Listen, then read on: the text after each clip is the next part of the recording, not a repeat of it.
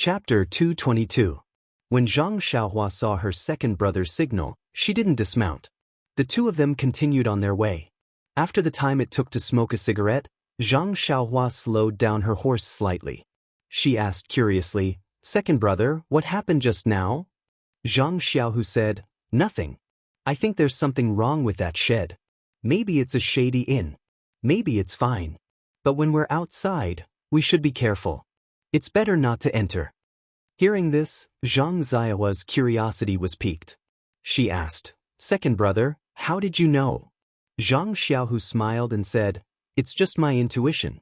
First of all, this kind of small shed doesn't earn much money. Most of the workers are older and can't do any other physical work. That's why they stay in this shed for leisure. However, the worker we met was a young man. Anything he does can be more profitable than this shed. Secondly, didn't you hear what the worker said? Do you want a snack or a meal? What's there to eat in this shed? It's better to drink some water and sit down." These words are obviously copied from the restaurant. Oh right, the horses at the door are so old. How can someone ride them out? Zhang Xiaohua didn't understand. She asked, "Are you saying that there's something wrong with this shed? Aren't these enough? Actually, let alone these, even if it's just one, it's not easy to enter. It's better to be safe than sorry. But, second brother, with our skills, what's there to be afraid of in this shed? You and I are skilled?" Zhang Xiaohu shook his head and said, "Xiaohua, let's not talk about whether you and I are skilled enough to stand alone in Jianghu. Even if we are good at martial arts, as the ancients say, it's easy to dodge a spear in the open, but hard to guard against a stab in the dark. Who knows what's waiting for us in this shed? Knockout powder, hidden weapons, traps? In short, it's best to leave." Then, Zhang Xiaohu said seriously, "Also, Xiaohua, don't think that you're invincible just because you defeated a few little monks from the Daoist temple. The competition in the arena is different from a life and death battle. Don't be careless." In fact, when it came to a life and death battle, Zhang Xiaohua had already experienced it on that rainy night. The reason he said those words was nothing more than the impulsiveness of a youth. As someone who knew martial arts, it was inevitable that he would be eager to try out his skills. Hearing Zhang Xiaohu's words, although he was somewhat unconvinced, he thought that he might not be Zhang Xiaohu's opponent at this moment, so he temporarily extinguished the extravagant thought of showing his nose on the way home. Zhang Xiaohu saw that his younger brother did not speak, and knew that he was young and arrogant, so he did not say much. There were many things that he did not personally experience, and no matter how much others said, he might not believe it, especially when it came to things that he was proud of. Thinking of this, Zhang Xiaohu asked, "Xiaohua, are you tired? We've been riding for the whole morning. Let's get off the horse and rest." Zhang Xiaohua said, "It's okay, second brother. I don't feel too tired. It's okay to keep going." Zhang Xiaohu did not think of anything else. He thought that his younger brother had just mounted a horse, and the novelty was not over yet. After a while, he would say that he was tired. However, he did not know that Zhang Xiaohua did not feel tired even after sitting in the horse stance for half a day. How could he feel tired after riding a horse for only a short while? Zhang Xiaohu said with a smile, Even if you don't rest, you have to let the horses rest. We'll have to rely on them for the next few days. We can't tire them out so early." Hearing this, Zhang Xiaohua quickly tightened the reins. Without waiting for Zhang Xiaohu to help her, she jumped off the horse with a whoosh. The two of them put the horses down by the roadside and let them graze on the grass freely. They also took out the dry rations from their bags and ate a little to fill their stomachs. After resting for a while and feeling that the horses had recovered, they mounted the horses again and continued on their journey. As they had just left Pingyang City for half a day, they had encountered a suspicious straw hut. Zhang Xiaohu was even more cautious about this journey back home. However, the entire journey from Pingyang City to Lu Town was a sunny road. There were few mountain forests and mountain roads, and the chances of encountering bandits were also much lower. Moreover, the two of them were anxious to return home. The horses were also running at a fast speed. Even if there were some dangers, they were nipped in the bud. Therefore, after a few days of travel, they did not encounter any abnormalities. However, these few days of riding on horseback made Zhang Xiaohua feel both happy and worried. She was happy because riding on a horse, the wind blew in her face, broadened her horizons, and was full of freedom. She was worried because even if it was an interesting journey, she would be tired after traveling for a long time. Not only was she physically tired, but she was also mentally tired. It was not as worry-free as riding a horse carriage. Moreover, although riding on a horse was fast, it was difficult to sustain. Along the way, they had overtaken many horse carriages. However, not long after, they were overtaken. After this happened a few times, Zhang Xiaohua no longer did the boring business of overtaking other carriages. That day, it was noon. The two of them arrived at a three-way junction. Zhang Xiaohu dismounted from the horse and walked to a small tea stall by the roadside. He bought some dry rations and drank some water. After asking for some information, he smiled and said to Zhang Xiaohua, "Xiaohua, look at the road in the middle. After walking for a while, we will reach Lu town." Zhang Xiaohua was overjoyed. She took the water bag and gulped down a few mouthfuls. She shouted, "Then what are we waiting for? If we speed up, we should be able to reach Guizhuang House before nightfall." Zhang Xiaohu said, "That's right. Then let's go quickly." After saying that, the two brothers spurred their horses to speed up. Thinking about the road in the middle, they left behind a cloud of dust. However, not long after they passed the junction, Zhang Xiaohua suddenly pulled on the reins of her horse. She said, "Second brother, do you hear something?" Zhang Xiaohu also slowed down and listened carefully. He said, "No, only the sound of the wind." Zhang Xiaohua frowned. She tilted her head and listened carefully. She said, "It's gone now. Just now, I think I heard a woman crying for help by the roadside." Zhang Xiaohu smiled. Even if it's a hero saving a damsel in distress, there needs to be a beautiful woman. This road is empty. There's no one in sight. Zhang Xiaohu shrugged and said, "Maybe I heard wrong. Let's go." After saying that, he was about to pull on the reins. Suddenly, he stopped and said, "Second brother, I heard it again. It was indeed two women crying for help. It's just by the roadside. Look, it seems to be in the forest over there." Zhang Xiaohu looked at the forest in the distance. He hesitated for a moment. Soon after, he raised his eyebrows and said, "Xiaohua, there are things a man should do and there are things he shouldn't do. Let's go to the forest and take a look. If there's no movement, then it's fine. But if there's something unfair, you and I have learned martial arts together." After he finished speaking, he whipped his horse and left the main road, galloping through the forest. Zhang Xiaohua immediately followed, smiling as he walked. "Second brother's words are exactly what I was thinking. I thought you were timid all the way and would shrink back when you saw something like this." Zhang Xiaohu laughed. "I don't want to cause trouble, but it doesn't mean I'm afraid of trouble. If a woman calls for help, you and I have to hide. Then we might as well go back to the Guizhuang house and farm. Why do we need to learn martial arts?" The two red horses ran very fast. Soon they came to the edge of the forest. On the way, Zhang Xiaohu also heard the faint cry for help in the forest. He couldn't help but speed up. But just when he reached the edge of the forest, he heard someone shouting in the forest. "Those who want to enter the forest, listen. This is the master of Shitsue Mountain. He is doing business here. Unrelated people, don't come close." Shitsue Mountain? Hearing these three words, Zhang Xiaohu and Zhang Xiaohua couldn't help but look at each other. Zhang Xiaohua hated the strong man of Shitsue Mountain to the bone. Unfortunately, when he was bullied that day, he only had the strength to tie up a chicken and could only be a fish. Moreover, at that time, the three leaders of Shitsue Mountain were killed by Lu Mingyue, so Zhang Xiaohua forgot about it. But now, hearing that the strong men who had been defeated gathered again and bullied men and women, he couldn't help but be angry. Hearing the woman's desolate cry for help in the forest, Zhang Xiaohua couldn't help but recall the helplessness of his sister-in-law that day. How could he bear it? He rushed into the forest on his horse and shouted, "Your young master is always meddling in other people's business. I want to see what Shitsue Mountain is." Zhang Xiaohu watched from behind and was also shocked. The ancients said, "Don't enter the forest." The forest was often a hotbed of traps. How could Zhang Xiaohua know that? He rushed into the forest. Zhang Xiaohu was afraid that his brother would be hurt, so he quickly followed in.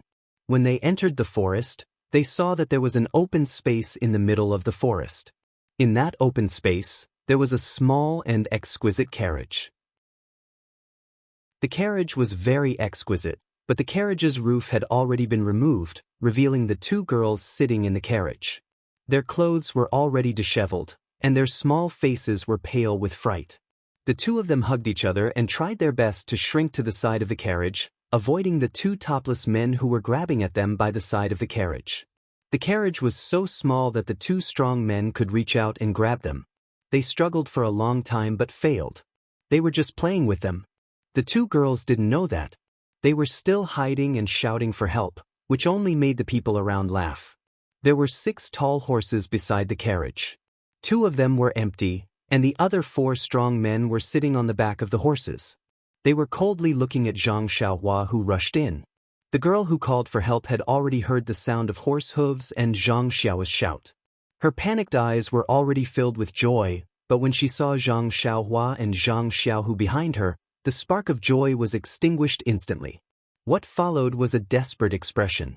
She thought that if he had the courage to come to the forest and was not afraid of the bandits of Shizue Mountain, he must be a strong man or at least a group of people. But when she saw a young boy coming in and he didn't look like a muscular man, she felt that it was not a case of helping someone who saw injustice, but a case of sending a sheep into a tiger's den and walking into a trap. Therefore, the two girls couldn't even cry for help. Seeing the 2 strong men's hands grabbing their shoulders, they were too lazy to move. Chapter 223. There was no greater sorrow than a dead heart. The 2 girls seemed to have accepted their fate.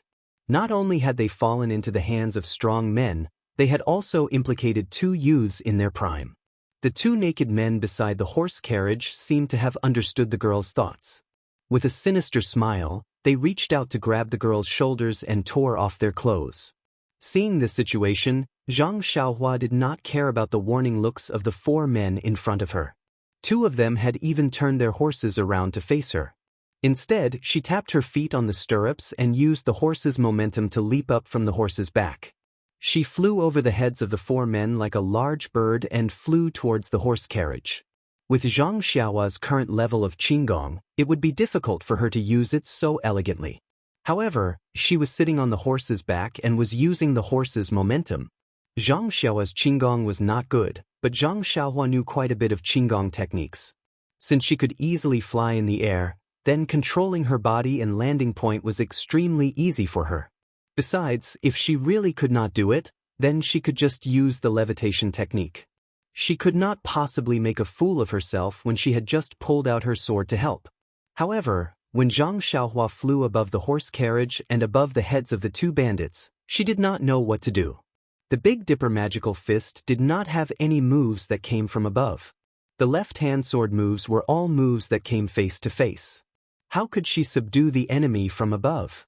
In a hurry, Zhang Xiaohua did not have any good ideas. She could only use the 1,000-pound fall martial art to smash towards the 2 bandits like a meteor. At the same time, her 2 fists did not care about any moves or changes as she smashed towards the 2 bandits' heads. The 2 girls stared blankly at this unbelievable scene, and their eyes lit up. As for the 2 bandits, they were facing Zhang Xiaohua, so how could they know what was going on behind them? Seeing the 2 girls in a daze, their hearts itched. But before they could tear their clothes apart, they felt a huge force on their backs, and then their heads were smashed like hammers. Their vision turned black, and they lost consciousness. Zhang Xiaohua knocked the 2 bandits unconscious before clapping her hands and turning around to face the 4 bandits on the horse. Of the 4 bandits, 2 had already turned their horses around to welcome Zhang Xiaohua. But when Zhang Xiaohua flew away, she left them facing Zhang Xiaohu, who was coming from behind. As a result, the 4 bandits fell into the pincer attack of the 2 brothers, Zhang Xiaohua and Zhang Xiaohu. When the 4 bandits saw this, they immediately pulled out a steel knife from their waists with a whoosh sound and became alert with nervous expressions. One of the older bandits called out, "Who are you 2?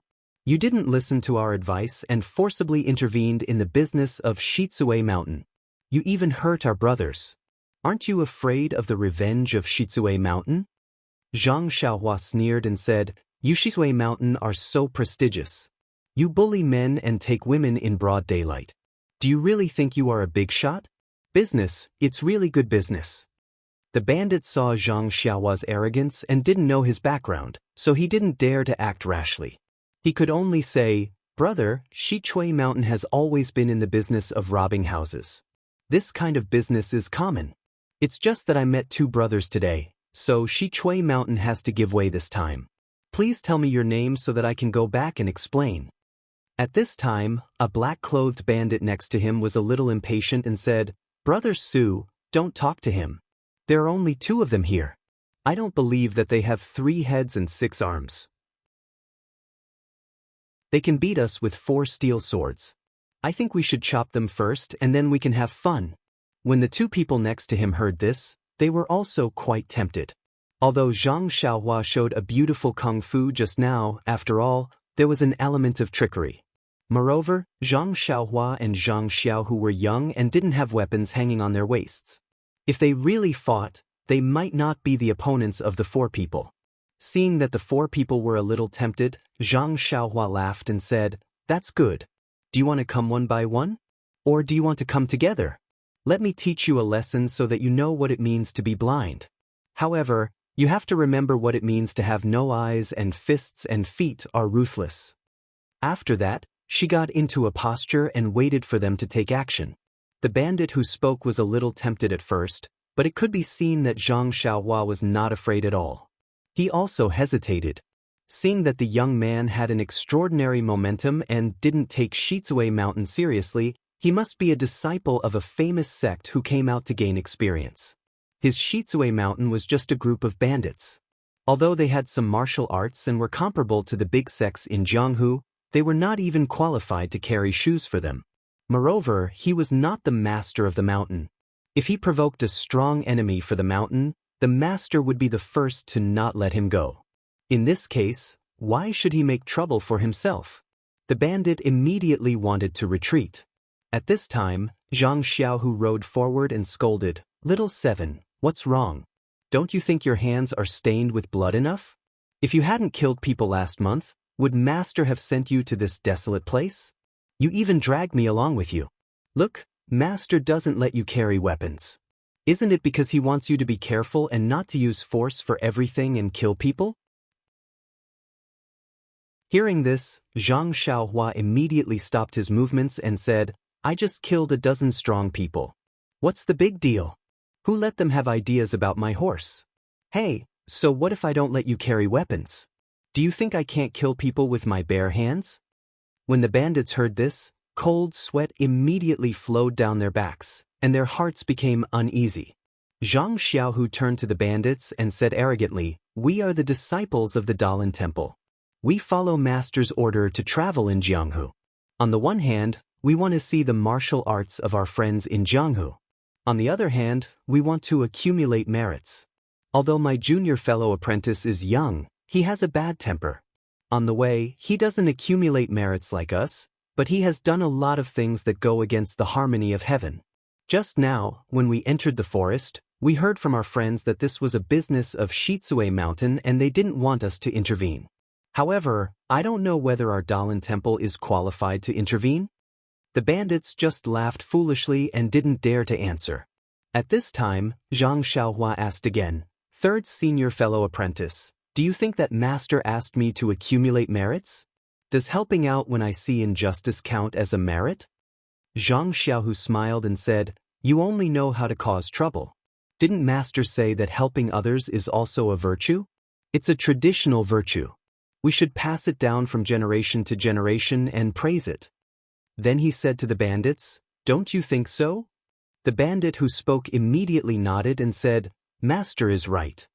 Zhang Xiaohua smiled and said, Since it's such a virtue, if there is a chance for me to help out, please give it to me so that I can accumulate merits and achieve virtue so that I can return to the temple early. Yes, Master is right. We will definitely give you a chance to help out. This time is it. You must accept it.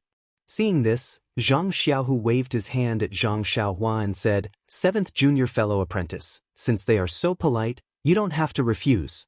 Why don't you stop and don't get involved in any more sins? What do you think? Zhang Xiaohua looked indifferent and said, all right then. Since these people are so tactful, I'll let them off for the sake of third senior fellow apprentice. Then he lifted his foot and kicked the two bandits who had fainted on the carriage to the side. Then he grabbed the shed that hadn't been completely dismantled and used it slightly. With a clatter sound, he dragged it to the ground. Then, he didn't look at the two girls in the carriage who were confused. He turned his head and looked at the horse whose reins had been cut and was eating grass.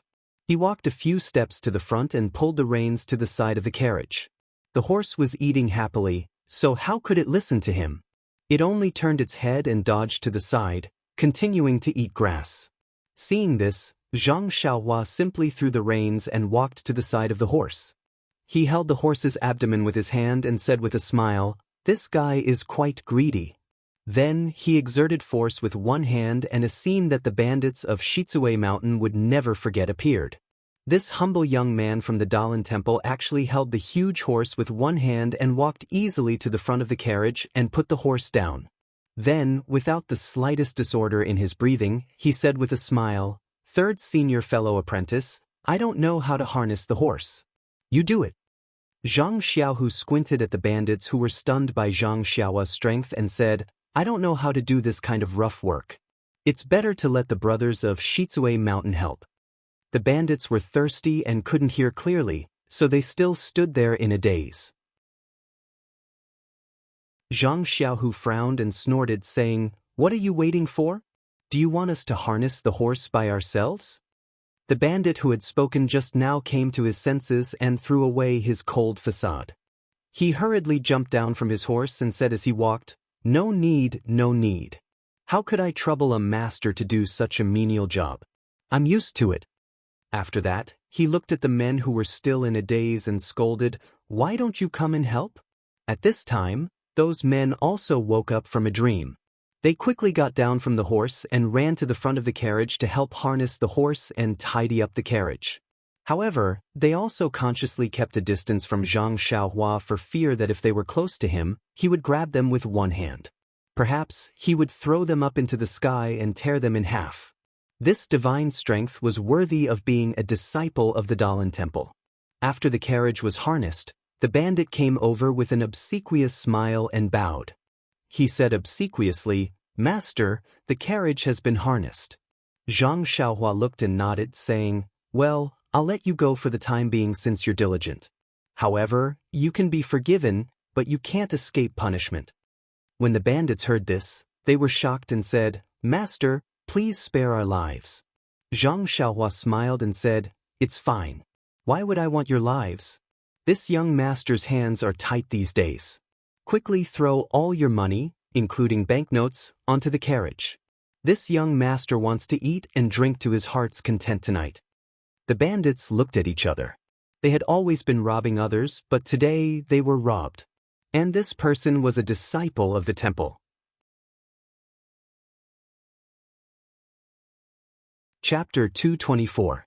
Zhang Xiaohua saw that the bandits were hesitating and laughed. "There really are some who don't have eyes. It's not easy for me to be kind, but you don't appreciate it." Finishing his words, he strode forward. The bandits immediately came to their senses and hurriedly took out the scattered silver and banknotes. They put them on the carriage and explained, "Master, it's a misunderstanding, a misunderstanding. We didn't react in time, please forgive us." Looking at Zhang Xiaohua's behavior, he didn't look like a well-mannered disciple who came from a poor family. It further confirmed the rumors about his hands being stained with blood. If they could exchange the money for their lives, the bandits would be more than happy to do so. After all, the money was obtained through robbery. Wool comes from sheep's back.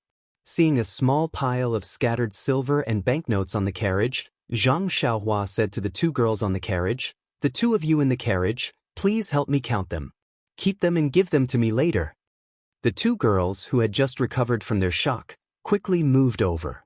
One counted the silver and the other collected the banknotes. Zhang Xiaohua didn't wait for them to finish counting. He walked to the front of the carriage and punched the horse's butt. The horse was in pain and neighed loudly. It immediately pulled the carriage and galloped away. The two girls on the carriage were caught off guard and staggered, almost falling. However, when they saw the carriage start to move, they immediately came to their senses and their faces were filled with surprise. When Zhang Xiaohua saw that the carriage had left, he used his lightness kung fu and quickly arrived in front of his horse. He did a somersault and stood on the horse's back. He called out to the bandits, "This young master is leaving. Don't send me off." Finishing his words, he sat down on the saddle and shook the reins, turning the horse away. Zhang Xiaohu ignored the bandits and also turned his horse around. He followed Zhang Xiaohua and rode out of the forest. After Zhang Xiaohu and Zhang Xiaohua left the forest for a long time, the bandits let out a sigh of relief. The older bandit tiptoed onto his horse and galloped out of the forest. Seeing that there was no one in sight, he returned. The others looked at the bandit and said, "Brother Su, the master of the Daoist temple has already left." "Hi, he's gone. That bald donkey has already left." Everyone let out a long sigh of relief. One of them said, "Amazing, he's indeed a disciple of a famous family.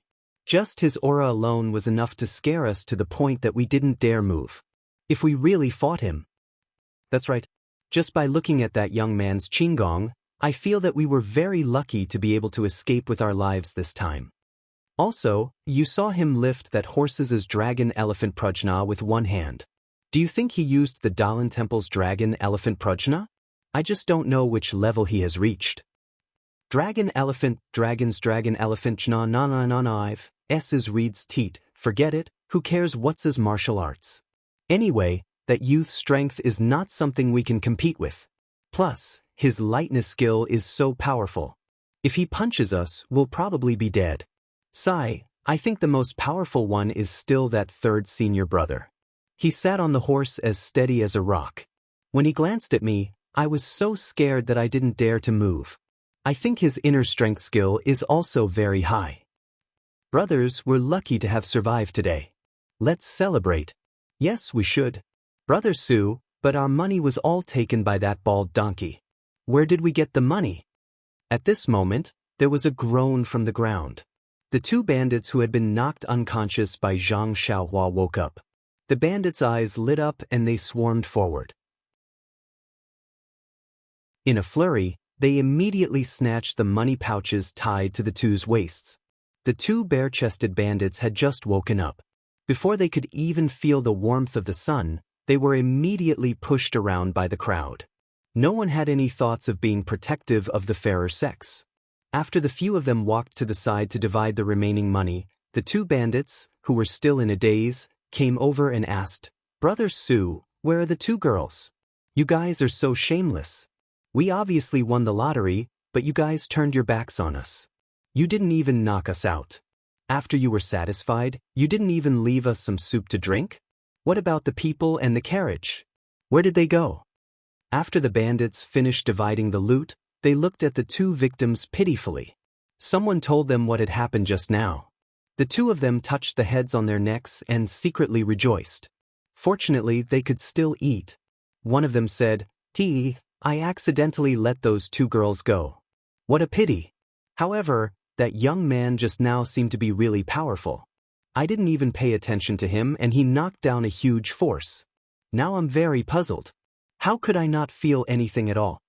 At this moment, a slightly shorter bandit wearing yellow clothes said, Although the little fat sheep at the mouth temporarily ran away, we still have a chance."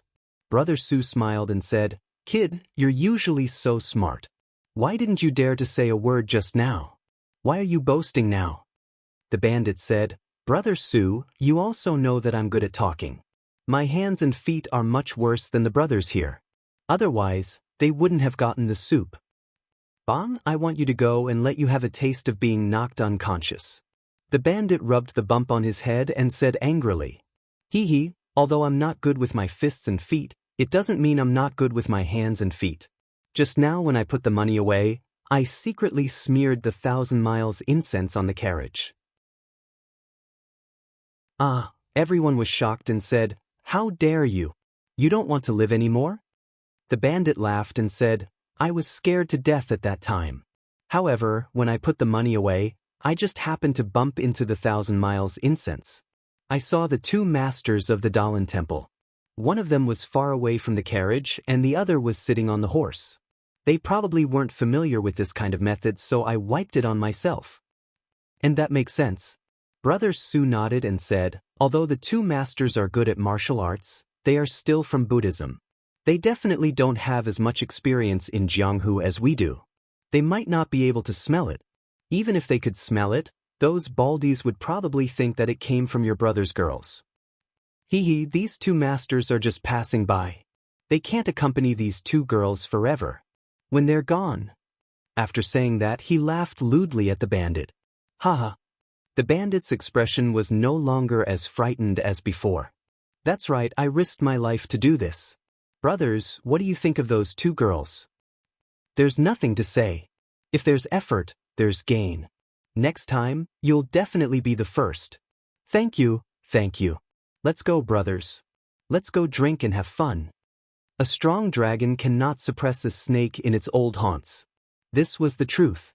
Whether you see injustice on the road or draw your sword to help, there will always be a time when you leave. You can pat your sleeves and leave, just like how you came quietly. You can leave a good reputation, but you can't take away the worries of others. Evil must be completely eradicated. Zhang Xiaohua and Zhang Xiaohu rode their horses and followed the carriage out of the forest. The horse was like an old horse that knew the way. It didn't need anyone to steer it, and it ran very fast. Zhang Xiaohu and Zhang Xiaohua looked at each other and didn't say anything. They just kept urging their horses. When they reached the main road, they ran for a while. Seeing that there were more people on the road and more carriages, the two of them sighed in relief and laughed.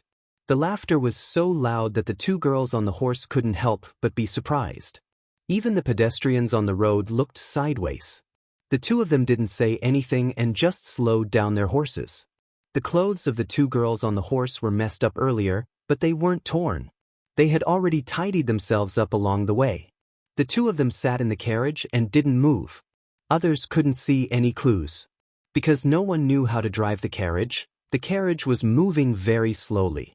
It was a bit of an eyesore. When they arrived in front of a tea house, Zhang Xiaohua jumped down from the horse. First, she pulled the horse to stop the carriage. Then she said to the two girls with a smile, "Sisters, please wait for a moment. I'll hire someone to drive the carriage." But after saying that, she didn't move. One of the younger girls was very clever. Seeing that Zhang Xiaohua didn't move, she quickly handed over the scattered silver in her hand. The other girl also understood and quickly handed over the banknotes.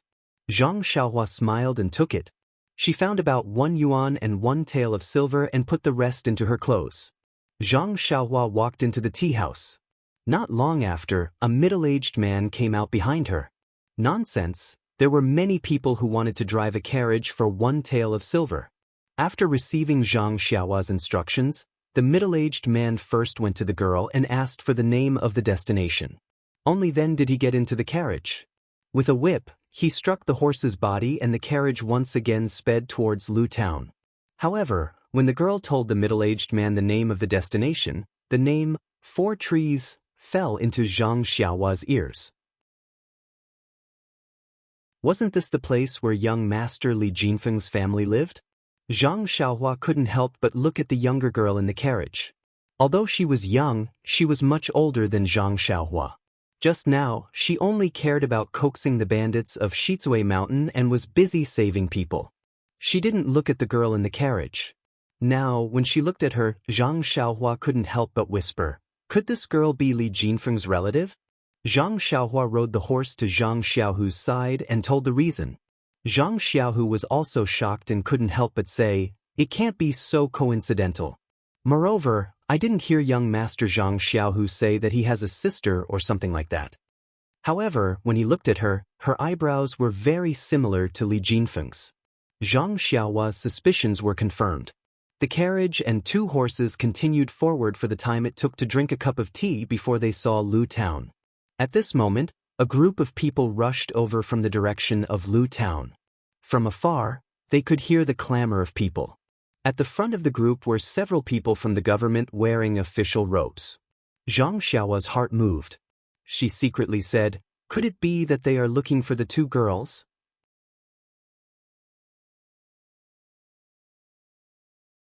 Chapter 225. The two girls that were rescued from the forest were traveling in a carriage. Presumably, before they were robbed, there was at least a coachman accompanying them. There was no trace of the coachman in the forest, nor was there a corpse.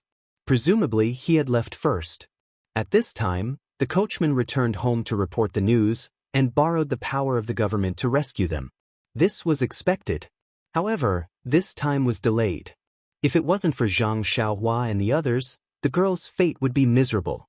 With this thought in mind, Zhang Xiaohua intentionally or unintentionally distanced herself from the carriage. That was because no one would be willing to see these people with the money they had just robbed, even if it was a brave and righteous person. Although Zhang Xiaohu didn't understand Zhang Xiaohua's meaning, he gradually slowed down his horse.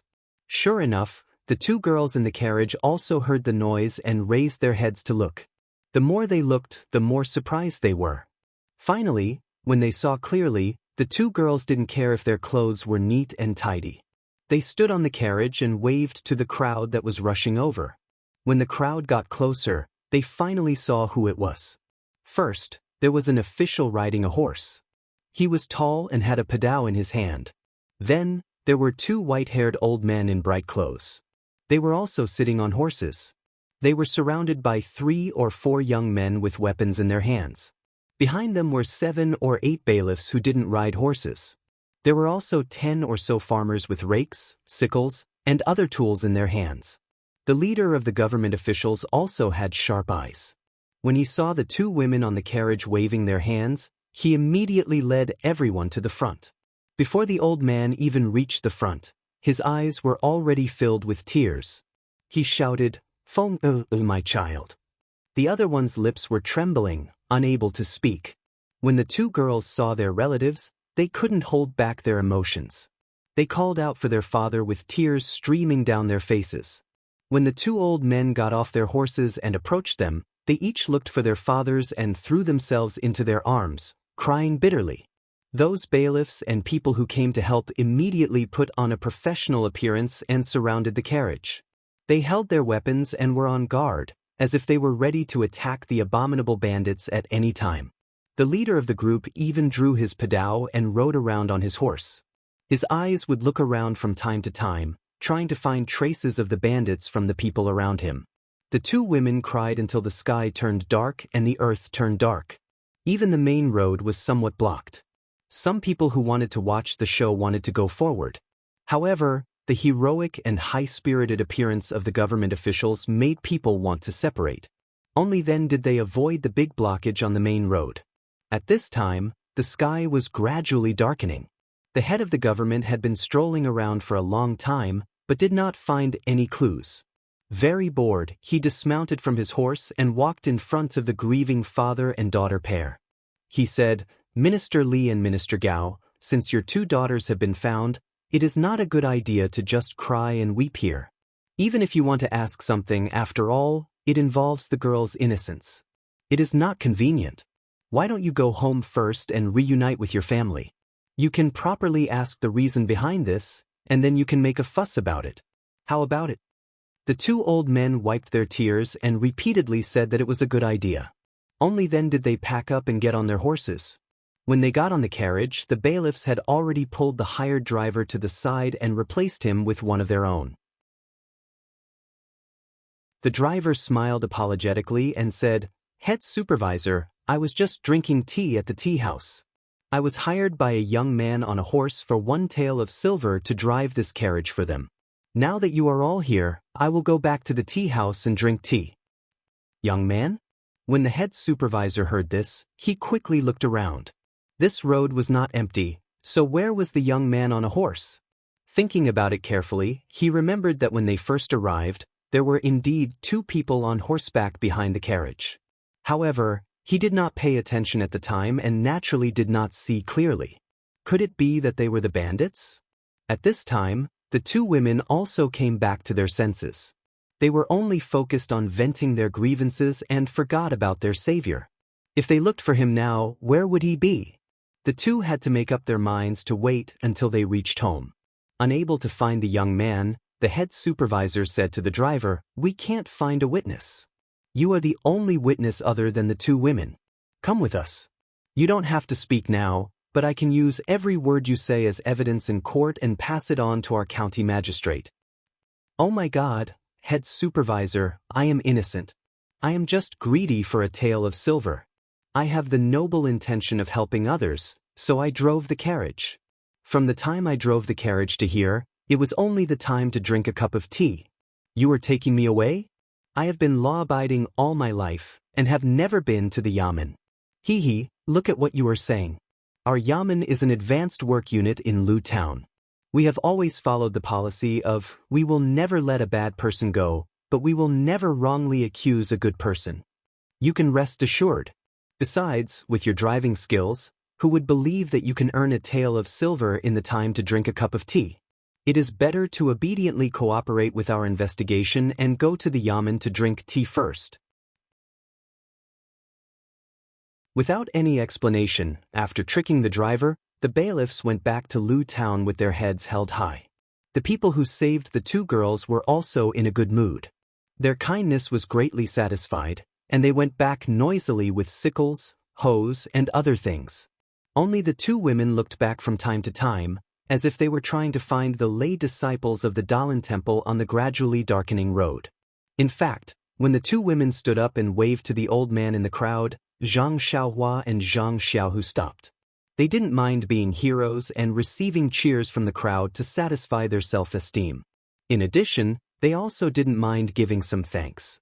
However, the involvement of the yamen people was a bit of a headache. These people always appeared when the task was done, and they always appeared when they were earning merits. However, they earned merits legitimately. They even had a legitimate reason to invite you to the yamen for tea, investigate your 3 generations, and explain your heroic actions as a natural reaction to your despicable mentality. Therefore, Zhang Xiaohua and Zhang Xiaohu retreated. Just as the yamen runners and townspeople surrounded the carriage, the two urged their horses to gallop past them. Nonsense, the sky was getting dark.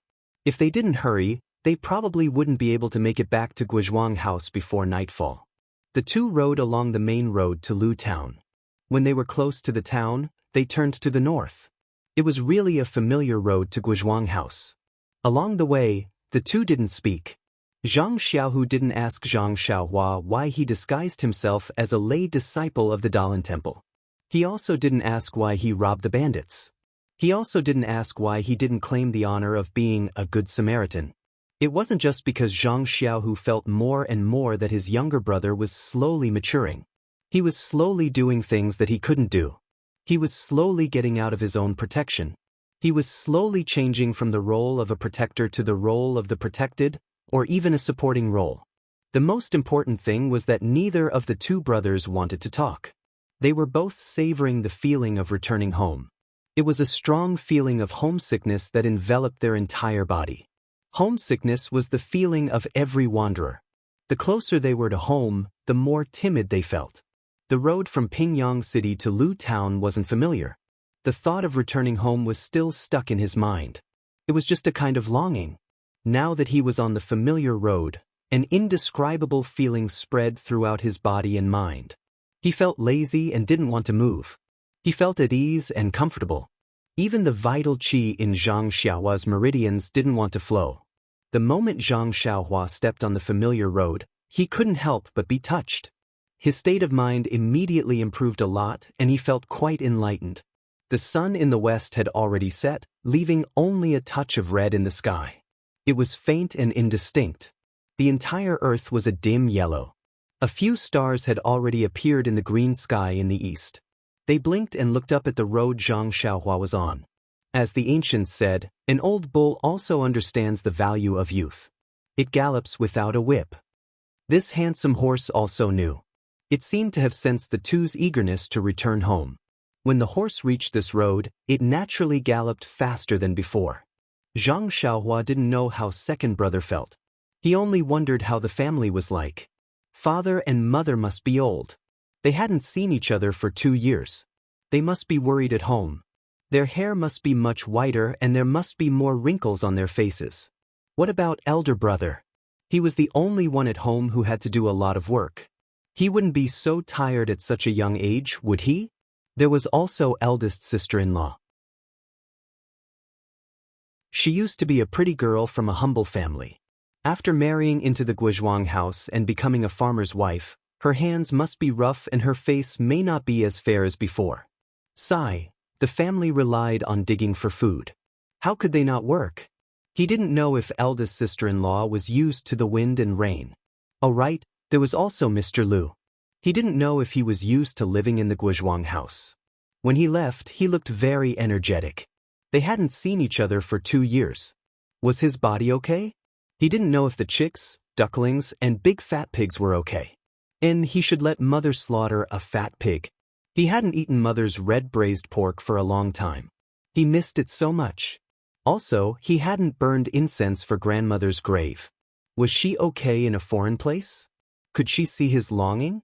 Unconsciously, Zhang Xiaohua's heart surged with emotions. Thousands of thoughts came one after another. The Jinqi that was just lazy suddenly seemed to be stimulated. It suddenly flowed rapidly. Zhang Xiaohua was in a daze. She didn't notice it and gradually lost control. The path of cultivation was about balance. Zhang Xiaohua's progress had always been slow. The perception of Jinqi and the cultivation of Jinqi were all very slow.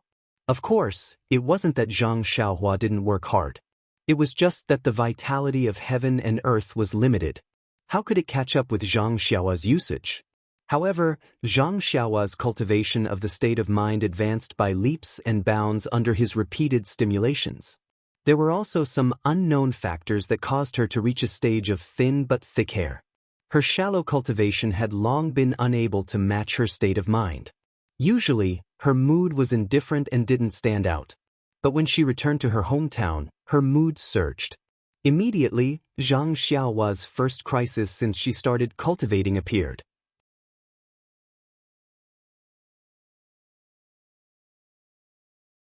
Chapter 226. On the other hand, Zhang Xiaohua's emotions were surging. Thousands of thoughts were running through her mind. The true qi in her body was out of control and was rapidly flowing through her meridians. She wanted to catch up to his state of mind that had long surpassed hers. However, how could it be so easy to gather and refine the true qi? This cotton-like true qi twisted in her empty meridians and quickly became a flow. When Zhang Xiaohua came to her senses, the true qi had already spread throughout her entire body's meridians and spread to her limbs and bones. Zhang Xiaohua was greatly shocked. Her limbs couldn't move, and even her eyelids couldn't move at all. Usually, she would always tell second brother about qi deviation and qi deviation. It seemed that this time, she was really qi deviation. Zhang Xiaohua wanted to open her mouth and call out to second brother, but how could she say anything? Moreover, Zhang Xiaohua's body was light, and the horse didn't carry much weight. Zhang Xiaohua's horse had already run more than 2 lengths away from Zhang Xiaohua's horse. Zhang Xiaohua was lagging behind, so how could he see Zhang Xiaohua's appearance? Moreover, at this time, Zhang Xiaohua's mood wasn't any worse than Zhang Xiaohua's. He was only looking at the end of the road, which was not far away from his hometown. He was completely focused on returning to the Guizhuang house as soon as possible. How could he have expected that Zhang Xiaohua would enter qi deviation at this time? There was only one road from Lu town to the Guizhuang house. Although it wasn't perfectly straight, there weren't any forks either. Therefore, even though Zhang Xiaohua didn't deliberately control the horse continued to gallop forward. There was nothing strange about it at all. Zhang Xiaohua didn't know what the final result of qi deviation would be. He only felt that his whole body was hot and dry. Countless strands of true qi were flowing everywhere. His whole body was out of his control. Zhang Xiaohua's heart seemed to have sunk to the bottom. Even in the face of heaven's thunder, his heart was slightly shaken. Zhang Xiaohua wasn't afraid of any setbacks or tribulations. Even qi deviation didn't make him feel the slightest bit of fear. It was just that this qi deviation came at the wrong time. Even if it was at Huanxi Villa, Misty School, or on the way back, he could face it with a relaxed attitude. However, right before he was about to return to the Guizhuang house, he and his second brother had been away for 2 years. His family members in the Guizhuang house were all worried about him. They were all afraid that bad news would come back from the outside. Furthermore, he had experienced a life and death separation in the past 2 years. After all, his family members didn't know about it. Even his second brother didn't know about it in detail. If he were to enter qi deviation in the Guizhuang house and get seriously injured, or even lose his life, wouldn't it leave a deep wound in his parents' hearts? He didn't know what his parents would think and do if they saw him unable to move. Zhang Xiaohua faintly felt very bitter in his heart. Not long after, they were nearing the Guizhuang house. After turning the last hill, they would be able to see the full view of the Guizhuang house. Zhang Xiaohua was still stiff on the horse, moving his eyes with some difficulty. Gradually, after turning the hill on the right side of the road, he could see the familiar, long-lost, dreamy, and soul-stirring Guizhuang house from afar. However, just as Zhang Xiaohua's eyes swept over the small village, at that moment, it was as if he was struck by lightning. He suddenly opened his eyes wide. Standing at the entrance of the village was a familiar yet somewhat unfamiliar figure. She was looking in his direction, as if the night was coming. She wanted to turn around, but she couldn't bear to do so. She also turned her head back to look. Although she was far away, Zhang Xiaohua could clearly see the disappointment, reluctance, and relief in her eyes. Wasn't this the mother he was worried about? In an instant, a stream of heat appeared in his eyes, his nose began to ache, and his heart began to burn. At the same time, an unknown and mysterious place in the depths of his mind began to flicker in response to Zhang Xiaohua's emotions. A lively and refreshing feeling arose spontaneously, and like a flood, it immediately seeped into Zhang Xiaohua's body. As soon as the chaotic strands of true energy entered his body, they immediately calmed down and obediently flowed back into his meridians. In the blink of an eye, all of the true energy had returned to his meridians and began to flow slightly faster. It was even more lively than before. Zhang Xiaohua was still unaware of the changes in the Jinqi in his body. He only looked at his mother in the distance. His eyes were already blurred. A sentence was stuck in his throat and he couldn't say it. At the entrance of the village, Guisufei, who had been watching for a long time, didn't find anything. Just as she was about to enter the village, she seemed to hear the sound of a horse's hooves. She half turned her head back to confirm. However, Zhang Xiaohua was still small and had just turned around the mountain. Naturally, he couldn't see it. Guisufei saw that it was a tall horse. Although she couldn't see clearly who was sitting on the horse, she still sighed in her heart. She turned around again and prepared to enter the village. Zhang Xiaohua was anxious. He finally shouted out the words he had been holding back for 2 years, "Mother." However, the horse he was sitting on didn't know that it was already home. It continued to gallop down the main road. Hearing the familiar cry, Guisufei, who was about to enter the village, was shocked. She turned her head back in disbelief and looked at the horse that had completely galloped over the mountain. Wasn't that the child she saw every day in her dreams sitting on the horse? Was that the child who cried a mess when he left 2 years ago? Was that the child who made her go to the village entrance every evening to take a look? Was that the child who always made her worry about whether he was eating well, sleeping well, and growing taller? However, why was he riding a tall horse? Why was he still riding the horse? Why did he show no signs of stopping? Guisufei rubbed her eyes and staggered towards the main road. At this moment, Zhang Xiaohu also turned around the mountain on his horse. He also saw his mother, who was about to run over here. At the same time, he also noticed that Zhang Xiaohua didn't turn the horse around and gallop down the main road. She also didn't tighten the reins and stop the horse. Instead, she continued to gallop down the main road. Thus, he loudly berated her, "Xiaohua, what's wrong with you? Hurry up and tighten the reins. Don't tell me you don't recognize your home?" Hearing second brother's scolding, Zhang Xiaohua reflexively withdrew her hands. Immediately, he was ecstatic. My hands can move." In fact, he had forgotten that he had just shouted. The horses trained by the Misty School were naturally not ordinary. When Zhang Xiaohua tightened the reins, the horse knew that it had to stop and immediately slowed down. When the horse stopped, Zhang Xiaohua had already galloped quite a distance. He didn't have time to sit cross-legged and meditate to check the condition of his Jinqi. He immediately jumped off the horse's back and didn't care about preserving any Jinchi. He immediately used the levitation technique and rushed towards his mother's direction along the side of the road. Her figure was graceful and her speed was fast. Zhang Xiaohu was dumbstruck. Guosufei watched as she ran, afraid that her son would disappear from her sight.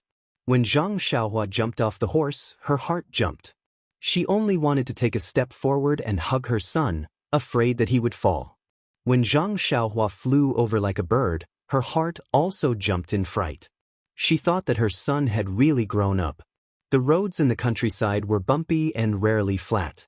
Usually, even if one was careful, it was hard to avoid spraining their feet. But today, Guosufei's eyes were fixed on her son. How could she care about her feet? Especially when she saw her son fly over, her mood surged. She wasn't careful and staggered. Her body tilted and she was about to fall forward. When Zhang Xiaohu saw this, he couldn't help but cry out. Although this road was dirt, there were still a lot of mountain rocks. If his mother fell on flat ground, it was hard to guarantee that she wouldn't be injured. When Zhang Xiaohua saw this, her heart tightened. The true qi in her whole body's meridians surged.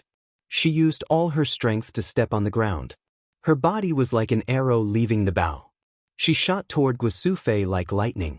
Just when Guosufei's body was about to fall to the ground, Zhang Xiaohua arrived in time. She held her mother's body with one hand and helped her up. Guosufei didn't seem to feel the lingering fear of falling. Instead, she held her son's hand tightly and was reluctant to let go. Zhang Xiaohua also looked at his mother's face that was close at hand. Tears flowed down his face. He called out, "Mother," and threw himself into Guosufei's arms. Guosufei also hugged her son. Her heart ached as she rubbed his head that had already reached the tip of her nose. She couldn't help but cry. Her mouth muttered, "Xiaohua, my son." After the two cried for a while, Zhang Xiaohu also led the two horses over. Guosufei raised her head and looked at her son who was already much taller than her. She also said, "Xiaohu, my son." She reached out her hand and touched Zhang Xiaohu's forehead. Zhang Xiaohu's eyes were red. He called out, "Mother," and tears almost fell. Seeing his mother reach out her hand, Zhang Xiaohu was a little embarrassed. He was almost 20 years old. How could he be like his younger brother? But in his heart he also missed his mother very much. So, he stood there honestly and let his mother touch his head. In an instant, the sweetness of childhood immediately filled Zhang Xiaohu's chest. A man's self-esteem and face were thrown aside. Only his mother's love was the most real melody at this time. After a while, dusk was about to fall. Guosufei calmed her mind. She smiled and wiped her tears. "Look at me. I saw you at the entrance of the village. Quickly go back. Your father, big brother, and sister-in-law are still at home. Let's go home first." Zhang Xiaohu smiled and said, "Listen to mother. Let's go back quickly." After saying that, he forcefully pulled the two horses and walked back to the village. Zhang Xiaohua, on the other hand, was reluctant to part with his mother. He continued to let his mother hold him as they walked together. But as soon as Guosufei took a step, she felt that something was wrong. Zhang Xiaohua in her arms was so light that he didn't seem to have any weight. So Guosufei acted just like Zhang Xiaohua when he was young. She wrapped one hand around his waist and hugged him tightly. Zhang Xiaohua smiled and said, "Mother, do you still want to hug me? I'm already so big." However, Guosufei didn't say anything. Her tears flowed down again. She said, "Xiaohua, my son, it's really hard on you. Look at you. What have you done in the past 2 years? How did you become so thin?" Zhang Xiaohua was stunned and hurriedly said, "Mother, what's wrong with you? Aren't I perfectly fine now? I eat well, I wear good clothes, and I'm almost as tall as you. How can I be thin?" Guosufei said with tears in her nose, "Xiaohua, don't lie to me. Quickly go home. I'll definitely nourish you well." The two butterflies are very sensitive. That's how it is. The topic needs to be changed. The style also needs to be changed. Writing an article requires one to be able to send and receive it freely. There are enough details. Now it's time to put it away. Everyone wait and see. Chidian Chinese website welcomes readers to read the latest, fastest, and hottest serial works at Chidian Originals.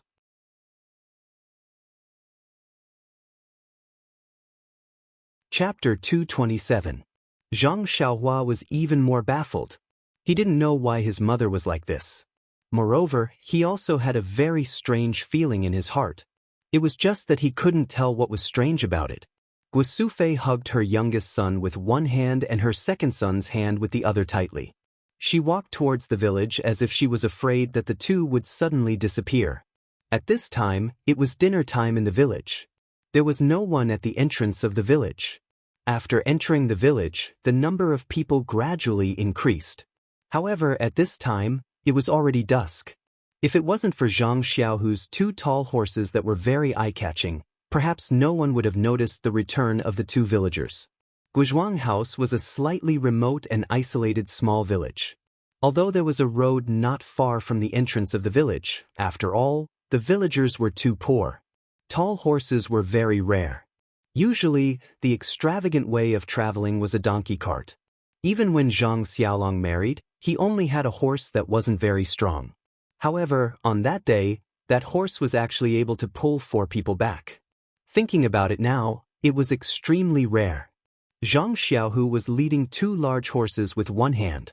The villagers usually dealt with livestock when plowing the fields, so naturally, they could tell that the 2 horses were majestic. Immediately, many people gathered around to watch. From time to time, there were children from the village who came over to play, running in front of and behind the horses. Fortunately, the date red horse was trained by the ethereal sect. It was also a good horse that was sent to flatter. No matter what, it was still a horse that had seen a lot of big scenes. Not only did it fight and kill, it had also seen a lot of blood. It was not disturbed by these children from the village. It only leisurely shook its head and casually swung its tail, as if it was playing with the children. When the children saw that the horse was as docile as the cattle at home, they felt more at ease and approached it. Many of the bolder ones had already touched its smooth mane. The older and sharper ones had already recognized the 2 brothers Zhang Xiaohu and Zhang Xiaohua. In the dim light, they saw that the 2 were neatly dressed, which was far from what the villagers would wear. They were immediately surprised and thought about it in their hearts. They knew that the 2 were doing well outside. The villagers were simple and honest. Even if Zhang Xiaohua and Zhang Xiaohua's clothes were shabby, they might not laugh at them. But with such bright clothes, they were envious and not jealous. Many people came forward to greet them and invited them to eat at home.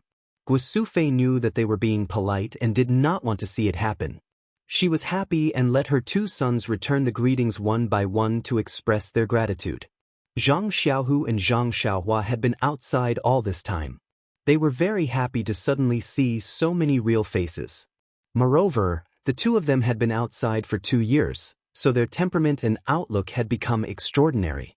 At this time, they were very polite and courteous when dealing with people.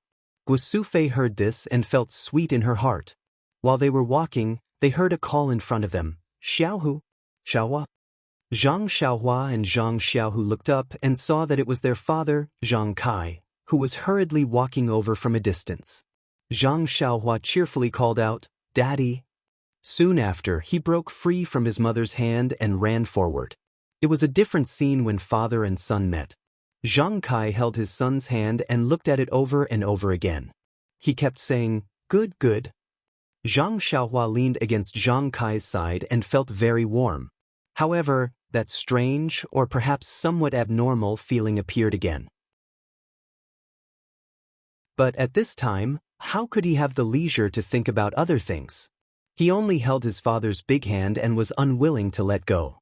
When Zhang Xiaohu walked in front of him, he saluted Zhang Kai and said, "Father, I'm back."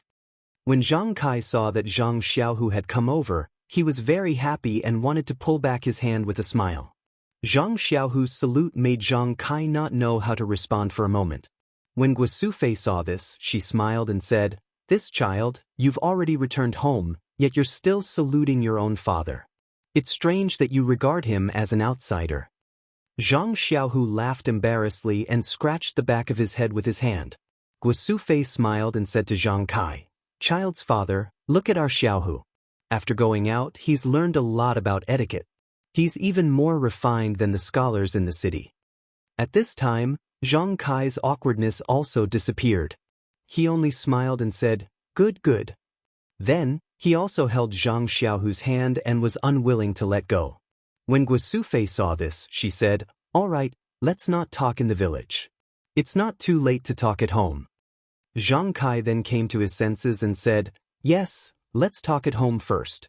Your brother and sister-in-law are waiting for dinner at home." Then he turned to Guosufei and said, "You're still talking about me. I saw that you hadn't returned for a long time, so I came looking for you. If you had returned earlier, would I have needed to come out and look for you?" Thus, the husband and wife each took a son and happily walked home, leaving behind the envious gazes of the villagers. From afar, Zhang Xiaohua saw the home of her dreams in the dusk. However, there were some changes to the home now. The walls were no longer short, and it seemed that one could see the central room at a glance. The door also seemed to no longer be a fenced door. When she pushed the door and entered, she was greeted with a burst of fragrance of flowers and trees. At a glance, the whole courtyard seemed to be a lot bigger. The whole courtyard was renovated into several small squares, and there were all kinds of plants inside. It was just that the night was dim, so she couldn't see clearly. When he took a closer look, there weren't many changes between the central room and his grandmother's hut. The only difference was that the stove had been renovated and was no longer exposed to the sun. At this moment, a figure came out of the kitchen and shouted, "Father, is Mother back? The dishes have been heated up again." Zhang Xiaohua smiled and shouted, "Sister-in-law, we're back. How are you and big brother?" The person who came out of the kitchen was Lu Qian. When she heard Zhang Xiaohua shout, she couldn't help but be pleasantly surprised and shouted, "Xiaohua, why are you back so late? Oh, Xiaohu is also back. Quick, come in. No wonder Mother has been whispering about you two these 2 days. It turns out that your hearts are connected." Then she shouted towards the central room, "Xiaolong, come out quickly. Xiaohu and Xiaohua are back." Zhang Xiaolong also ran out of the central room and looked at his 2 younger brothers in surprise. Zhang Xiaohua jumped in front of her big brother and intimately pulled on his sleeve. Zhang Xiaohu didn't dare to salute this time. He walked in front of Zhang Xiaolong and shouted, "Big brother." Zhang Xiaolong looked at Zhang Xiaohu, who was taller than him, and said with a smile, "Xiaohu, not bad, you've grown taller." Then he reached out and patted Zhang Xiaohu's head. Zhang Xiaohu chuckled. He seemed shy, but his heart was warm. He felt a kinship that was even warmer than saluting and greeting. Lu Qian invited the family into the house and put down the dishes in her hand and said, "Xiaohu and Xiaohua are back. This dinner isn't enough. I'll go to the village to buy some cooked food, but I'm afraid there's no food left at this time." Zhang Xiaohu hurriedly said, "Sister-in-law, there's no need. We brought some food with us. Let's make do with it tonight." However, Guosufei didn't agree and said, "We just got home. How can we let you eat dry food? I'll go take a look. Xianxian, go prepare some vegetables." With that, she was about to leave. Zhang Xiaohu and Zhang Xiaohua both jumped up and wanted to go with their mother. However, Guosufei didn't let them and only said, "It's a tiring journey. Let's sit at home more." The 2 couldn't stand it and had to sit down. After Guosufei and Lu Qian went to get busy, Zhang Kai said, "Let your mother and sister-in-law go. You guys sit down and rest for a while. It's been 5 to 6 days since you came back from Pingyang City. You guys must be tired." Zhang Xiaolong also felt it. He took out a few teacups from the table and poured some tea. He smiled and said, "Drink some tea first. You must be thirsty after walking for so long. Moisten your throats. We'll eat later." Zhang Xiaohu smiled and said to Zhang Kai, "Father, Pingyang City isn't far from our Guizhuang house. It's only 2 to 3 days' journey. We rode horses back and arrived in 2 days. When we went there, we took a carriage. It seems like it took 3 days." Zhang Xiaolong said, "Oh right, Xiaohu, the horses you tied to the tree in the yard, do you have to feed them at night? What do they eat?" Zhang Xiaohu said, "Big brother, you don't have to worry about that. Ordinary fodder will do. I'll go after dinner." Zhang Xiaolong said, "It's better for me to prepare early.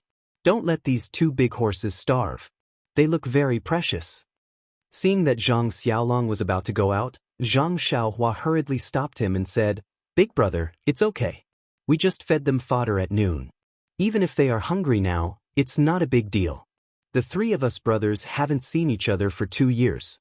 Let's talk first. It won't be too late to feed them at night."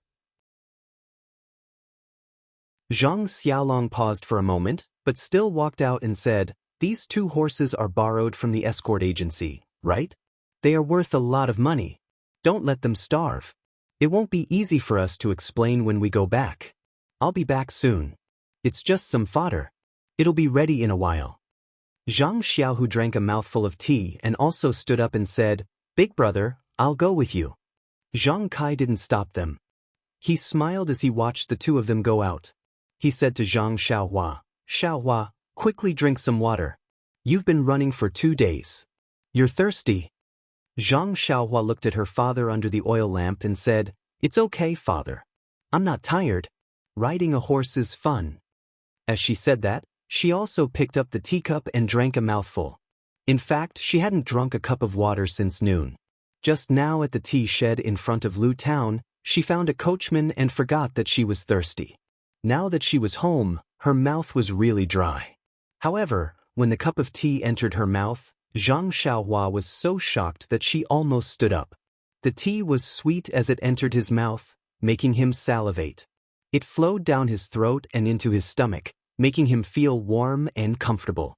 However, as soon as this feeling passed, a wisp of yuan qi emerged from his chest and flowed along his meridians. Without Zhang Xiaohua's refinement, it flowed into his dantian and merged with his zhen qi. There was primordial qi of heaven and earth in this tea. How could Zhang Xiaohua not be shocked? She felt that she wanted to get the teapot again. Zhang Kai saw her and thought that she was thirsty. He quickly poured the tea for her and said with heartache, "Xiao, look at how thirsty you are. Drink some more. Don't worry, you'll choke." Zhang Xiaohua smiled and said, "Father, I know. I'm not a child." Looking at Zhang Kai's kind eyes, Zhang Xiaohua's heart was warm. She was about to drink the tea to verify her discovery. Suddenly, a flash of lightning flashed through her mind. She knew why she had a different feeling when she saw her father and mother.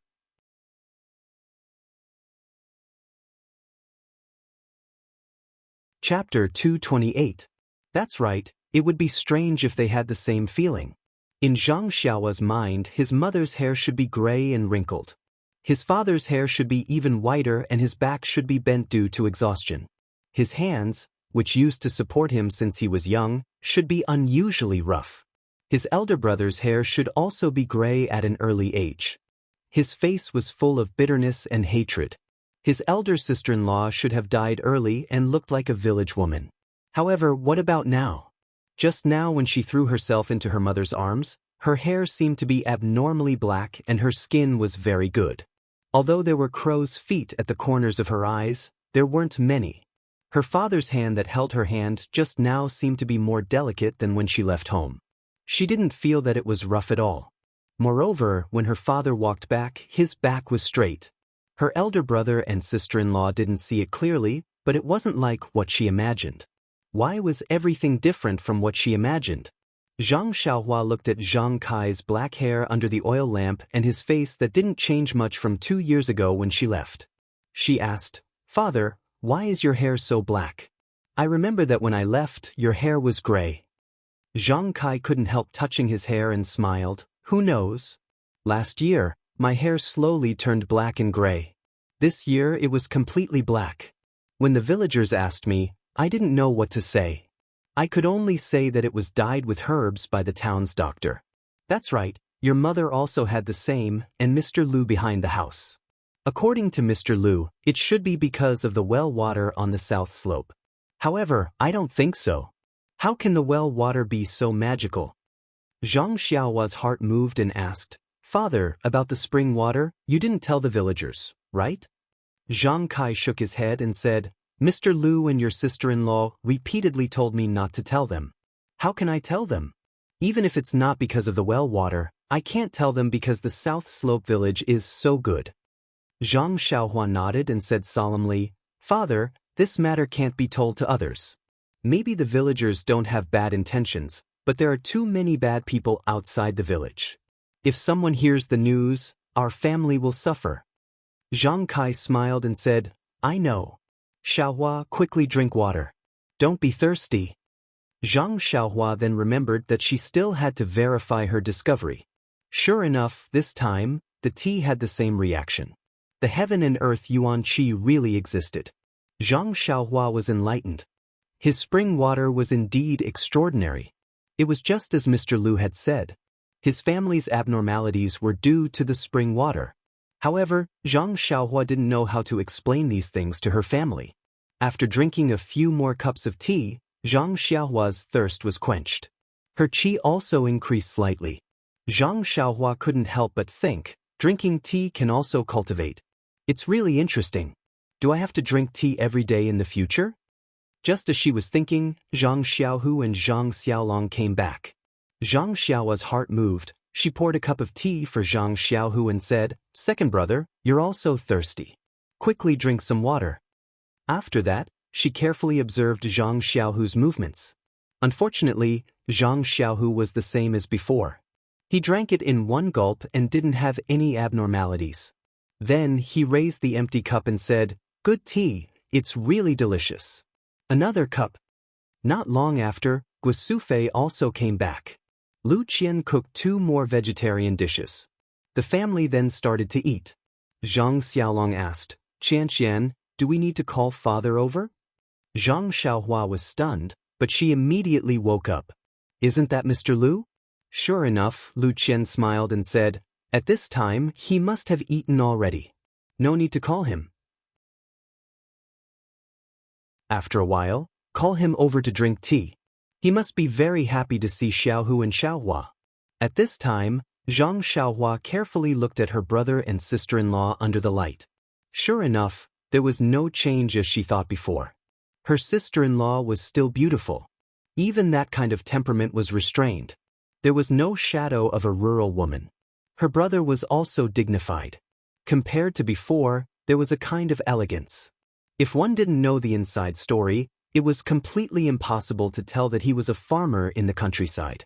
Zhang Xiaohua couldn't help but feel a little puzzled. How could the spring water give people knowledge? His big brother's temperament was just like Li Jinfeng's. This meal, Zhang Xiaohua ate happily. The taste of the food in Zhang Xiaohua's mouth may not be as delicious as the food in Huanxi Manor, but this kind of warmth and feeling was a world of difference. It made Zhang Xiaohua eat several bowls of rice and was reluctant to put it down. Lu Qian only ate a small mouthful of rice. She didn't dare to eat more. Zhang Xiaohua ate like this. Tonight's meal was not enough. After the meal, Guosufei and Lu Qian cleaned up. Everyone was about to sit down when they heard someone shouting outside, Brother Zhang, is today's tea ready? Lu Qian happily said, Father, you are here. I was about to call you over. Xiaohu and Xiaohua are back. The person who pushed the door and came in was Mr. Lu. Zhang Xiaohu and Zhang Xiaohua quickly got up and went to the courtyard to greet him. Mr. Lu was overjoyed and said, No need for formalities, no need for formalities. When did the 2 of you come back?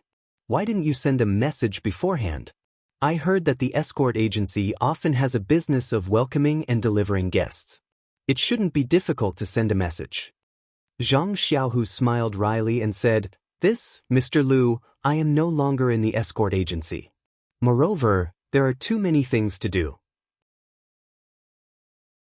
I really don't have the time. Moreover, we didn't think of sending a message to the family first. Hee hee. Mr. Lu stroked his beard and laughed. Young people are so careless. Zhang Xiaolong said, Father, let's talk inside. The tea is already brewed.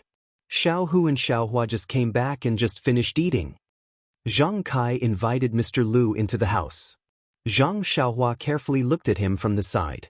Mr. Lu indeed had a head full of black hair and looked hale and hearty. He seemed to be younger than 2 years ago. Just as Zhang Xiaohu was about to speak, Mr. Lu waved his hand and said, Xiaohu, don't say anything yet. Let's wait for your mother to come over first. Last time, young Master Li from Lu Town came over for the new year, but he didn't explain it clearly. The whole family wants to know about your experiences outside, especially your mother. During this period of time, she would go to the entrance of the village every night to take a look. Who would have thought that she would really be able to see you guys today? Zhang Xiaolong said, "You guys talk first. I will go help mother and the others." Seeing this, Zhang Xiaohua didn't say much. She was very depressed. This could quench her thirst and cultivate at the same time. However, the consequences of drinking too much water were also serious. Fortunately, it didn't take long for Guisufei and Zhang Xiaolong to finish tidying up. They closed the courtyard door and went to the central room. Under the bright oil lamp and the eager gazes of the crowd, Zhang Xiaohu recounted how the two of them left Gua village 2 years ago, went to Lu town, and then to Pingyang city. He also recounted how the two of them went to the escort agency to practice martial arts. He stayed in the escort agency while Zhang Xiaohua went to Huanxi Manor. Later on, he became an armed escort and went out to escort escorts. Naturally, Zhang Xiaohu skimmed over the hardships involved. However, Guisufei could only wipe away her tears as she listened. How could she not understand the hardships involved when a son traveled thousands of miles and was worried about his mother? After that, Zhang Xiaohu hesitated for a moment. He then told them about how he went to the seaside town as an escort, how he met Zhang Xiaohua by chance, how they came back together, and how the escort leader made things difficult for him. In fact, he didn't want to talk about this. However, if he didn't talk about this, he wouldn't be able to explain how he was accepted into the Misty School. He said that the escort leader made things difficult for him just to divert his family's attention. Sure enough, everyone was curious about how they met Zhang Xiaohua. They were immediately angered by the escort leader's rudeness. After that, Zhang Xiaohu talked about how Qiu Tong returned the money, how she made the Lotus Escort Agency lose face, how he was accepted into the Misty School, and how he had a noble status and so on. This turn of events left everyone dumbstruck. Zhang Kai and Zhang Xiaolong still didn't believe it.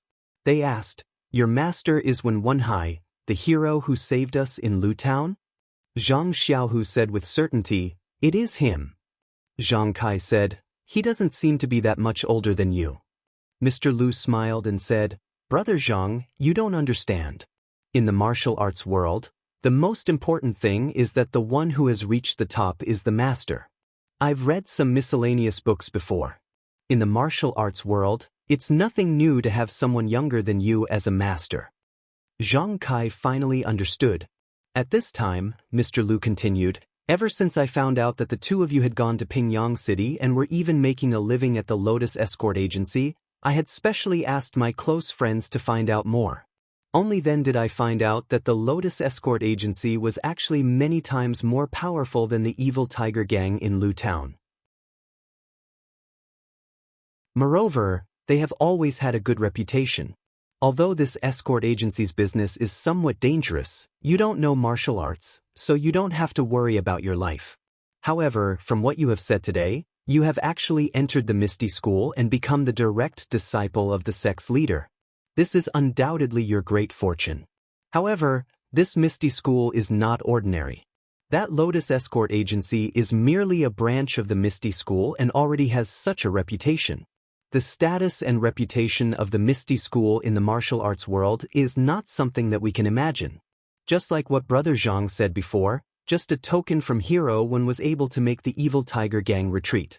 His status must be extraordinary. To put it bluntly, Xiaohu, how did you manage to climb up his thigh?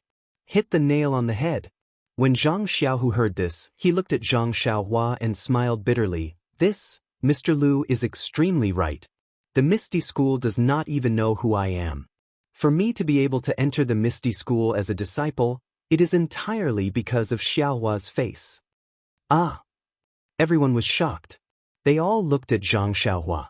Lu Qian even almost screamed out loud. She covered her mouth with her hand and stared with wide eyes at the young man who used to be so weak in her eyes. Zhang Xiaohua thought for a moment and drank a mouthful of tea. She enjoyed the pleasant feeling of the vital qi entering her body and smiled as she said, "The matter, it is like this."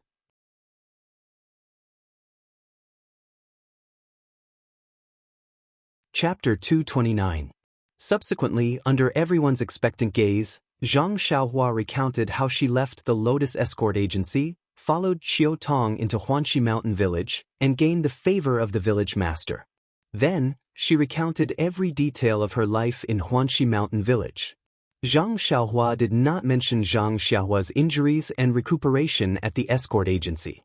Li Jinfeng also did not mention this when he told them, so Zhang Xiaohua naturally skipped over it. However, she still recounted with great interest how Li Jinfeng taught her how to read and write.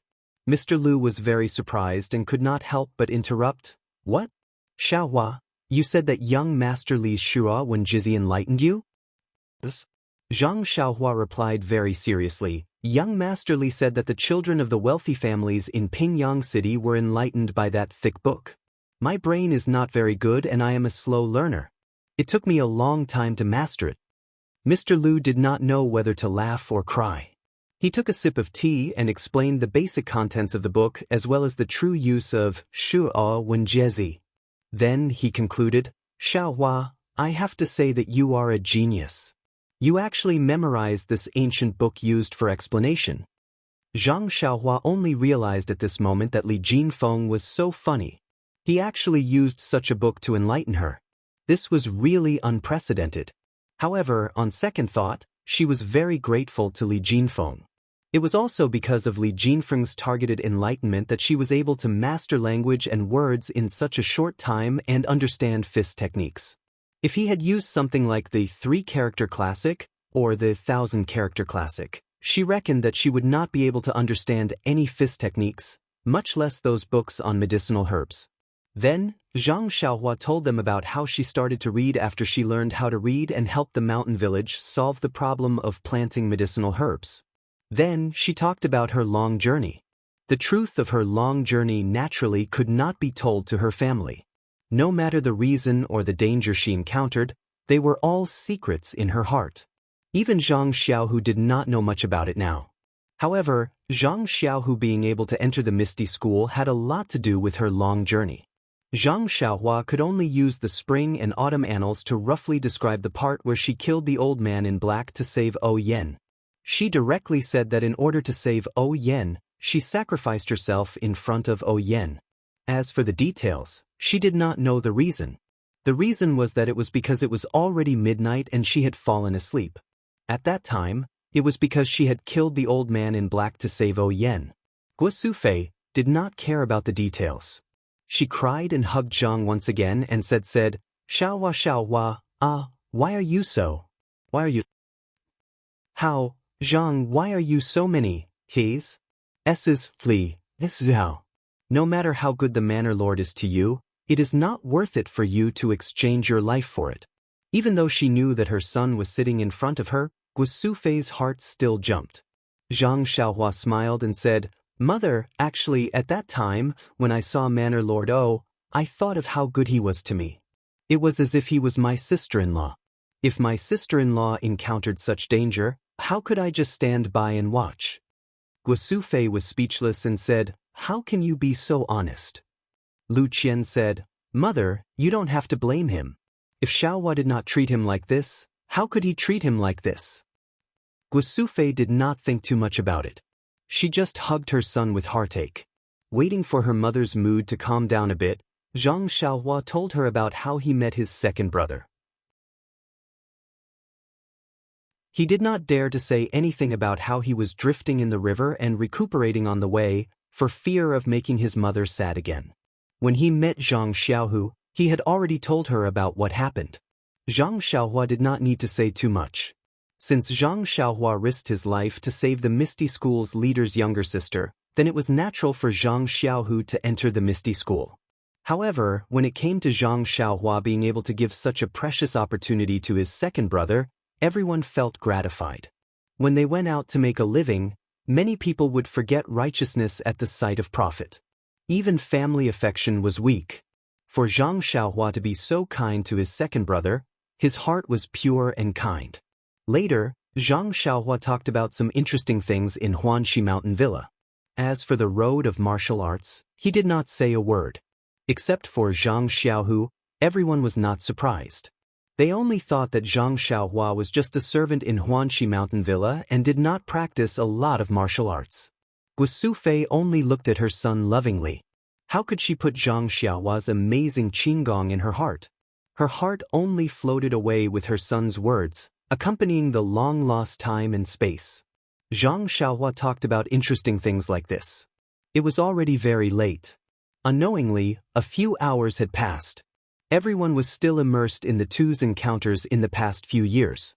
Although Zhang Xiaohua did not talk about his participation in the martial arts exhibition, he described some of the details of the martial arts exhibition and the competition in detail. After all, this kind of thing was not something that people like Zhang Kai and Guosufei could come into contact with. Even Mr. Lu could not. Zhang Xiaohua was also excited. Sitting in his mother's arms, he talked happily and forgot the time. When midnight came, he was still talking non-stop. However, as everyone listened, Zhang Xiaohua suddenly stopped. His body tilted and fell into Guosufei's arms. Guosufei was shocked and hurriedly called out to him. Everyone else also immediately stood up. Only Zhang Xiaohu smiled and said, "Mr. Lu, father, mother, big brother, big sister-in-law, it's okay. He's always like this. I think it's already midnight. Didn't Xiaohua just say that he will definitely fall asleep at midnight? Isn't saving their manor lord like this? Moreover, when I came back from the south with him, he was also like this." Only then did everyone relax. Guosufei leaned over to listen to Zhang Xiaohua's snoring. Only then did she truly relax. Zhang Xiaolong said, "Mother, let me carry Xiaohua to the small house." Lu Qian hurriedly said at this time, "That, Xiaolong, wait a moment. I haven't tidied up the small house yet." Xiaohua and Xiaohu came back in a hurry and were busy cooking. "I'll go now." After saying this, Lu Qian hurriedly left. Zhang Xiaolong's words caused Guosufei's tears to flow again. She said, "No, Xiaolong. You don't know Xiaohua, he's pitifully light now. I can easily carry him." Everyone was very surprised. How was this possible? No matter what, Zhang Xiaohua was still a teenager. No matter how strong Guosufei was, it shouldn't be possible. Guosufei only thought that her youngest son suffered outside and became very thin. However, Zhang Xiaohu knew that his younger brother had always been greedy. The Huanxi manor would not mistreat the servants. How could his younger brother become thin? But his mother said that Zhang Xiaohua's body was extremely light. He immediately thought of the day of the martial arts exhibition when the team leader threw Zhang Xiaohua over his head. Thinking of Zhang Xiaohua's Big Dipper magical fist, Zhang Xiaohu became thoughtful and quickly explained to Guosufei, "Mother, although Xiaohua doesn't live with me, he's not too far away from me. I've also seen the food in their manor. It's not like what you think. It's many times better than what we usually eat. Moreover, Xiaohua only takes care of a few fields of medicinal herbs. It's much smaller than our family's farmland. It's definitely not the reason for suffering. Maybe it's because of his light weight." Cultivation of martial arts? Everyone was surprised again. You're saying that Xiaohua also cultivates martial arts? You can practice martial arts because you're in the escort agency and entered the Misty School. Xiaohua also didn't have a master. How can he practice martial arts? Zhang Xiaohu's face was filled with a bitter smile. He secretly said in his heart, "Not only can he practice martial arts, he's even better than me." His mouth said, "This, I'm not sure. It's better to ask him tomorrow." At this time, Lu Qian also came back and said that the small house had been cleaned up.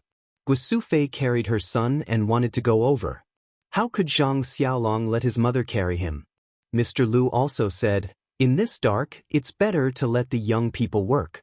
Only then did Guosufei let go of Zhang Xiaohua. Zhang Xiaolong reached out and took him.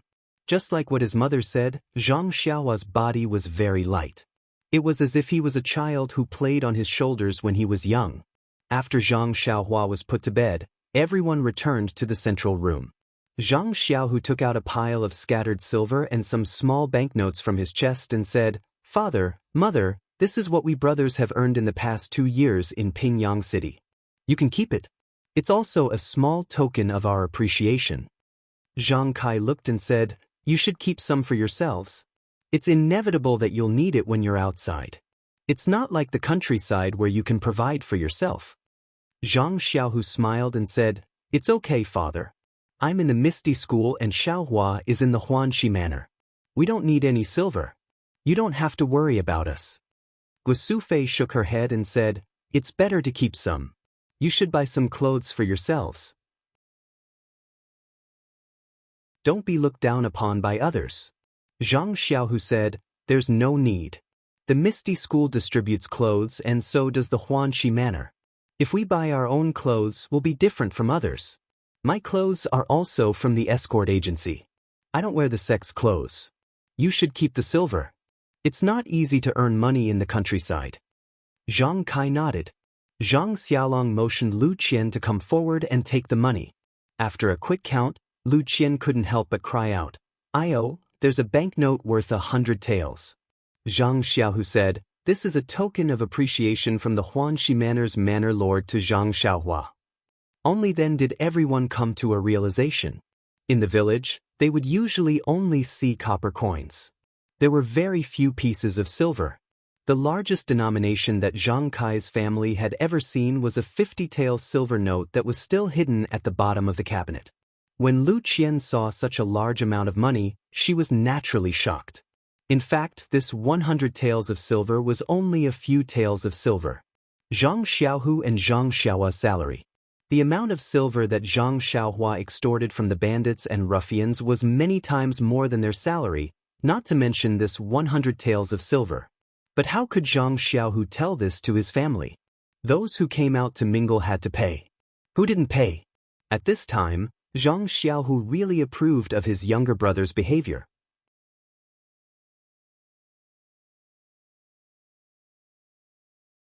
Chapter 230. The next morning, Zhang Xiaohua opened her eyes and saw the unfamiliar but comfortable house. Only then did she remember that she was sleeping in her grandmother's house. Zhang Xiaohua turned over and got up. It was still early. Zhang Xiaohu also slept late last night and had not woken up yet. Zhang Xiaohua went out of the house alone. The courtyard was quiet. The rising sun had just sent its first ray of warmth to this ordinary small courtyard. Zhang Xiaohua stayed in the courtyard for a moment, then went out and went straight to the back of the house. Her grandmother's grave was very clean. The small grave mound was very clean and there was not even a blade of grass growing. At a glance, one could tell that someone often tidied it. Zhang Xiaohua saw it from afar and felt a dull pain in her heart. Walking to the grave, Zhang Xiaohua knelt on the ground in a daze. After a long time, a voice came from behind, "Xiaohua, I haven't seen you for a few years. You've grown up. You're also very good at dealing with people. If your grandmother's spirit is in the underworld, she would be happy." Zhang Xiaohua suddenly looked back and said, "Father, there are many things that I don't know if I'm doing right or wrong. However, as long as I feel that I can live up to my conscience, I will do it. Maybe it's right, maybe it's wrong, but it's better not to let myself regret it." Looking at his son's mature face, Zhang Kai said with relief, "Father is just a farmer in the countryside. I won't say anything unnecessary. As long as you think it's right, do it and don't regret it." "I know, Father," Zhang Xiaohua said, "I'm good at everything outside, but I miss home and grandmother." Zhang Kai said with a smile, "Your elder brother often comes to tidy up your grandmother's grave. Every time, he said that if there is any oversight, Xiaohua will not let him go. Everyone is like you. We all miss her. By the way, Father, you and elder brother have worked so much these 2 years. It's been hard on you. It's nothing. We're used to it. We're not used to not working for a day. Well, don't say so much. Go back and prepare the meal." After dinner, Zhang Xiaohua put down her bowl and chopsticks and said, "I'll go get some water." Lu Qian said, "There's no need. Xiaohua, your brother has been carrying water for the past 2 years. You should sit down and rest first." "No, you don't need to rest. Sister-in-law, I slept all night and have already recovered. I'd better do my old job." After saying that, he rushed out to get the bucket. Zhang Xiaolong and Lu Qian couldn't resist him, so they had to let him go. Zhang Xiaohua went out of the gate and walked towards the back slope. Many people in the village knew that Zhang Xiaohua and his brother had returned home in glory. Along the way, many villagers greeted him. Zhang Xiaohua responded with a smile. When they left the village, they saw fewer and fewer people. The land at the back slope was not good. There were not many people who cultivated the land. Even if they cultivated the wasteland, it was still some distance away from Zhang Xiaohua's land. It was still early, so no one came out. Zhang Xiaohua leisurely walked to the front of his land. Now that it was autumn, the crops were about to be harvested. Seeing that the wasteland he cultivated was full of fruits, Zhang Xiaohua was full of joy. After looking at his land, Zhang Xiaohua went down the slope and came to the back of the well. This time, he came to draw water, not only to draw water, but more importantly, to see what the mystery of the well water was, that it contained the qi of heaven and earth. Zhang Xiaohua put the bucket on the ground and looked around to see that there was no one around. Then he sat cross-legged and calmed his heart. According to the method of Carefree Heart Sutra, he released his perception. Once this perception was released, Zhang Xiaohua was shocked. This kind of surprise was not inferior to that day in Zhang Qinyue's small courtyard. The qi of heaven and earth around the well was frighteningly rich. It was not inferior to the Misty School's pharmacy hall. Moreover, the qi of heaven and earth around the well was not like what Zhang Xiaohua had perceived before. It came from the top to the top, diffusing between heaven and earth.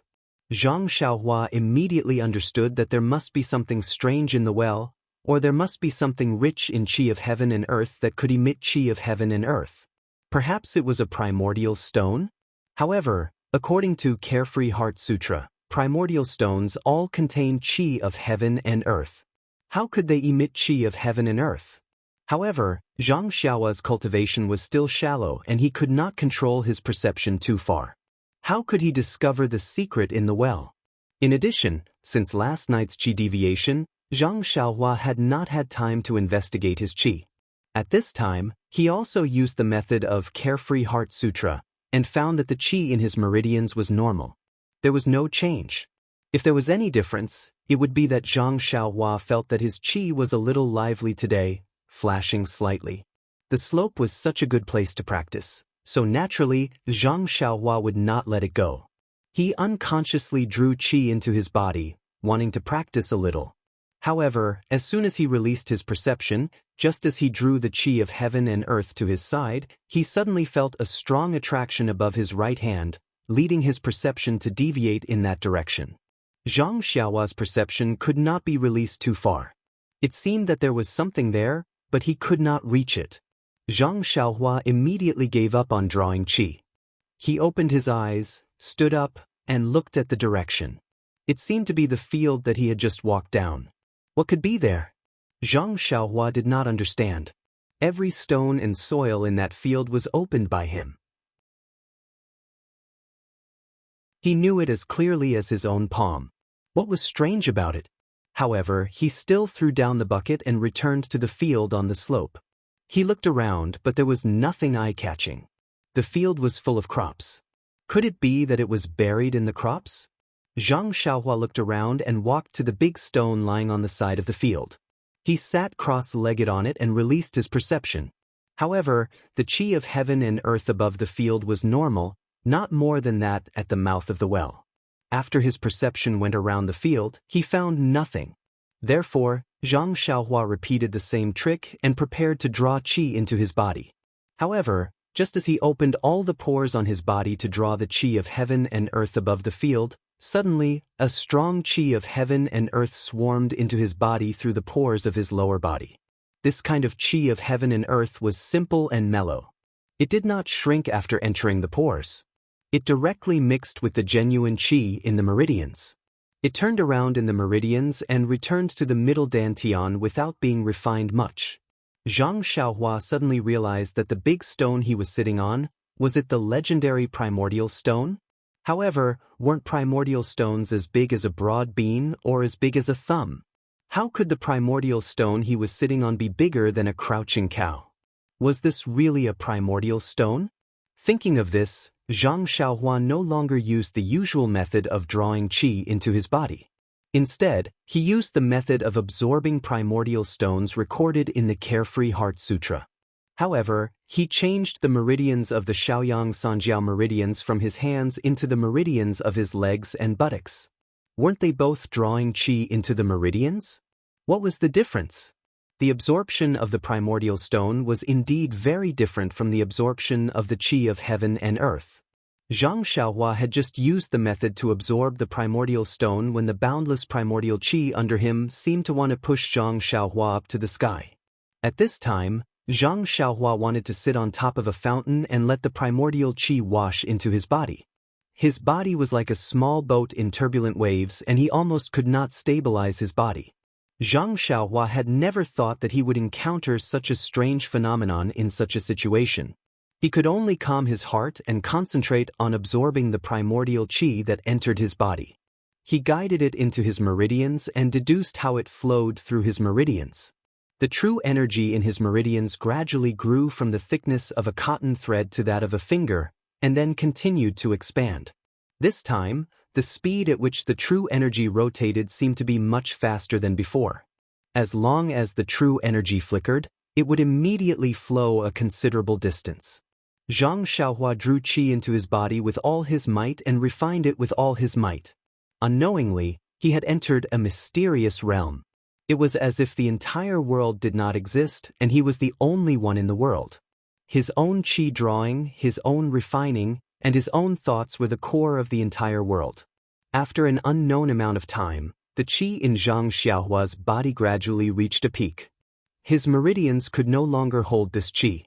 Zhang Xiaohua's thoughts seemed to have been stripped away. He was very rational in controlling everything. With a turn of his mind, he advanced to the second level of the cultivation method according to the method shown in the Carefree Heart Sutra. Abundant qi filled his meridians. Suddenly, according to his thoughts, it rushed towards a certain place in his meridians.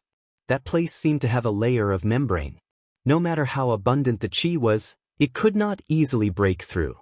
Therefore, Zhang Xiaohua continued to draw primordial qi from the primordial stones while controlling his qi to attack it. Once, twice, he did not know how many times he had attacked it. Zhang Xiaohua's mind gradually became tired, but the qi in his meridians had also reached a limit. Zhang Xiaohua seemed to have understood something. He used all his strength to guide this qi and rushed towards that place without caring about anything else. A kacha sound was heard. Zhang Xiaohua's heart was struck by lightning. That membrane was actually broken through. The abundant qi seemed to have found a place to vent. Like a flood, Zhang Xiaohua's Carefree Heart Sutra had officially entered the second level of cultivation. Just as Zhang Xiaohua heard the sound of thunder in his heart, his entire body and mind suddenly entered a new realm, and a brand new feeling filled his entire senses. Zhang Xiaohua did not have the time to sort out these feelings, and silently activated the second layer of the Carefree Heart Sutra, using all his strength to mobilize the vital energy in his meridians, and in this new environment, he continuously refined it. This refining was not just in new meridians, but also the vital energy. When the vital energy was in the first layer, there was no room for it to be refined, and in this new meridians, more than half of it was refined. The second layer meridians connected with the first layer meridians at the place where Zhang Xiaohua attacked, forming a brand new meridians, and the originally abundant vital energy returned to its previous level after being refined. However, as the vital energy from the vital stones outside his body continued to be absorbed, the vital energy gradually expanded from the thickness of a cotton thread to the thickness of a finger, and the circulating speed was still very fast, and in a flash, it covered a certain distance.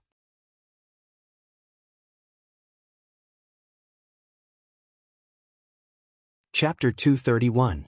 Not knowing how much time had passed, Zhang Xiaohua felt that the yuan qi of heaven and earth in her body had stabilized. That extremely pure and abundant yuan qi entered her meridians and converged into the zhen qi in her meridians. After a cycle of refinement, it was stored in her middle dantian. Zhang Xiaohua carefully discovered that the zhen qi in her middle dantian was much richer than before. The quantity was about the same as before, but the quality was a lot worse. At this time, Zhang Xiaohua habitually released her perception. This release was not a big deal, but it still gave Zhang Xiaohua a fright. That perception was like an eye, able to see everything around her. It was not like before when she could only sense the yuan qi of heaven and earth. Zhang Xiaohua's heart moved. She thought of the records in the Carefree Heart Sutra. Wasn't this the divine sense mentioned in the Heart Sutra? This was a remarkable ability that could be achieved when the Heart Sutra was cultivated to the 6th level or above. How could she know it now? Zhang Xiaohua very interestingly tried out the remarkable ability she had just learned. This divine sense was like Zhang Xiaohua had grown an extra pair of eyes. She could see up and down, left and right, front and back. Moreover, this divine sense was not just like a pair of eyes, it was more like Zhang Xiaohua had grown an extra antenna. That divine sense wrapped around the crops in the field. Zhang Xiaohua could really feel the heaviness of the crops. Zhang Xiaohua wanted to use her divine sense to break off the fruits on the crops. Unfortunately, after trying, she could not do so. Presumably, it was because she had just learned it and was not yet mature. Zhang Xiaohua's divine sense had just been cultivated and could not cover far. It could only cover an area of about 5 feet. However, this small distance already made Zhang Xiaohua very happy. It was like she had gotten a new toy. She played with it endlessly until she was tired. Then she felt it withdraw like the ebbing tide. As soon as Zhang Xiaohua's divine sense approached her, she realized that she was not sitting on the huge primordial stone alone. Her second brother, Zhang Xiaohu, was also standing beside her anxiously. Her surroundings were not as bare as when she first arrived. There was already a rough thatched hut built around her. Now she was sitting cross-legged in this small thatched hut. Zhang Xiaohua was astonished. He opened his eyes and was about to stand up when he suddenly discovered that the world in his eyes was somewhat different from the past. It was as if a veil had been lifted. Looking outside through the gaps in the straw hut, the entire world was clearly layered. Even the straw beside him could see the spirit within. Zhang Xiaohua could not help but understand. His Heart Sutra had entered the second layer. This was the benefit brought about by the advancement of his cultivation method. Thinking up to this point, Zhang Xiaohua could not help but feel a trace of anticipation in his heart. If there were such changes after just cultivating the first level of the cultivation technique, what kind of changes would it be if he cultivated all 18 levels of the cultivation technique? Moreover, another question that had been in her heart for a long time floated up. The cultivation method and results of the Carefree Heart Sutra were clearly different from what He Tianshu had taught her. Was her inner strength cultivation method really an inner strength cultivation method? But if this Carefree Heart Sutra was not an inner strength cultivation method, then what kind of martial arts was it? Zhang Xiaohua could not help but frown. Zhang Xiaohua slowly walked out of the little straw hut. Zhang Xiaohu, who was standing at the side, was so anxious that he did not dare to walk. Just as he was worrying, he suddenly heard the sound of footsteps. Lifting his head, he saw Zhang Xiaohua coming out of the straw hut. His face immediately looked relieved. Quickly walking over, he looked at Zhang Xiaohua from head to toe and asked, "Xiaohua, are you all right?" Zhang Xiaohua was puzzled and said, "What could happen to me?" "Second brother, are you all right?" Zhang Xiaohu smiled and said, "Of course I'm fine. What could happen to me?" Zhang Xiaohua turned around and pointed at the straw hut and said, "If you're fine, why did you build a straw hut? I'm just going to sit here for a while. Is there a need for this? Just sit here for a while?" Zhang Xiaohu acted as if he had heard the funniest joke in the world. He pointed at Zhang Xiaohua's nose and said, "Xiaohua, Xiaohua, do you know that you've already sat here for 9 days and 9 nights? 9 days and 9 nights? Zhang Xiaohua was also dumbfounded. She repeatedly asked, "Second brother, how is this possible? How is this possible? I feel like it's only been a while." Zhang Xiaohu's face was filled with envy as he said, "You're being suspected. It's just 9 days and 9 nights. How could you have such an achievement by practicing the spirit of the bull?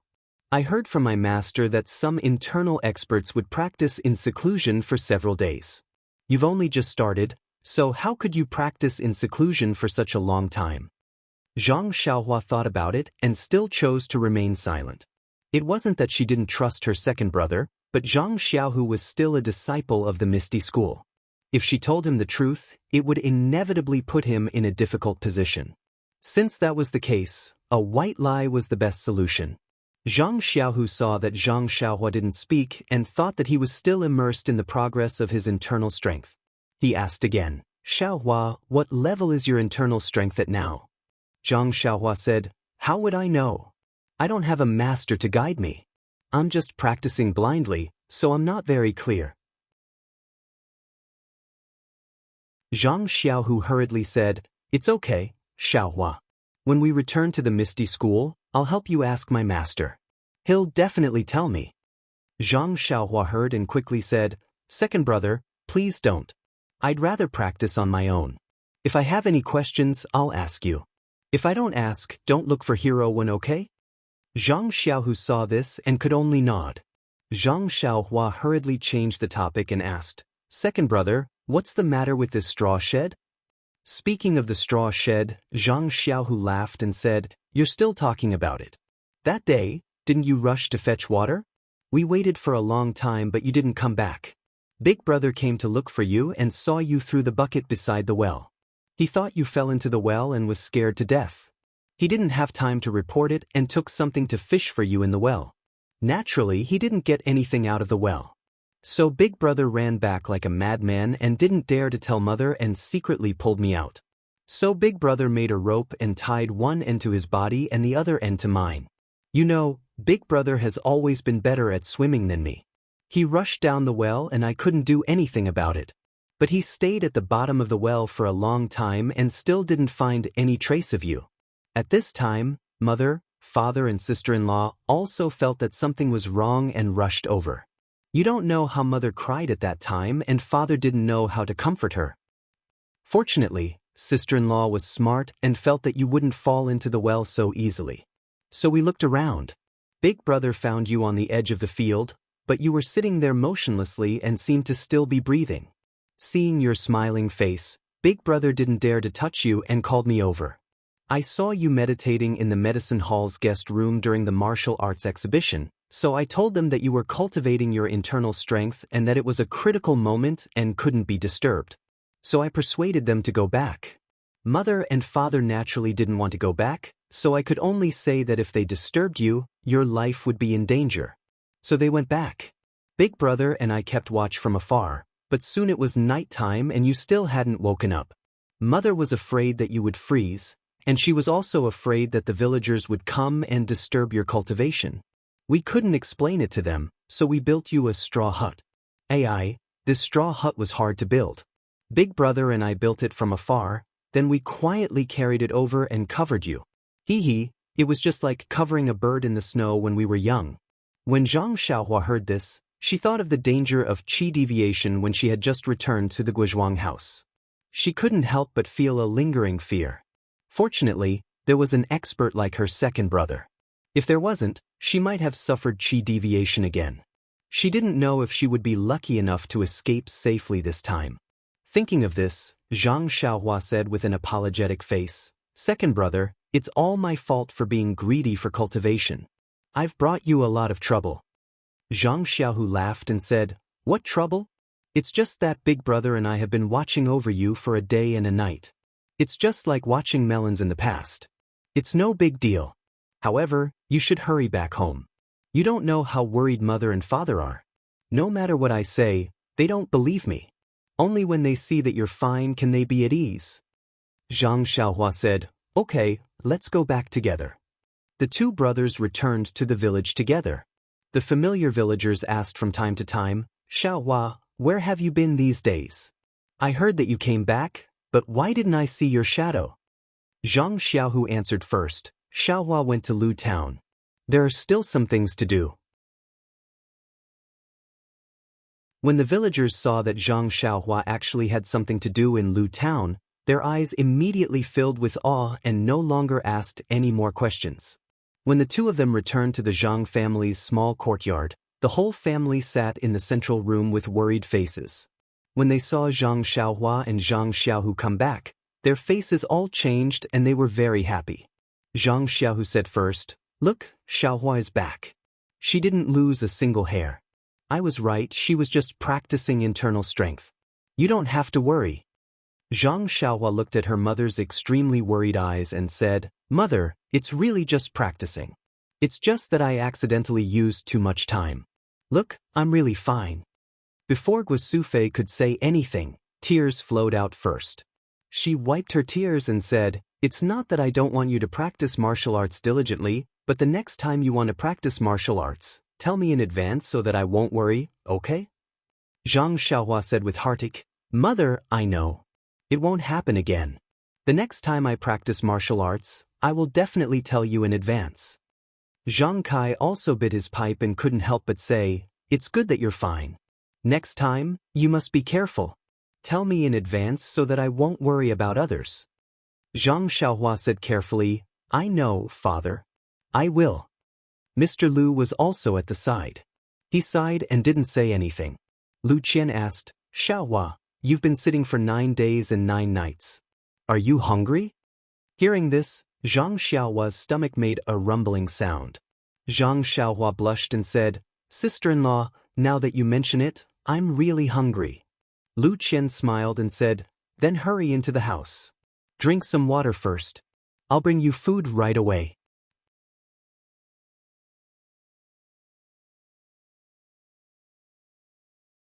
Chapter 232.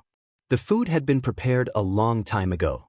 Guosufei watched as her youngest son sat still and did not wake up. She was helpless and could only worry by the side. She was afraid that her son would wake up and be hungry, so she made fresh food every day. When her son woke up, he would be able to eat delicious food. However, Zhang Xiaohua had not woken up these days, so Zhang Xiaohu took advantage of the pork belly. Zhang Xiaohua looked at the piping hot food in front of him and couldn't help but feel hungry. However, when he really started eating, he didn't eat much before he wasn't hungry anymore. He only ate a few pieces of his favorite pork belly. However, he ate a few more mouthfuls of some fresh vegetables. Seeing her son put down his chopsticks after eating a few mouthfuls, Guosufei quickly asked, Xiaohua, is it not delicious? Mother will make more for you. Tell me, what do you want to eat? Looking at his mother's flustered appearance, Zhang Xiaohua quickly stopped her and said, Mother, I'm really not hungry. Although my stomach is growling, I'm not hungry after eating a few mouthfuls. Really? Guosufei certainly didn't believe it and wanted to go out in a panic. Zhang Xiaohua had to pull his mother and sit down to eat the vegetables. Seeing her son wolfing down the food, Guosufei calmed down. After finishing the meal, Zhang Xiaohua drank 2 mouthfuls of water and calmed down. Looking at everyone's eyes, Zhang Xiaohua was about to speak, but Guosufei said, Xiaohua, don't say anything. We know you are practicing martial arts. You must be tired after practicing for so long. Go to sleep first. Zhang Xiaohua didn't know whether to laugh or cry and said, Mother, I'm really not tired. I don't need to sleep. We can practice internal strength instead of sleeping. How could Guosufei believe it? Even if Zhang Xiaohu patted his chest and guaranteed it, it didn't stop Guosufei's love. Zhang Xiaohua was forcibly dragged to the east wing by Guosufei, which was where Zhang Kai and his wife lived. Guosufei pressed her on the Kong bed and made her rest. Zhang Xiaohua originally didn't want to close her eyes, but seeing her mother sitting by the Kong bed, looking at her with heartache, she had no choice but to close her eyes. How could Zhang Xiaohua fall asleep at this moment? Out of boredom, Zhang Xiaohua thought of the divine sense that he had just learned. With a thought, his divine sense spread out like a big net. The entire Zhang family's small courtyard was within the range of Zhang Xiaohua's control.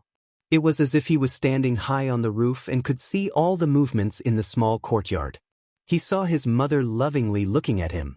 He also saw that in the central room his father and Mr. Lu were drinking tea and talking about something. His eldest brother and eldest sister-in-law were also asking his second brother something. His second brother was talking and laughing, and from time to time, he would talk to his father. The horse that he rode back was tied to a big tree in the courtyard, eating fodder with relish. In the pigsty and chicken coop behind the house, the livestock and poultry were all living peacefully. When Zhang Xiaohua's divine sense swept through the central room again, he was surprised to find that he could actually feel the vitality in the tea. Thinking of this, he swept his divine sense into the kitchen again. Sure enough, The faint vitality in the water jar was the spring water from the well. This discovery made Zhang Xiaohua very happy. In the future, he didn't need to sit cross-legged and use the Carefree Heart Sutra to sense vitality. He could use his divine sense anytime and anywhere. After playing for a long time, Zhang Xiaohua really couldn't lie down anymore. She opened her eyes and sat up. Guosufei rebuked, "Xiaohua, why did you only sleep for a while? How can this be? Lie down for a while." Zhang Xiaohua said with a smile, "Mother, I suddenly thought of something. I can't sleep anymore. Let's go out. I'll tell father." Guosufei saw that Zhang Xiaohua insisted on not sleeping. She guessed that there really was something, so she didn't force him and led her son back to the central room. After entering the central room, Zhang Xiaohua took out her money pouch from her bosom and poured out some scattered silver. She also took out some small banknotes from her bosom and gave them to her father with a smile. She said, "Father, this is some silver I got from Huanxi Mountain Villa. Please take it." Zhang Kai took a look and smiled, "No need. Little Blossom, your second brother already gave me your money a few days ago. You can keep these for yourself. When you go out, you spend a lot of money.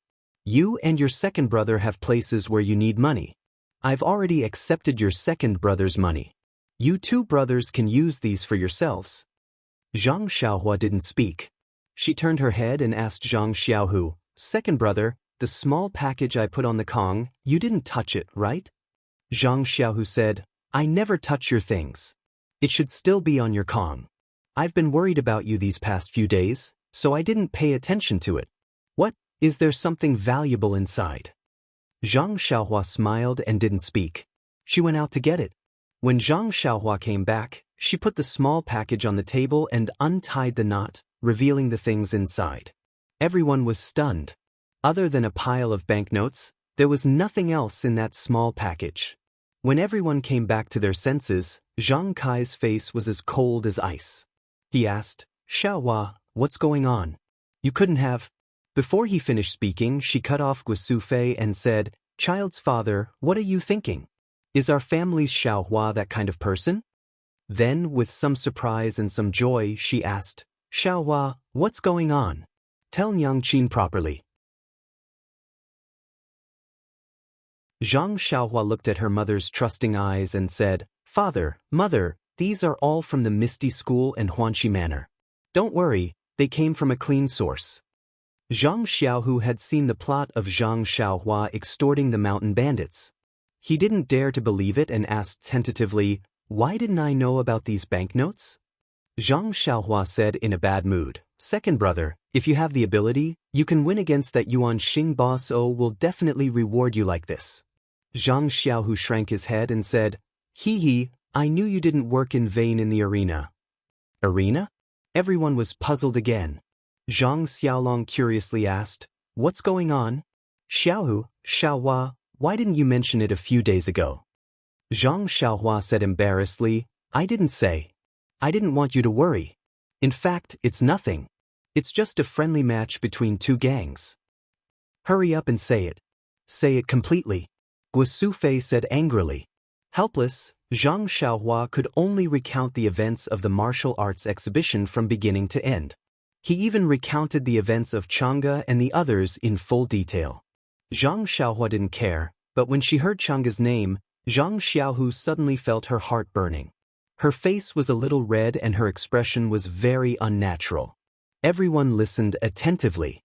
Only Lu Qian was very sensitive and felt Zhang Xiaohu's strangeness. It had to be said that a woman's sixth sense was very powerful. After listening to Zhang Xiaohua's story, Guosufei's heart was scared and her face was a little pale. Seeing this, Zhang Xiaohua quickly said, "Oh right, I forgot to say. The people I fought with were all children around 10 years old. You guys can rest assured." Hearing this, everyone's hearts settled back into their stomachs. That's right, Zhang Xiaohua was already 14 years old. If he fought with him, wouldn't it be obvious that he was bullying him? They had directly forgotten that Zhang Xiaohua had just started learning martial arts. It was just that age was a problem. Guosufei probed, "Just because you defeated 2 younger monks, the Misty School's gang leader rewarded you with so much money? Then, she turned around and asked Zhang Xiaohu, what about you? Why didn't you win? Zhang Xiaohu scratched his head, thought for a moment, and said, Mother, that monk is older than me. Guosufei suddenly said, Oh, so it's like that. Zhang Xiaohua said with a smile, It's not like that. Mother, the Misty School rewarded me with 1,000 taels of silver. They are all 10 taels of silver for one. There are also 2,000 taels of silver from the Huanxi Manor. They are 5 taels of silver for one. In fact, 1,000 taels of silver is enough to reward me. According to the manor head, the key was that when I saved her last time, she felt that the 100 taels of silver I took was too little. She felt guilty, so she gave me an extra 1,000 taels of silver. 3,000 taels. Everyone was dizzy, including Mr. Liu. This was an incomparably huge sum. The shock that the Zhang family received from Zhang Xiaohua last time had not yet passed. This time, Zhang Xiaohua brought back another 3,000 taels. This truly shocked the Zhang family to the core. After a long time, Zhang Kai finally came to his senses. This huge amount of money really belonged to his family. He indicated to Guosufei to put away the silver, but Guosufei hesitated for a moment. Then, she trembled and tightly held the small package in her hands. She walked back to the east room and came out after a long time. At this time, Guosufei's expression had already returned to normal. She even held a few silver notes in her hand. She walked in front of Lu Qian and handed it to her, saying, Qian, you have been married into our Zhang family for so many years. It has really been hard on you. This is 200 taels of silver. Take it and buy some accessories. When Lu Qian heard this, her face flushed red. She hurriedly declined, Mother, look at what you are saying. I came to our Guizhuang house not for money. You are treating me like an outsider. Zhang Kai also nodded and said, Qian, take it. Originally, these silver taels of silver should be kept by you. But Xiaolong's 2 younger brothers are not married yet. This silver taels of silver have to be kept. So, I let your mother keep it first. You can use it as pocket money. Lu Qian looked at Zhang Xiaolong and then kept the silver notes. When she heard this, Guosufei's face revealed a trace of gloominess. She asked with some worry, Xiaohu, you are practicing martial arts in Pingyang City. When will you be able to return to the Guizhuang house? A few days ago, there were a few ladies who proposed marriage to me. You are not young anymore. You should consider it. Mother is also anxious to hold a grandson. Zhang Xiaohu's face darkened. He said angrily, Mother, I am still young. Let's talk about these things in the future. Moreover, where did they go back then? They saw that I came back first and wanted to join in the fun. I'm not going to do it. When Lu Qian heard Guosufei's words, she also lowered her head deeply. She held the silver notes tightly in her hand and did not say a word. Zhang Kai sighed and smoked again. Mr. Liu also had an awkward expression. He picked up the teacup and drank continuously. Zhang Xiaolong looked at Lu Qian lovingly. For a moment, the whole house was silent. Even if a needle fell to the ground, it would make a sound.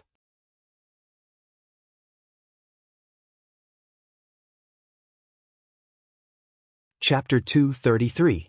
Zhang Xiaohua saw that the atmosphere in the room was very dignified.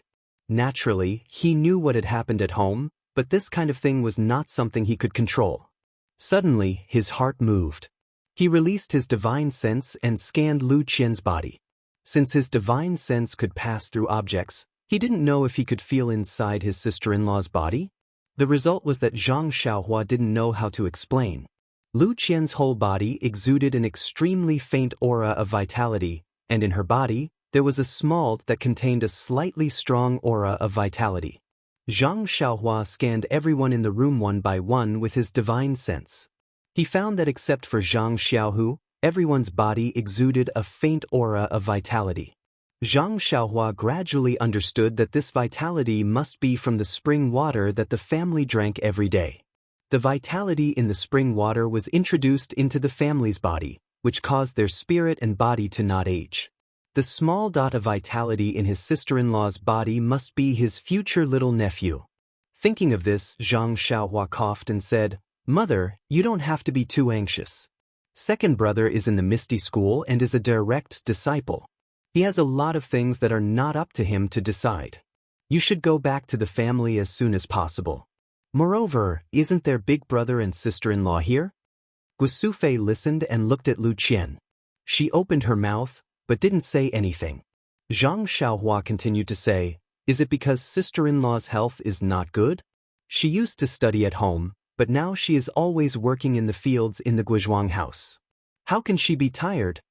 Hearing Zhang Xiaohua's question, Zhang Xiaolong said, "Your sister-in-law's health is very good. She used to work a lot and let the doctors in the medical hall see her. They all said that she was fine, and her period hasn't come for half a year. It's no wonder that mother is worried." Hearing this, Lu Qian's face became even redder. Zhang Xiaohua didn't understand the meaning of period. Seeing his sister-in-law so embarrassed, he knew that it was a woman's matter. Naturally, he wouldn't ask more. However, he smiled and comforted her. "Well, sister-in-law, if you don't worry, let me take a look. The internal strength I practice has the part of checking the meridians of the human body. I also have some small achievements in this internal strength practice, so I can see some clues. What do you think?" When he said this, most of the people in the hall believed him. Anyone who saw Zhang Xiaohua's closed-door practice for 9 days and 9 nights knew that he was very powerful. However, Zhang Xiaohu was not convinced. Martial arts were martial arts, and medical skills were medical skills. They were completely different. Even if the internal strength was profound, it could only check the meridians. He had never heard that the meridians had anything to do with pregnancy. Zhang Xiaohu opened his mouth and was about to say something.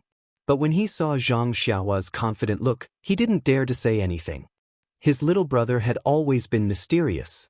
Even if he practiced a messy boxing skill, he could get the appreciation of Master O. Maybe he really had some confidence. Besides, it was also a good choice to say a few nice words to fool the old lady. Lu Qian was also full of expectation and asked, "Of course, Xiaohua, what do you want me to do?" Zhang Xiaohua smiled and said, "Just give me your hand. It's just like taking the pulse." When Lu Qian heard this, she quickly walked to the table and put her hand in front of Zhang Xiaohua. Zhang Xiaohua immediately stretched out 2 fingers and pretended to put it on Lu Qian's wrist. He released his divine sense again. In fact, he had already seen it just now. This time, he just wanted to confirm it. When his divine sense penetrated into the small point full of vitality, Zhang Xiaohua could actually feel the vitality inside. It was a kind of vitality that soared to the sky. At this time, Zhang Xiaohua was even more nervous about his guess. He closed his eyes like a doctor. After a while, when he felt that it was about time, he let go of her hand. Looking at everyone's expectant eyes, he said, "Congratulations, sister-in-law." Lu Qian didn't speak. Zhang Xiaolong asked, "Xiaohua, is it true? Why do I feel that you are not reliable?" Guosufei scolded, "Xiaolong, don't talk. Let's see what Xiaohua has to say." When Zhang Xiaohua saw that his mother supported him, he couldn't help but stick out his chest and said, "It's like this. Big brother and sister-in-law, our well water is very delicious, isn't it? But it's definitely not just delicious. It's a treasure. I won't say the specific details. Big brother, don't you see that father and mother haven't aged much in these few years? Even Mr. Lu has a strong character. Sister-in-law has been drinking this well water, so it has a little impact on sister-in-law. This impact is a very good impact. I have checked sister-in-law's body according to the secret method of my internal strength. Not only there is no problem, but I also want to solemnly announce that sister-in-law is really pregnant." "Really?" Guosufei was stunned. "It can't be?" Zhang Xiaolong didn't believe it. Zhang Xiaohu even curled his lips and said in his heart, "If it's about meridians, I can still believe it. But directly going to the main topic, I don't believe it no matter what." Zhang Xiaohua saw that her family members had different expressions. She clapped her hands and said, "I guarantee with my personality that what I said is absolutely true. It's just that this little thing is still very small now.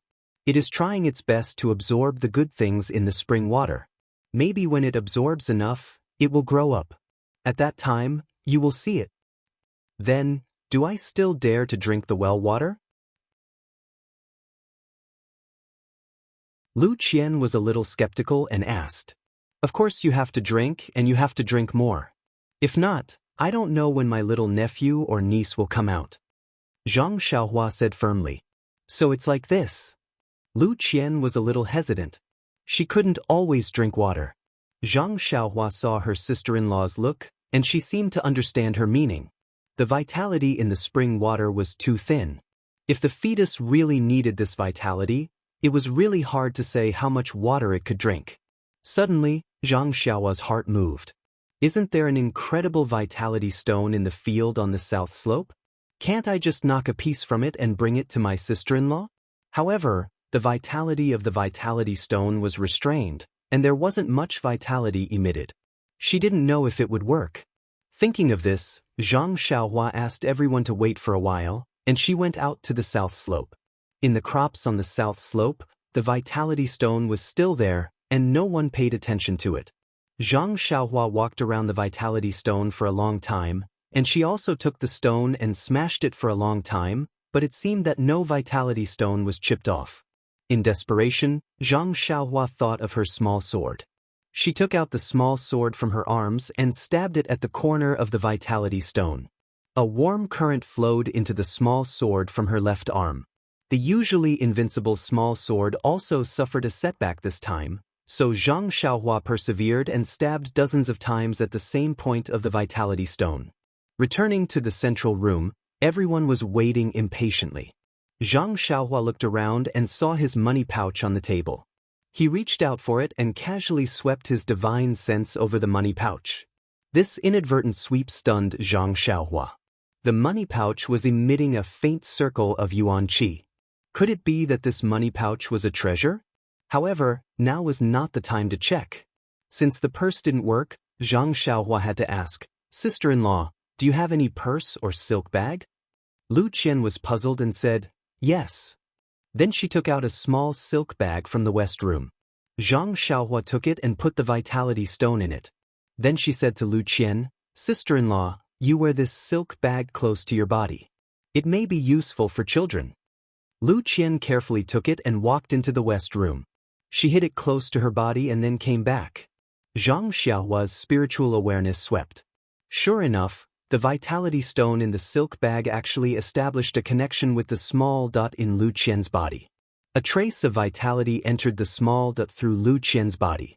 Zhang Xiaohua pretended to take her pulse and said, "Sister-in-law, it's like this. It's really useful for the fetus. Don't leave this silk bag in the future." Lu Qian nodded solemnly. Zhang Xiaohua initially had the mood of watching the fun. But seeing Zhang Xiaohua become more and more serious, he was confused. This younger brother of his really has such a magical ability? After Zhang Xiaohua finished instructing Lu Qian, she picked up her purse from the table and put it into her arms. His hand touched another object in his bosom. He thought for a moment and took it out. He said to Zhang Xiaolong, "Big brother, I don't have anything good to give to my nephew. This fist manual is mine. Let's give it to him as his first gift in this world." Finished speaking, she handed the Big Dipper magical fist manual to Zhang Xiaolong. Zhang Xiaolong didn't know whether to laugh or cry. He said, "Xiaohua, what kind of joke is this? He hasn't even taken shape yet and you're giving him something now?" Zhang Xiaohua laughed. "It's because of this that you can see my concern. This is his first gift in this world. I'm sure he'll remember me for the rest of his life." Finished speaking, she forced the fist manual into Zhang Xiaolong's hands. Guosufei laughed. "Xiaohua is so considerate. As a grandmother, I'm going to fall behind." Zhang Kai said, "Xiaolong, this is Xiaohua's kind intention. Just accept it. When the child grows up, let Xiaohua and Xiaohu teach him martial arts." Mr. Lu also said, "Yes, just accept it. After I enlighten him, I'll let him look at this fist manual." Only Zhang Xiaohua bared his teeth and said, "Xiaohua, you're good. A fist manual is enough to send him off. What do you want me to give him?" Zhang Xiaolong saw that everyone was saying this, so he could only hand the fist manual to Lu Qian. Lu Qian was so smart. She knew that Zhang Xiaohua wouldn't fool her. Since Zhang Xiaohua knew something that even the doctors in the medical hall didn't know, and even put something in the silk bag for her to hide, and more importantly, a woman's unreasonable seventh sense told her that this fist manual wasn't ordinary. So she took the fist manual and carefully hid it in the back room. Only then did she come out to talk to everyone. Zhang Xiaohua saw that her sister-in-law treasured it so much and was happy. She secretly thought, "This fist manual is useless in my hands. If it can be passed down, it can be considered a family heirloom of the Zhang family. Hee, if many people learn it, maybe in a few decades, there will be a Beidou school. Just thinking about it makes me happy."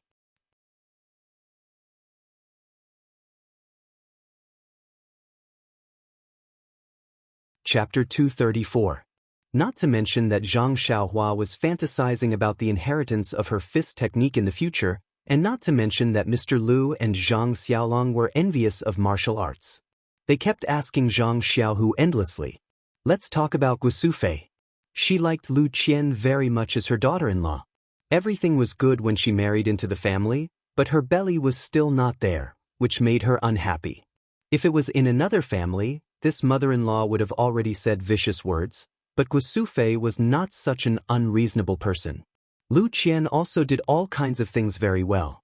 This made Guosufei bury her thoughts in her heart and not let others know. Today, when she talked about Zhang Xiaohu, she inadvertently pointed it out in her words. She thought that she was still a distance away from being a grandmother, but she didn't know that Lu Qian was already pregnant.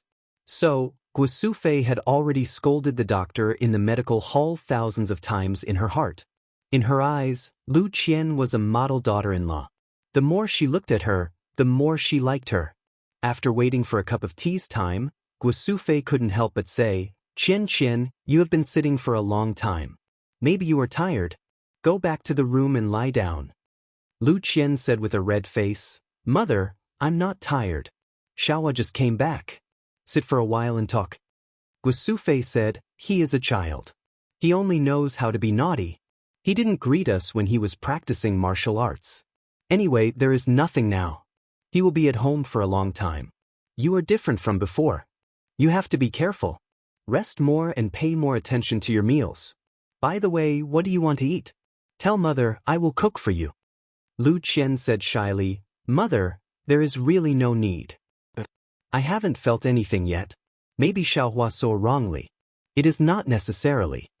Guosufei said, "Xiaohua has never lied since he was a child. I believe what he said. You should go to the inner room to rest." When Zhang Xiaohua heard her mother praising her, she couldn't help but blush. She didn't expect that she still had such an honest image in her mother's heart. However, this seemed to have nothing to do with being honest. Moreover, it seemed that there were many times when he was honest in the past few years. Zhang Xiaohua touched her nose and said, "Nyangqin, it's still early. Sister-in-law just got pregnant. Why let her rest so early? Isn't it good for the fetus to move around more?" Guosufei said, "What do you know? My experience must be passed down. By the way, Xiaohua, since you can read and write now, why don't you write? Turn this experience into words and make it into a booklet and give it to Xianxia for safekeeping. It will be passed down to the next generation just like your boxing manual. When our Zhang family becomes a big family in the future, this will be our heirloom. What do you think?" When Zhang Xiaohua heard this, she didn't have any expression. She looked at the sky outside and said, "Mother, it's going to rain outside. I'm going to collect the clothes." After saying that, he quickly walked out. When Guosufei saw Zhang Xiaohua leave, she turned to Lu Qian and said, "Qian, what do you think of my idea?" Lu Qian smiled and said, "Mother, I'll listen to you and go to rest first." After saying that, she also went into the inner room. When Zhang Xiaohu saw Guosufei looking at him, he quickly said, "Mother, the 2 horses outside need to be fed. I'd better go and add some fodder for them. Don't let them starve." Zhang Xiaolong also quickly said, "Mother, I'll go and see Qian and communicate with the child. I heard that early children can hear their father's voice. The children born are very smart." Not long after, everyone in the room found an excuse and ran out. Guosufei looked at the empty central room and was not angry. She smiled and went into the eastern room. She took out a child's robe that had not yet taken shape and slowly made it. Zhang Xiaohua found an excuse to escape from the room. He turned around and went to the back of the room. He wanted to avoid his mother's nagging, but more importantly, his divine sense had found the fluctuation of energy in the money pouch. Naturally, he wanted to see if there was anything unusual inside. Of course, he couldn't look in front of people. Zhang Xiaohua found a bamboo by the side of the pond and sat down. He took out the money pouch he had seen in the cave from his bosom. He did not use his divine sense to check it. Instead, he poured out all the things inside. There was a shabby jade pendant, a small white stone, a pearl hair clip, and some other miscellaneous things. Seeing the pearl hair clip, a pretty little face appeared in Zhang Xiaohua's mind. His face unconsciously revealed a smile, but then he was disappointed. He thought, I don't know what little Meng is doing now. Maybe I won't be able to see her in this lifetime. After pouring out the things inside the money pouch, Zhang Xiaohua turned the money pouch upside down. He didn't find anything unusual. Could it be the things inside the money pouch? Zhang Xiaohua first picked up the jade pendant and looked left and right. He didn't find anything strange about it.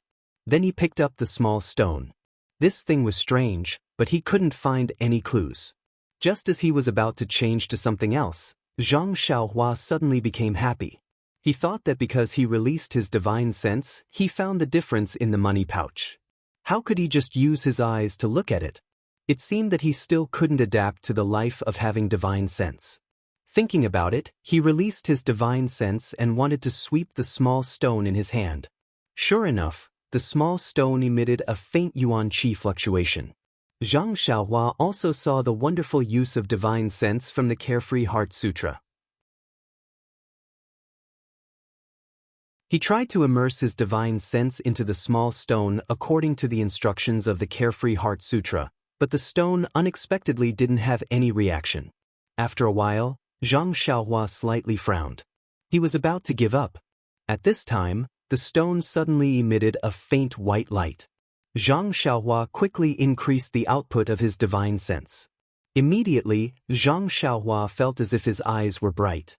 He could actually see a lot of handwriting from the stone. It was as if he was reading a book. Zhang Xiaohua increased the output of his divine sense. The handwriting became clearer and clearer. When he saw it clearly, Zhang Xiaohua couldn't help but suck in a breath of cold air. These numerous handwriting were not the usual handwriting. It was actually the same handwriting on the waist tag of the Misty School. Fortunately, what kind of person was Zhang Xiaohua? He was the genius youth who used the Shuo Wen Jiezi to enlighten himself.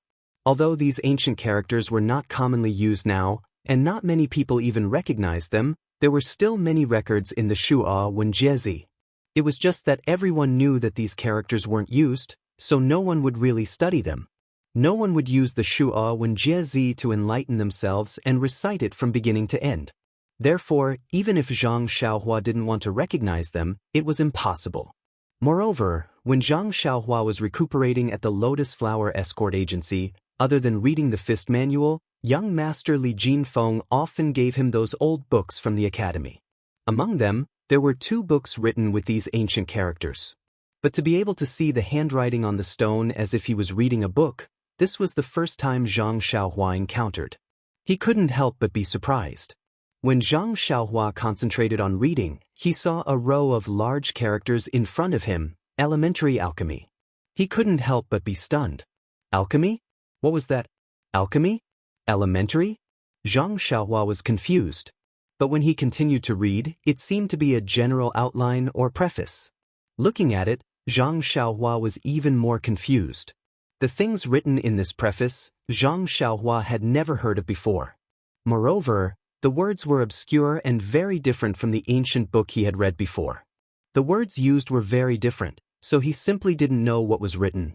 Zhang Xiaohua looked at it for a while and gave up. However, it seemed that in this preface, he saw the 2 words medicinal herbs, which attracted Zhang Xiaohua's attention. He decided to find some time to study it carefully.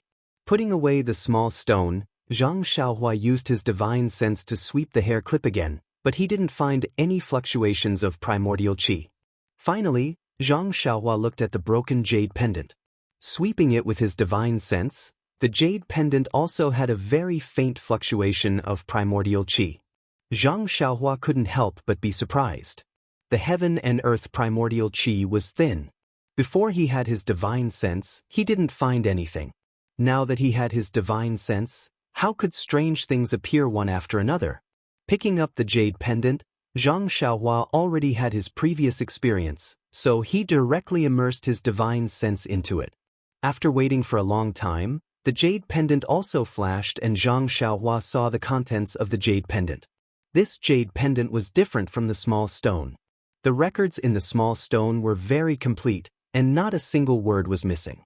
But the records in this jade pendant were very incomplete. Only the first half of the picture was drawn, and the drawing was also very vague. No matter how Zhang Xiaohua looked at it, he couldn't understand what was drawn. When he looked down, there were only some words, and the words were vague and even more incomprehensible.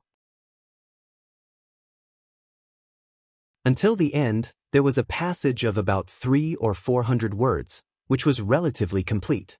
When he looked carefully, it was the earth escape technique. The ancient method of writing the word escape was very complicated. Zhang Xiaohua thought for a long time before he remembered it. But even if he knew how to read it and knew what was this earth escape technique? Zhang Xiaohua didn't know. Moreover, Zhang Xiaohua could also recognize the 300 or 400 words of the incantation. It seemed to be about how to operate and how to use it, but although he knew it, he didn't understand it. After looking at it for a long time, Zhang Xiaohua withdrew his divine sense from it and carefully put it into his clothes. When he had time, he would study it himself. Then, Zhang Xiaohua used his divine sense to scan the rest of the scattered things one by one. There were no more fluctuations of primordial qi, so he wanted to put them all into the money bag. Coincidentally, when Zhang Xiaohua casually swept his divine sense over the money bag, he found that the money bag was still emitting primordial qi fluctuations. Zhang Xiaohua was stunned. He remembered that he had already taken out all the things in the money bag and seemed to have turned the money bag upside down. How could there still be primordial qi fluctuations? After thinking for a while, Zhang Xiaohua understood. Could it be that the fluctuations of the money bag itself? So Zhang Xiaohua took the money bag in his hand and immersed his divine sense into it. At first, there was no movement, but when Zhang Xiaohua expanded his divine sense, suddenly his eyes lit up and a space half the size of his small house appeared in his mind.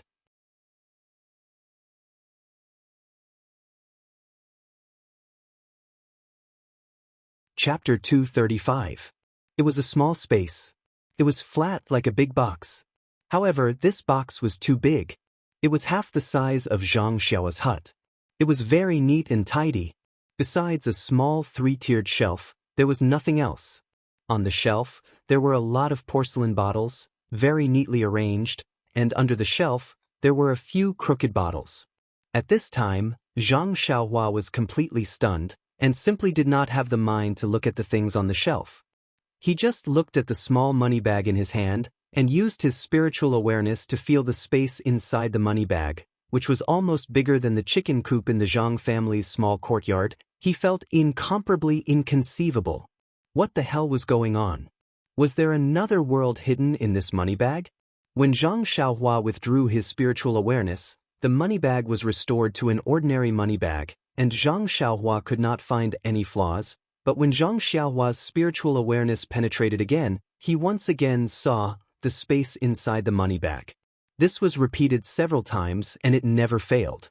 Suddenly, Zhang Xiaohua thought, this money bag was used to store things, so was that space the place to store things?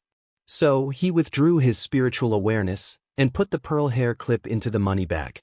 But when he released his spiritual awareness again, he did not see any pearl hair clip in the space. Looking again with his eyes, the pearl hair clip was still in the money bag. Zhang Xiaohua could not help but understand, this money bag seemed to have two places to put things. One could be seen with the eyes, and the other could be seen with the spiritual awareness. However, Zhang Xiaohua's problem came again. The place that could be seen with the eyes was put with the hand, But the place that could be seen with the spiritual awareness, what was the method used to put things in? Zhang Xiaohua held the pearl hair clip in his hand and put it in the money bag, but could not put it in the space. If there was nothing in the space, Zhang Xiaohua may think that it was impossible to put things in, but there was something in the space, indicating that there must be a method to put it in, but what was this method? Zhang Xiaohua was extremely bored and swept the shelf in the space with his spiritual awareness. Suddenly, Zhang Xiaohua had a bright idea, since he did not know how to put things in, but if he knew how to take things out, then wouldn't it be the same? So, Zhang Xiaohua began to try to take things out, since this space could only be entered by the spiritual awareness, presumably taking things out must be related to the spiritual awareness.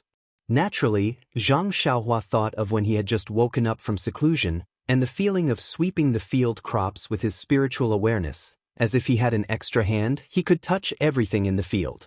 However, Zhang Xiaohua seemed to be unable to use his divine sense to sense this space and use his divine sense to pick up things.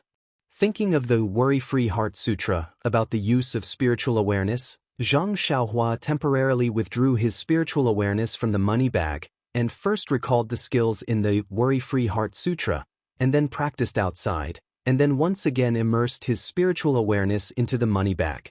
This time, while Zhang Xiaohua was perceiving the money bag, he also divided a trace of his spiritual awareness and wrapped it around a porcelain bottle on the shelf, wanting to take it out of the space. Unfortunately, Zhang Xiaohua's spiritual awareness was just able to leave the body, and was really weak. How could he take this real object? Even if Zhang Xiaohua used all his strength, and he used all his strength, that porcelain bottle still didn't move. Zhang Xiaohua couldn't help but be anxious, and secretly said in his heart, "Come out."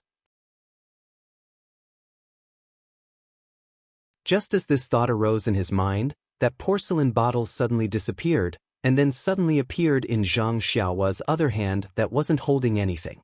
Zhang Xiaohua's hand suddenly had something appear, and he was so scared that he almost threw it away. Fortunately, his eyes were very sharp now, and he saw it clearly the moment he threw it away. Zhang Xiaohua curiously put the porcelain bottle in front of his eyes, and observed it up and down. This was a small bottle carved out of jade. It looked exquisite and it was warm to the touch. Even a layman could see that it was extraordinary. But it was a bottle used to hold things, and presumably the things inside were even more extraordinary. Unfortunately, Zhang Xiaohua could only guess this point, because that jade bottle was empty. Since he knew how to take things from the space, naturally he also knew how to put things from the outside into the space. Zhang Xiaohua followed suit, and used his spiritual awareness to wrap around the porcelain bottle in his hand. At the same time, he also immersed his spiritual awareness into the money bag, and thought put it in. Sure enough, that jade bottle suddenly disappeared, and entered the money bag. Ah, Zhang Xiaohua burst into laughter. This thing was really fun. In the future, if he hid something in the money bag, he was afraid that no one would be able to find it. Thinking, Zhang Xiaohua took out that small stone and the broken jade pendant from his bosom, and put them into the space of the money bag. Then, subconsciously, he also took out the hair clip from the money bag, and put it together into the space. At this time, Zhang Xiaohua suddenly thought, if there were people who could use their spiritual awareness, wouldn't this money bag become a public thing? Anyone who could perceive this money bag, wouldn't they be able to take things from it? However, just as this idea just arose, Zhang Xiaohua laughed. If this money bag was really like that, who would put things inside?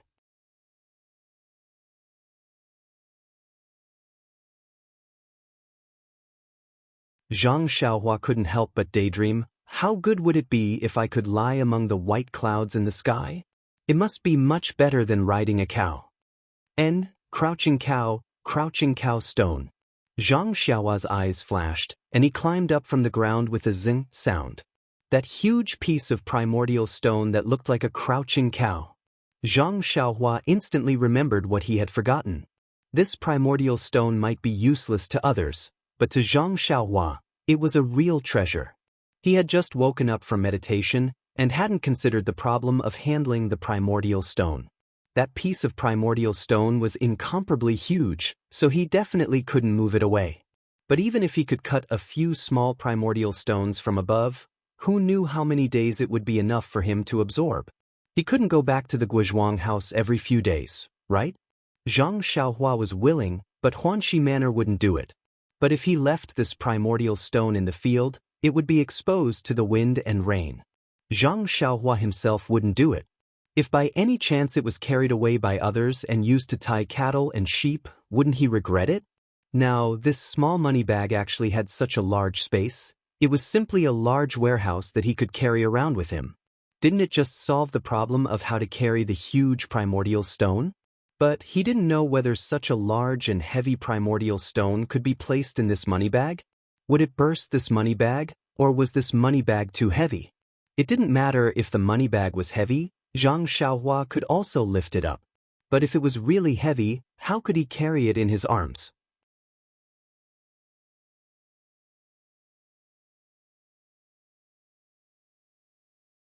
Chapter 236. Thinking of this, Zhang Xiaohua could not help but feel excited. Although she knew that the crouching ox rock had been in the field for more than 2 years and no one had noticed it, there were many rocks around the Guizhuang house. No one would take it away in such a short time. Moreover, what use would the rock have? But it was better to be safe than sorry. What if someone took advantage of the fact that Zhang Xiaohua was not around and had evil thoughts about the worthless rock? The more Zhang Xiaohua thought about it, the more likely it was. She ran out from the back of the house and hurried out of the village. It was better for such a precious thing to fall into her purse first. Just as she ran to the front of the Zhang family's courtyard, she met the happy Zhang Xiaolong and the shy Lu Qian. Zhang Xiaolong was carrying a lot of things in his hands, but Lu Qian was walking behind him empty-handed. Seeing Zhang Xiaohua running quickly, Zhang Xiaolong could not help but ask, "Xiaohua, why are you running so fast? Come and help me carry the things." Zhang Xiaohua thought to herself, "The things I want to get are more valuable than yours. I don't have time." She said, "Big brother, I have something urgent to do. Why don't you let sister-in-law carry it?" Zhang Xiaolong said angrily, "Your sister-in-law is pregnant. How can she carry heavy things?" When Zhang Xiaohua heard this, she slipped and almost fell. She said, "Big brother, is it necessary? It's still so small. It's still early." As she said this, she used the nail of her little finger to show it. Lu Qian blushed and said with a kind of happiness, "That's right. I didn't feel it at all. Let me carry it." Zhang Xiaolong said in surprise, "So small? You saw it?" When Zhang Xiaohua heard this, she knew that she had said something wrong. She covered her mouth and said, "I didn't see it. I didn't see it. I just thought it was small." Then she said, "Forget it. I'm going. I'll be back in a while." After saying this, she ran away. Looking at Zhang Xiaohua's back, Zhang Xiaolong shook his head and said, "This child." Lu Qian tugged at his sleeve and asked, "What happened to Xiaohua? His hair is so rough. He's already in his teens, but he still looks the same as when he was young." "Xiaolong, I don't think so. I think Xiaohua is quite mysterious." Mysterious? How did you come up with this word? Think about it. Xiaohua went to Pingyang City with Xiaohu. Moreover, Xiaohu was the one who went to learn martial arts. Didn't I say that Xiaohua didn't practice martial arts? Zhang Xiaolong nodded thoughtfully. Lu Qian continued, "But when I came back this time, I heard from my mother that he had just arrived at the entrance of the village. When he saw that my mother was about to fall, he immediately ran from the roadside to the entrance of the village." How far is that? How could he run there so quickly? It must be the qing gong that they were talking about. I remember that a few years ago, Hero Wen and heroine Shui's qing gong weren't that fast. Zhang Xiaolong asked curiously, "Why haven't I heard about this from my mother?" Lu Qian smiled and said, "My mother was so happy at that time that she had forgotten about the strangeness of it. A few days ago, when Xiaohua was practicing martial arts, my mother was uneasy. When we were chatting, she mentioned this matter. I even used this to persuade her. All right, have you ever seen a person practicing martial arts for 9 days and 9 nights without stopping?" Zhang Xiaolong smiled bitterly and said, "I've never seen anyone from the Jianghu and I don't know anyone who practices martial arts. How would I know?" Lu Qian smiled faintly and said, "Idiot, even if you don't know anyone, what about the books that you read?" Zhang Xiaolong thought for a moment and said, Qian, since you asked me to read, I've also read a lot of books. There are serious books, recreational books, myths and ghosts, and anecdotes of the Jianghu. But I've never seen anything like that. Oh, that's not right. It seems that there are some myths that say that immortals who practice martial arts often go into closed-door training for months or even years. I've never seen anything like that in the anecdotes of the Jianghu. Lu Qian said, "You haven't read much. Some of the biographies that talk about the Jianghu sometimes talk about closed-door training for 1 or 2 days. But I don't think I've heard of 9 days and 9 nights. For such a long time, he would be thirsty to death. But you haven't seen Xiaohua come home. My mother let him eat, but his appetite wasn't as good as usual. Don't you think that this is very strange?" Suddenly, Lu Qian blushed and said, "Also, just now Xiaohua said that our boy is so small. Do you think that he can really see?" Zhang Xiaolong wanted to wave his hand, but his hands were full of things and he couldn't move them. He could only shake his head and said, "Forget it. Xiaohua can't be so godly." But the more he said, the weaker his voice became. Finally, he added, "Oh, maybe." Immediately, he said with certainty, "It's best if he can see. Let him see the child's situation every day and tell us about it. Moreover, Xiaohua is our biological brother. The more powerful he is, the happier we will be, right?" Lu Qian said, "Yes, I really didn't expect that the little Xiaohua of the past would be so powerful now. Then I think that when our boy grows up, we must let him practice the martial arts manual that he gave to our boy. I think he will have a bright future." Zhang Xiaolong laughed and said, "Why? Not letting him study and become a high-ranking official?" Lu Qian said, "Idiot, do you know anything about both civil and martial arts?" Zhang Xiaolong smiled apologetically and said, I don't know. I only know about civil and martial arts and husband and wife." Lu Qian blushed and looked around. She said, "You're not serious. Let's go. Look, mother is coming out." Fortunately, Zhang Xiaohua was not next to them. Otherwise, she would have burst out laughing. That day at the village entrance, she pulled her mother, but it was an unintentional act. In fact, Guosufei was exaggerating the distance. Zhang Xiaohua's Qing Gong had a breakthrough, but compared with when Wenhai and Xueqing, there was still a big gap. At this time, Zhang Xiaohua had run out of the village entrance. After crossing the small bridge, she looked around and saw that there was no one. Then she immediately used Qing Gong to fly to her field. Before he even arrived, his divine sense had already swept in that direction like a waterfall. Fortunately, when his divine sense came into contact with the large amount of yuan qi contained in the primal stone, Zhang Xiaohua's heart was completely at ease. Arriving in front of the primeval stone, Zhang Xiaohua estimated the size of the primeval stone. She felt that it was more than enough to put it in the money bag. Only then did she take out the money bag. Just now, it was very difficult to take out a jade bottle from the space. Such a large and heavy primeval stone, she did not know if she could put it in. Zhang Xiaohua first immersed her divine sense into the money bag and felt the space. Then, she put her hand on the primeval stone. A wisp of divine sense wrapped around it. She used all her strength to put the primeval stone into the space. In fact, it was said that she used all her strength. How could Zhang Xiaohua know how to use divine sense to exert strength? Unsurprisingly, the primeval stone did not move at all. What was going on? Was it because the primeval stone was too big? But the space in the money bag was half the size of a house. It could definitely be put in. And it must be because the primeval stone was too heavy. But how could her divine sense move such a heavy thing? Thinking of this, Zhang Xiaohua slapped her forehead. She was really stupid. Just now, she used a wisp of divine sense to take the jade bottle. Now, she used another wisp of divine sense. How could it work? So, Zhang Xiaohua left a wisp of divine sense to sense the space in the money bag. The rest of her divine sense was used to deal with the primeval stone. Zhang Xiaohua's divine sense was still very weak. It could just completely cover the entire primeval stone.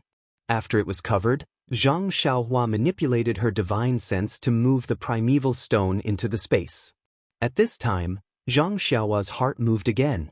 It was so difficult for her to put the primeval stone into the space in the money bag. If she took it out from inside, it would certainly not be easy. In the future, if she wanted to absorb energy, what should she do? She couldn't always struggle to move the primeval stone. So, Zhang Xiaohua withdrew her divine sense and took out the small sword from her arms. Like last time, she easily chiseled 2 small pieces of primeval stone the size of a thumb. Zhang Xiaohua somewhat helplessly looked at the 2 small pieces of primeval stone. She didn't know how many times she could absorb it. Thinking about it, Zhang Xiaohua chiseled 2 more pieces and put them into her arms. Then, Zhang Xiaohua once again wrapped the primeval stone with her divine sense. Imitating the way she put the primeval stone into the jade bottle, she put it into the space. Zhang Xiaohua felt a tingling in her mind.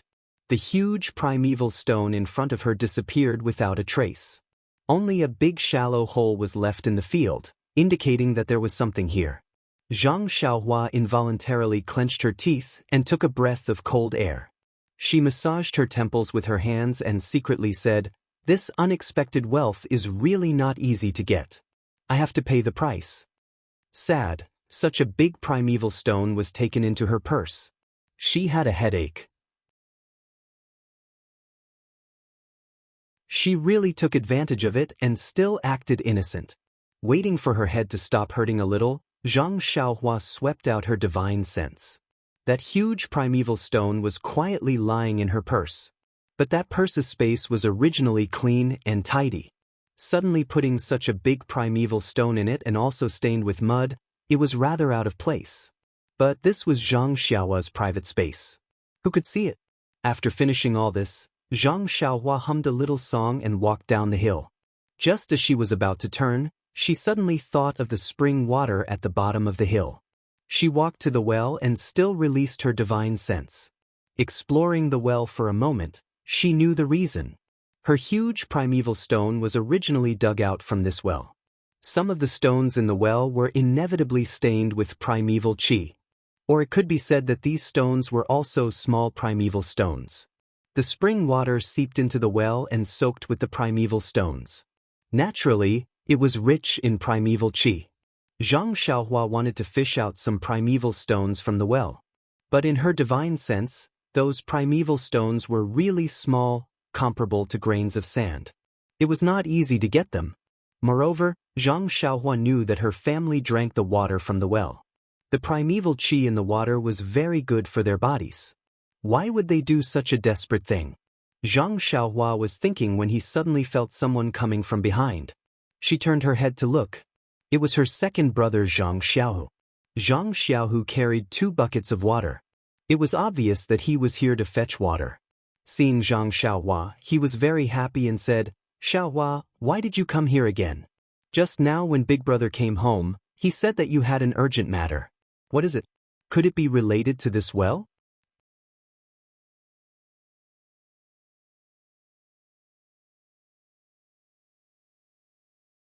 Chapter 237. Hearing this, Zhang Xiaohua said seriously, "It's like this, second brother. I just received a pigeon message from our school, saying that Sister Chang'e will come here in a while. I ran away, but she couldn't find our home, so I hurried here." Hearing that Chang'e was coming, Zhang Xiaohu hurriedly asked, "Chang'e, is she really coming?" But as soon as he said this, he saw Zhang Xiaohua trying to hold back her laughter. He knew that he had been fooled by this little devil. He laughed and said, "Forget it. Which school are you from? Beidou School or Misty School? If you're from Misty School, why haven't I seen you take anyone as your teacher? If you're from Beidou School, it seems that your successor is still in my eldest sister-in-law's belly." Seeing that second brother knew that she had been fooled, Zhang Xiaohua was not anxious. She said with a smile, "I just didn't want to help my eldest brother carry things, so I made it up. Look at him. He carries everything by himself. My eldest sister-in-law is empty-handed. Why does she want me to carry things for him?" Hee. Zhang Xiaohu laughed and said, "You're wrong. Since you told mother and father this morning that my eldest sister-in-law is pregnant, she's now catching up with your status in the family. She's the first level of protection of our Zhang family. Not to mention carrying things, even drinking water has to be poured by mother herself. Even if my eldest sister-in-law wants to get up, mother will stop her. You see, didn't you say that the well water is good for the baby? Mother made another water tank and asked me to carry more water home. Zhang Xiaohua shrugged and said, anyway, we have to leave home in a while. My eldest sister-in-law can take my place. I don't care. But her position won't last long. Mother loves the house and its crow. When the baby is born, my eldest sister-in-law will be left behind. Oh, by the way, second brother, the spring water is better fresh. If it's left for a long time, it won't have any effect. You'd better not pick it. Hearing this, Zhang Xiaohu put the bucket on the ground and asked, Xiaohua, is what you told us this morning true? I always feel that you don't have such great ability. Is the bull strength really so powerful? By the way, you've been practicing in seclusion for 9 days and 9 nights. To be honest, although I'm just a beginner in martial arts, when I was in the escort agency, I've heard a lot of things in Jianghu. Why haven't I heard of this? Zhang Xiaohua pondered for a moment. In fact, he didn't plan to hide it from his family. There was no harm in telling them. However, his second brother was a disciple of the Misty School. If he knew, it would be difficult. The Carefree Heart Sutra was definitely a treasure of the Misty School. If he secretly practiced it, even if Peng eventually investigated, his second brother wouldn't know about it. Perhaps he wouldn't be implicated. However, if he didn't report it, it would be a different matter. Thinking of this, Zhang Xiaohua said seriously, second brother, everything I said is true. However, it's hard to explain the reason. Also, second brother, about me practicing for 9 days and 9 nights without sleep and rest, you should go back and tell father and mother. Don't tell anyone else. Some things are better left unsaid. Zhang Xiaohu looked at his brother who was maturing day by day. He smiled and said, you've already given your instructions. Father, mother, and Mr. Liu have already discussed it when you were in seclusion. When you went out just now, you warned us again. Even if you beat me to death, I won't say a word. Zhang Xiaohua looked at Zhang Xiaohu and didn't speak for a long time. In the end, he said, thank you, second brother. Actually, I have some difficulties. Zhang Xiaohu smiled and interrupted him. He said, Xiaohua, you're my biological brother. I've watched you grow up. How could I not know what you're like? If you don't want to say it, then forget it. I won't force you. Then he picked up the bucket from the ground and said, let's go. Since you don't want to carry water, let's go home. Mother made that water jar for nothing. If it doesn't work, let her pickle vegetables. When the two returned home, Guosufei saw that Zhang Xiaohu didn't come back with water and frowned. After Zhang Xiaohua explained, Guosufei smiled and said, so it's like this. It's really good to have fresh water. In the future, let Xiaolong carry water 3 times a day. Our family's consumption will be changed to this well water. Zhang Xiaolong smiled bitterly. Zhang Xiaohua came out of closed-door training safely and Lu Qian was pregnant. The Zhang family could be considered to have 2 happy events. Naturally, it was very lively at night. Mr. Liu usually ate at the Zhang family's house. Of course, he wouldn't miss out today. The whole family was full of joy and harmony. When it came to cooking, there were some problems. In the past, Lu Qian was the main chef and Guosufei was the assistant. Since the morning when she learned that Lu Qian was pregnant, Guosufei didn't let Lu Qian do anything. Of course, cooking was not allowed. Guosufei was used to cooking in the past, but it was extremely frugal. Now, the Zhang family could be considered to have more than 3,600 taels of silver. This was unimaginable in the past. Today, although it couldn't be extravagant, it couldn't be said to be simple. Therefore, the problem arose. How could Guosufei do it alone? Zhang Xiaohu and Zhang Xiaohua asked for help, but they were chased out by Guosufei. How could she bear to do it when she didn't come back for 2 years? When Lu Qian saw it, she just shook her head. Therefore, Zhang Xiaohua said to Guosufei, Mother, it's better to let sister-in-law do it. In fact, the child hasn't formed yet. It won't affect anything. Moreover, isn't it good for the child to be more active? When her pregnancy becomes obvious in the future and it's really inconvenient for her to move, it won't be too late to let her rest. You're just a child. What do you know? When you're pregnant, you have to take care of yourself. Don't lose the child. Zhang Xiaohua's divine sense swept over Lu Qian. She smiled and said to her mother, "In fact, sister-in-law's child is already half a year old. It's already stable. Mother can let sister-in-law move around." Moreover, Zhang Xiaohua paused. Then she said, "Sister-in-law's child is different from ordinary people. We don't know when it will be formed. Mother, you have to be prepared. You can't be impatient." "I see." Guo Sufei felt a little unprepared. "How long will it take?" Zhang Xiaohua said, "How would I know? Maybe a year and a half. Maybe 3 to 5 years is also possible. You can't let sister-in-law not work for 3 to 5 years." This? Guo Sufei didn't say anything. Lu Qian took the opportunity to step forward and said, "Mother, who cares how long it will take? We'll still live as usual. I'll work as usual.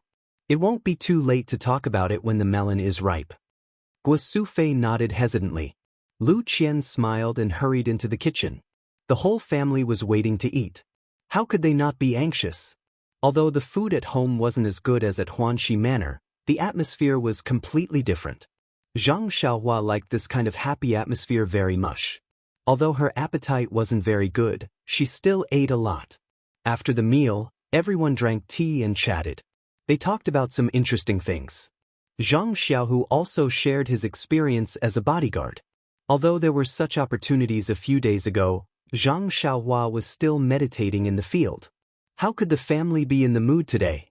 Perhaps it wasn't until today that everyone was completely relieved. Late at night, everyone returned to their rooms. Zhang Xiaolong went out and sent Mr. Lu back. When they returned to the room, Zhang Xiaohua asked, "Second brother, do you sleep or practice at night?" Zhang Xiaohu said, "Usually I practice. I've just started practicing the art of ethereal magic. It's time for me to consolidate it, so I need to practice more. A few days ago, I saw you meditating, so I didn't dare practice." Zhang Xiaohua nodded and said, "Then let's practice together." Zhang Xiaohu smiled and said, "Okay, let's compete. Let's see who can improve faster." In fact, he had long lost confidence in his younger brother. Practicing for 9 days and 9 nights is not something an ordinary person can do. Although he didn't have the opportunity to test Zhang Xiaohua's internal force, he absolutely believed that he may not be his younger brother's opponent. Zhang Xiaohu closed the door, walked to the Kong and sat cross-legged. According to Wen Wenhai's teachings, according to the records of ethereal divine art, he practiced breathing and refined his internal force. Zhang Xiaohua wasn't in a hurry. He just sat cross-legged and released his divine sense to feel the energy around him. He sighed softly. How could these few strands of energy be enough for him to practice? He saw Zhang Xiaohu meditating and couldn't help but sweep his divine sense towards Zhang Xiaohu. However, he didn't feel any signs of energy. Zhang Xiaohua couldn't help but feel strange. Listening to second brother's tone, his ethereal divine art was already at the entry level. His qi was also beginning to take shape. How could there be no signs of energy? Although his divine sense was like an eye, it was still sensitive to energy. Even the fetus in Lu Qian's body was only able to sense it because it absorbed energy. If there wasn't such an opportunity, how could Zhang Xiaohua know so much? Perhaps the ethereal divine art had some mysteries that he didn't understand. Thinking about it, Zhang Xiaohua took out 2 small stones from his bosom. He held one in each hand and closed his eyes to absorb the energy. Zhang Xiaohua originally thought that since the primordial stone was so small, the primordial qi within it must be limited, and the absorption would be very weak. However, just as he circulated his qi, he felt an extremely rich primordial qi flow out of the primordial stone in his hand and into his meridians. It was the same as sitting on the primordial stone a few days ago. Zhang Xiaohua quickly suppressed his astonishment and calmly absorbed and refined the primordial qi. However, he didn't immediately enter a meditative state. After a while, he stopped absorbing and didn't open his eyes. He just used his divine sense to sweep the stone. This sweep didn't matter. Zhang Xiaohua was surprised. The energy in the stone was still abundant. It didn't weaken because of his absorption. This small stone might not be too durable. If so, this small stone would be enough for him to practice for a long time. Thinking about the huge crouching ox stone in his purse, Zhang Xiaohua's mouth almost cracked from smiling.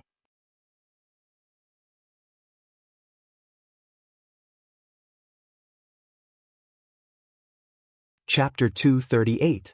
Not to mention that Zhang Xiaohua was overjoyed in the small room, it was difficult for her to calm down and absorb qi into her body. In the east room, Zhang Kai and Guosufei were also unable to sleep. Guosufei said, "Father of the child, I heard from Xiaohua that the child in Xianxian's belly will take several years to be born. What do you think about this?" "Several years?" Zhang Kai said in surprise, "How can it be so long? Other people are pregnant for 10 months. Why does it change when it comes to our family?" Guosufei said tensely, "I heard it from Xiaohua himself." Zhang Kai said disapprovingly, "Don't listen to his nonsense. How can a child like him know these things?" Guosufei said angrily, "If Xiaohua doesn't know, how can he know that Xianxian is pregnant? Moreover, didn't you see that he put something in the silk bag for Xianxian? If he really doesn't know, why is he acting so serious? Xiaohua has never been a child who lies. There must be a reason for what he said." Zhang Kai thought about it and said, "It makes sense. Xiaolong and Xianxian have been married for almost 2 years. They should have had a child long ago. According to Xiaolong, Xianxian should have been pregnant half a year ago. If it was someone else, they would have had a big belly by now. But our Xianxian still doesn't show that she is pregnant at all. Even the doctors in the medical hall can't see it. According to the growth of the child, Xiaohua said a few years is fast." Guosufei hesitated and said, "But isn't this too scary? Who needs a few years to have a child?" Zhang Kai was also silent. After a long while, he said, "Didn't I hear the storytellers say that many immortals carry a child for decades? Some even carry it for hundreds of years, or even thousands of years. We've only been pregnant for a few years, so it's normal."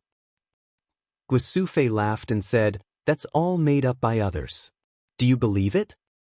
"Whether I believe it or not is not a problem.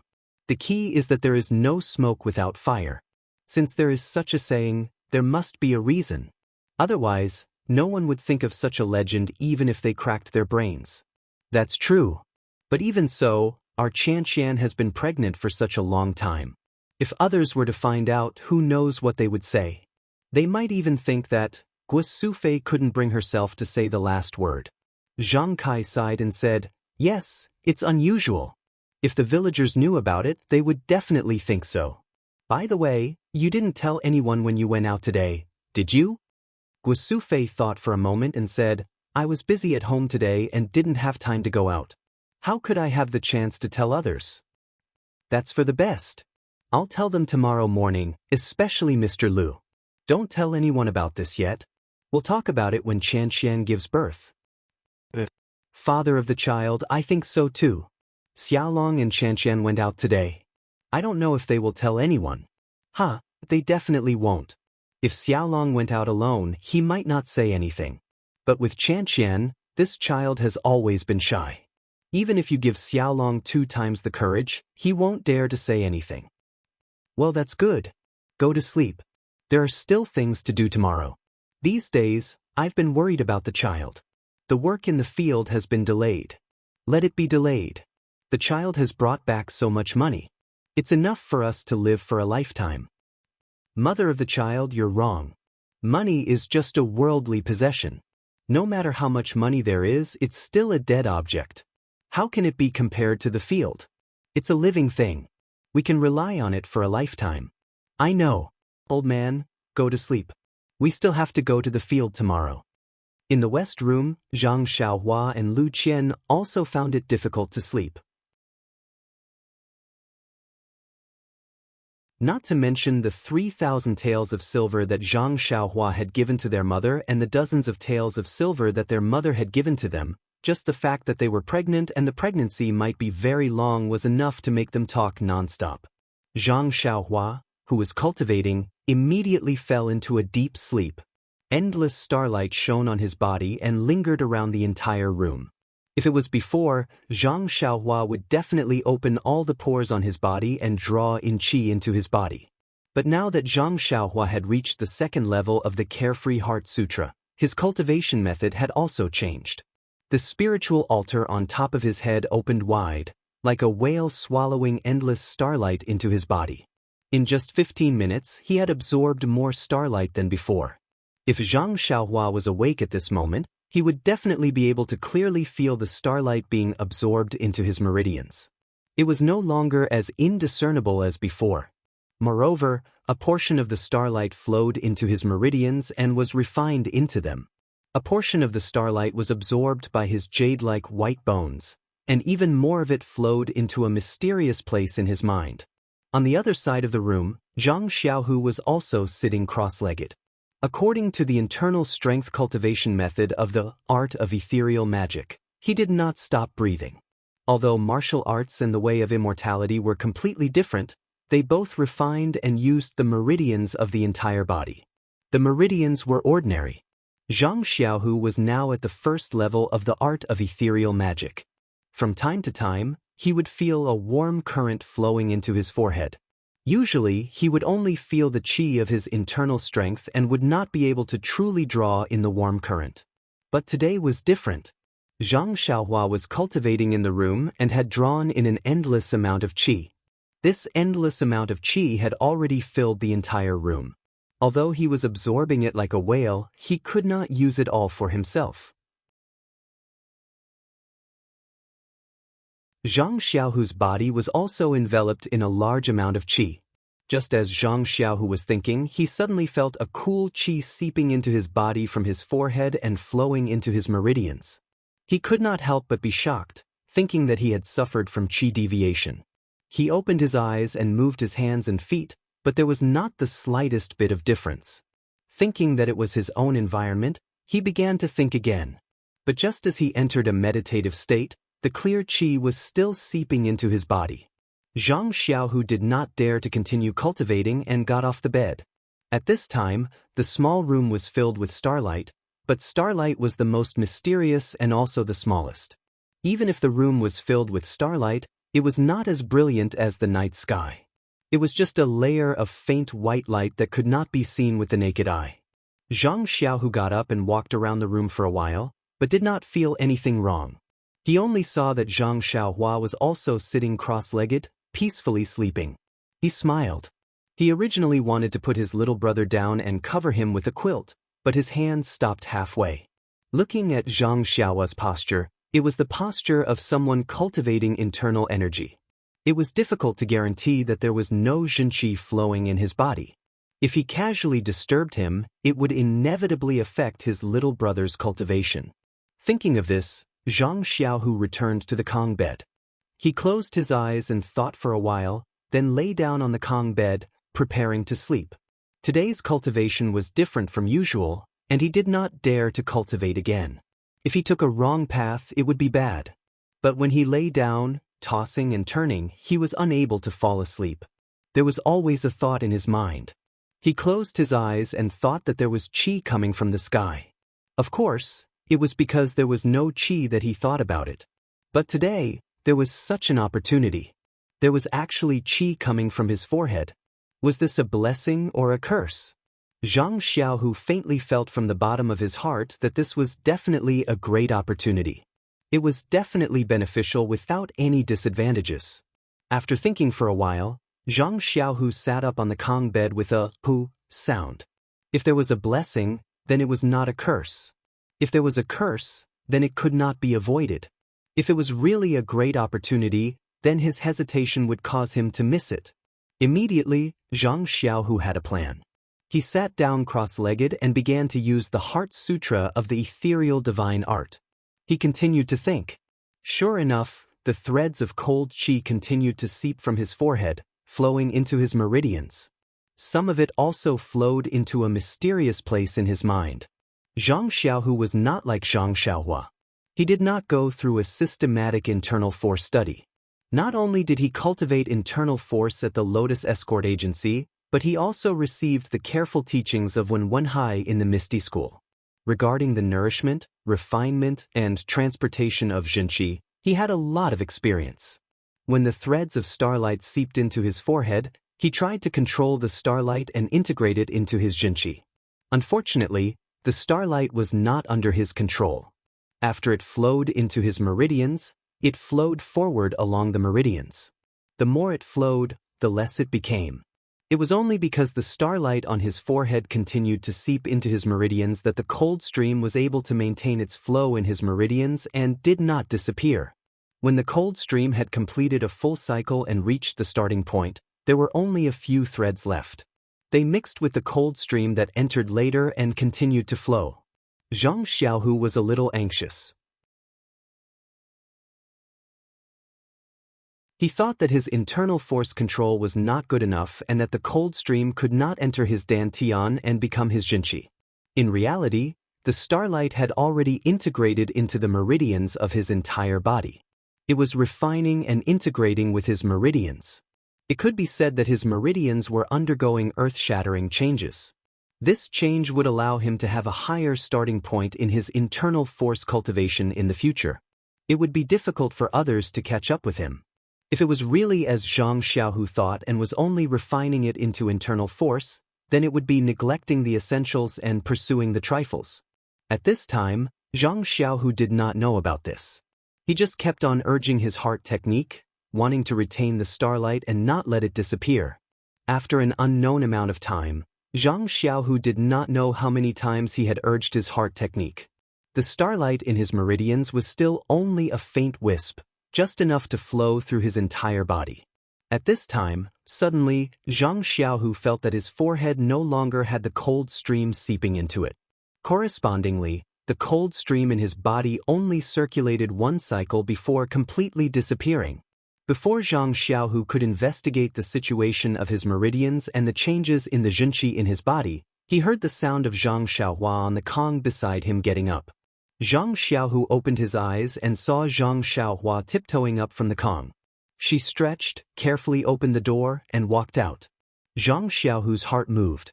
Could it be that the cold stream on his forehead was related to his brother? Otherwise, when his brother got up, the cold stream would disappear. Suppressing the urge to get up, Zhang Xiaohu still silently used his heart technique to check the situation of his cultivation last night. In his dantian, the pitiful amount of Xianxia did not increase at all. Checking his meridians, there was also no change. Zhang Xiaohu could not help but feel a little disappointed. It seemed that his hard work last night was in vain. With a wry smile, Zhang Xiaohu also got up, opened the door, and went out.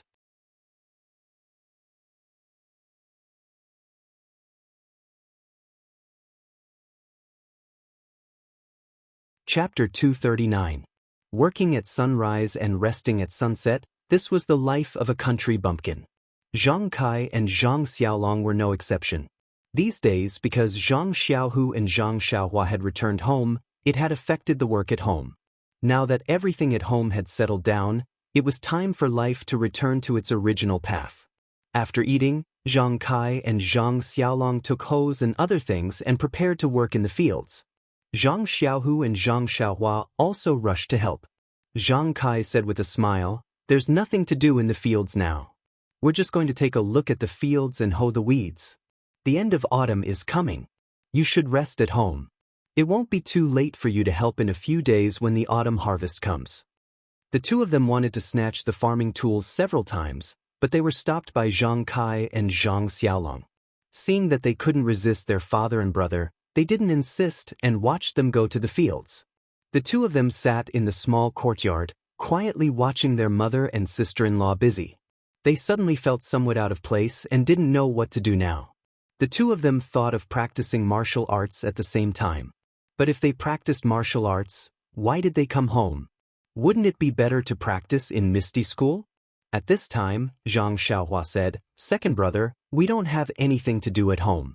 Why don't we go to the city and have a look? Although Lu Town is the closest town to our home, I haven't really explored it." Zhang Xiaohu's eyes also lit up. He said, "You're right. We can take this opportunity to visit young Master Li's family and tell them that we're safe. We can also see if they have anything to say or bring back. Zhang Xiaohua said with a smile, "That's right. I was about to say the same thing." Li Jinfeng had visited the Guizhuang house during the New Year, and Gu Sufei had a very good impression of him. When she heard that he had taught her son how to read and read, she was even more delighted. She took out some money from her bosom and urged Zhang Xiaohua to buy more gifts for him. Zhang Xiaohua smiled and accepted the money. The two led their horses out. Before they left, Gu Sufei specifically told them to hurry back. If they were invited to stay for dinner, they had to return to the Guizhuang house after dinner. The two of them naturally agreed. Once they were out of the village, the two of them swung their stirrups and mounted their horses. They galloped towards Lu Town. In the time it took to eat a meal, Lu Town was in sight. At this time, the sun was already high in the sky. The sun was gradually getting hotter, and there were more people on the official road. The two brothers couldn't help but slow down their horses and slowly enter Lu Town. They hadn't been to Lu Town for 2 years. The two brothers looked around and found that there weren't many changes. Even the square where the opera was held during the New Year was still the same. However, there were many hawkers and footmen hawking their wares in the square. It was very lively. In a corner of the square, there was even the sound of a gong. It must be a juggling show. When Zhang Xiaohua heard the gong, he didn't want to move.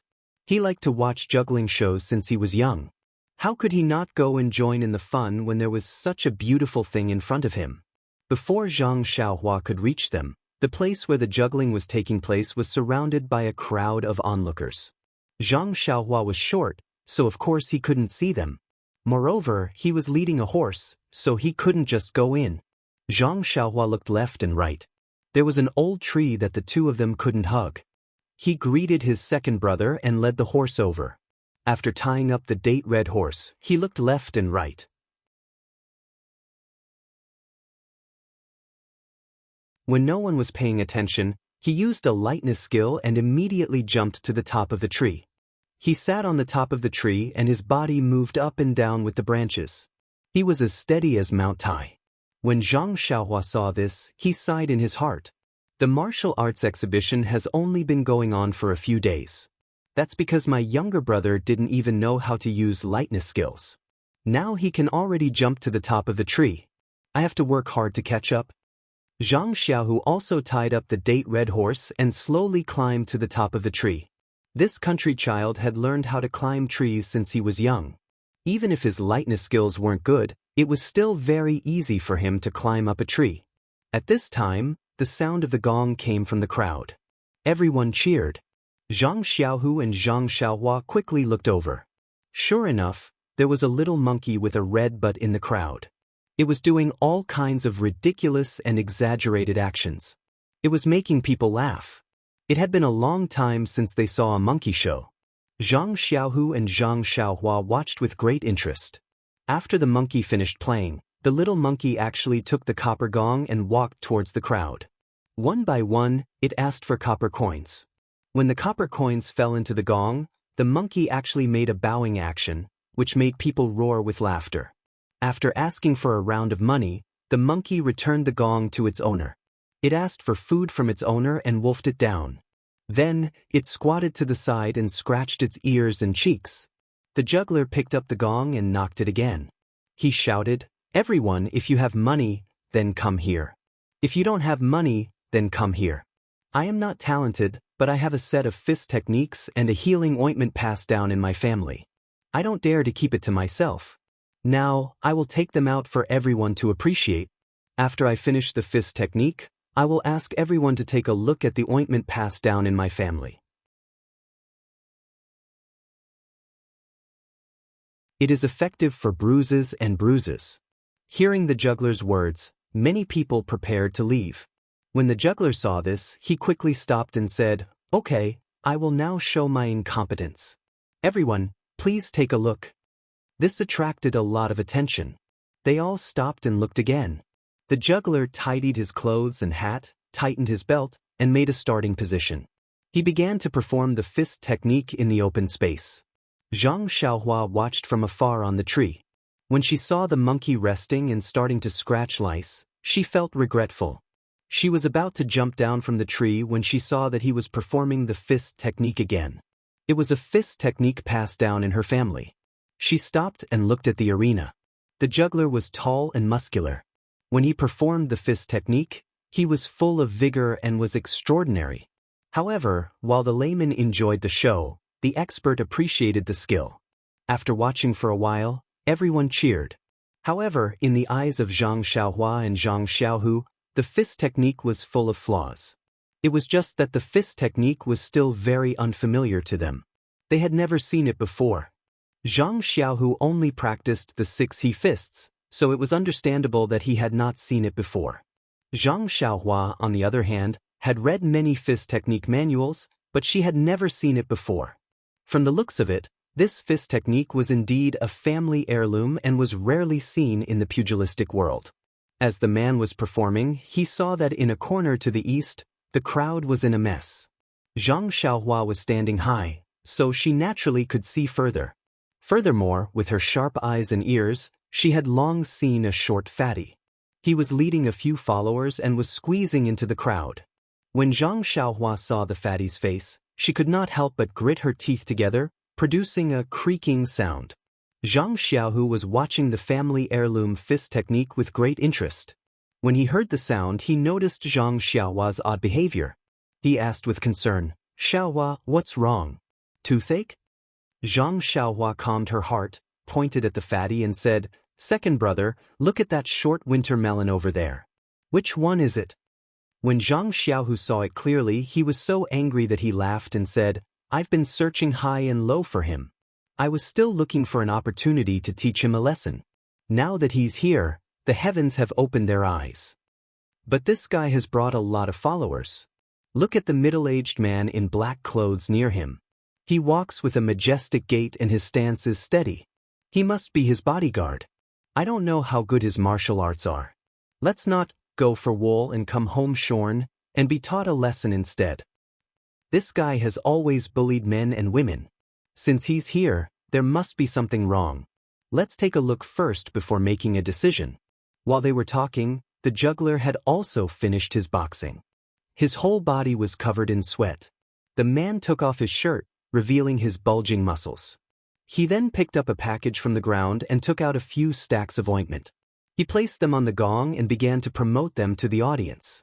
The short black fatty walked to the side of the arena and said loudly, "You, that man, bring your ointment over for me to take a look. If it's good, I'll buy it all." The man thought that it was a big deal and hurriedly walked over with a smile. The fatty said, "What are the effects of your ointment? Tell me about it." The man said, "This is a secret recipe passed down in my family. It's brewed with precious herbs. It's specially used to treat injuries, fractures, and other external injuries. It's very magical. Young master, you'll know when you bring it home and try it." The fatty said, "I want to buy it, but I'm afraid that I'll be cheated." In today's society, the morals of the world are deteriorating day by day. Each generation is worse than the previous. The last time I bought a Dalmatian, I only found out that it was a dog when I went home and took a bath. Who do you think I can find to reason with? The man smiled apologetically and said, "Young master, you must be joking. I value my reputation the most. I definitely won't lie." The fatty said, "It's best to try it on the spot. If it's really good, I'll buy it all." The man said, "I don't know if there are any patients with injuries. Please come and try it." The fatty smiled and said, "How can a sick person squeeze in? However, I do have an idea. I wonder if you want to try it?" The man smiled and said, "Naturally, I'm willing to try it. However, I have to say that if this ointment is effective, young master should buy it all." The fatty said strangely, "Do I look like someone who goes back on his words?" The man smiled apologetically and said, I don't dare. I have 50 ointment here. Each one is 5 silver coins. Please count it." After saying that, he went to take more ointment from his bag. The fatty waved his hand and said, "No need. It's too troublesome. I believe you." After saying that, he took out a stack of banknotes from his chest and said, I have 30 silver coins here. It's more than enough to buy your ointment. If your ointment is effective, I'll naturally buy it all. The man was overjoyed and said, Young master, please tell me how to test the efficacy of this ointment.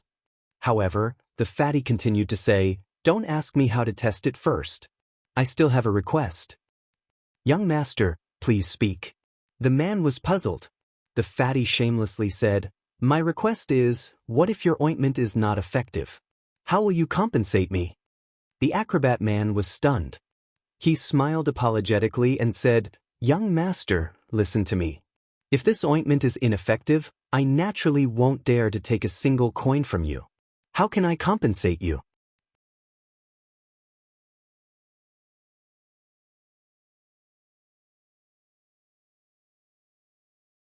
Chapter 240. The fat man said, Why don't you compensate me? I came here to buy medicine, so I naturally have my own intentions. If you sell fake medicine, then wouldn't you be deceiving my childish heart? Leaving an indelible shadow on my path of growth? This is a problem that will affect my entire life. Do you think I won't take it seriously? Can I not compensate you for mental damage? Zhang Xiaohua watched from afar and couldn't hear clearly. Otherwise, wouldn't she have fallen from the tree? However, Zhang Xiaohua came down from the tree and slowly squeezed into the crowd. She wanted to see what the fat man was up to. When the man heard this, he couldn't help but bitterly say, Sir, please spare my life. I only have a few coins of silver on me. My entire fortune can't compare to your 30 taels of silver. How do you want me to compensate you? The fat man laughed and said, It seems like you are selling fake medicine. If your medicine is not fake, then why don't you dare to agree to my conditions? The man looked around and saw that the crowd was quite far away from them. He knew that he was in trouble and sincerely said, Sir, my medicinal plaster is real. My ancestor was a doctor from a famous sect and passed down this prescription. This little one has traveled north and south for many years and relied on this medicinal plaster. I have never seen anyone smash my stall. Sir, please rest assured. When the fat man heard this, the smile on his face became even wider and said, Since your medicinal plaster is real, why don't you dare to agree to my conditions? Since you don't dare to agree to my conditions, then your medicinal plaster is fake. The man defended himself and said, Sir, what kind of reasoning is this? The fat man laughed sinisterly and said, Naturally, it is my reasoning. If you don't agree to my conditions, then this medicinal plaster is fake and I will smash your stall. The man helplessly said, Oh, okay, I will listen to sir. However, this little one doesn't have 30 taels of silver in my entire fortune. We need to talk about it in advance. The fat man rolled his eyes and said, This is easy. Just put your prescription on the table. You. The man was so angry that he laughed and said, So sir has such thoughts. Sir, you're smart. Originally, I wanted to play with you. It was you who reminded me. The fat man laughed and said, However, if your medicinal plaster is not effective, then what use do I have for your lousy prescription?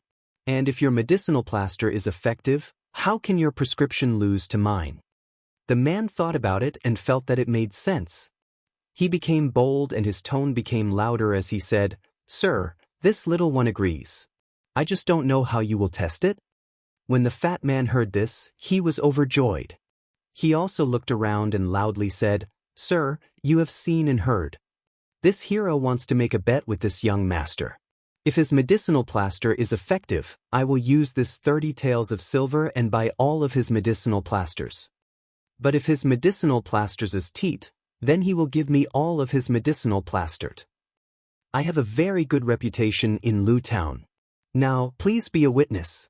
If there is any dispute later, please say something. Don't say that I bullied outsiders. The onlookers did not speak, but the fat man's followers all clapped their hands and praised. The bodyguard in black looked at them with a smile and stood to the side with his hands crossed. When the medicine seller heard this, it seemed to be different from what the fat man said just now. However, he did not know how to refute it. Anyway, his medicinal plaster was very effective, so he did not argue. At this time, Zhang Xiaohua had already squeezed his way to the front. He frowned as he watched this farce. He was calculating in his heart. He did not know what this fatty was planning.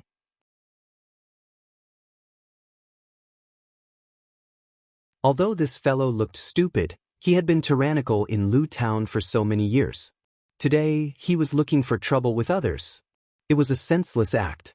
However, he would not give away 30 taels of silver for nothing. Sure enough, the fat man then said to the medicine seller, "Since everyone is willing to be a witness, let's start now." The man said, "Sir, please advise." The fat man smiled and said, well said, as long as we break your leg and apply the ointment, we'll see if it can reconnect your leg. Then we'll know if the ointment is effective or not." The man pointed at the fat man. He was so angry that his fingers trembled. He said, "This is the method you said?"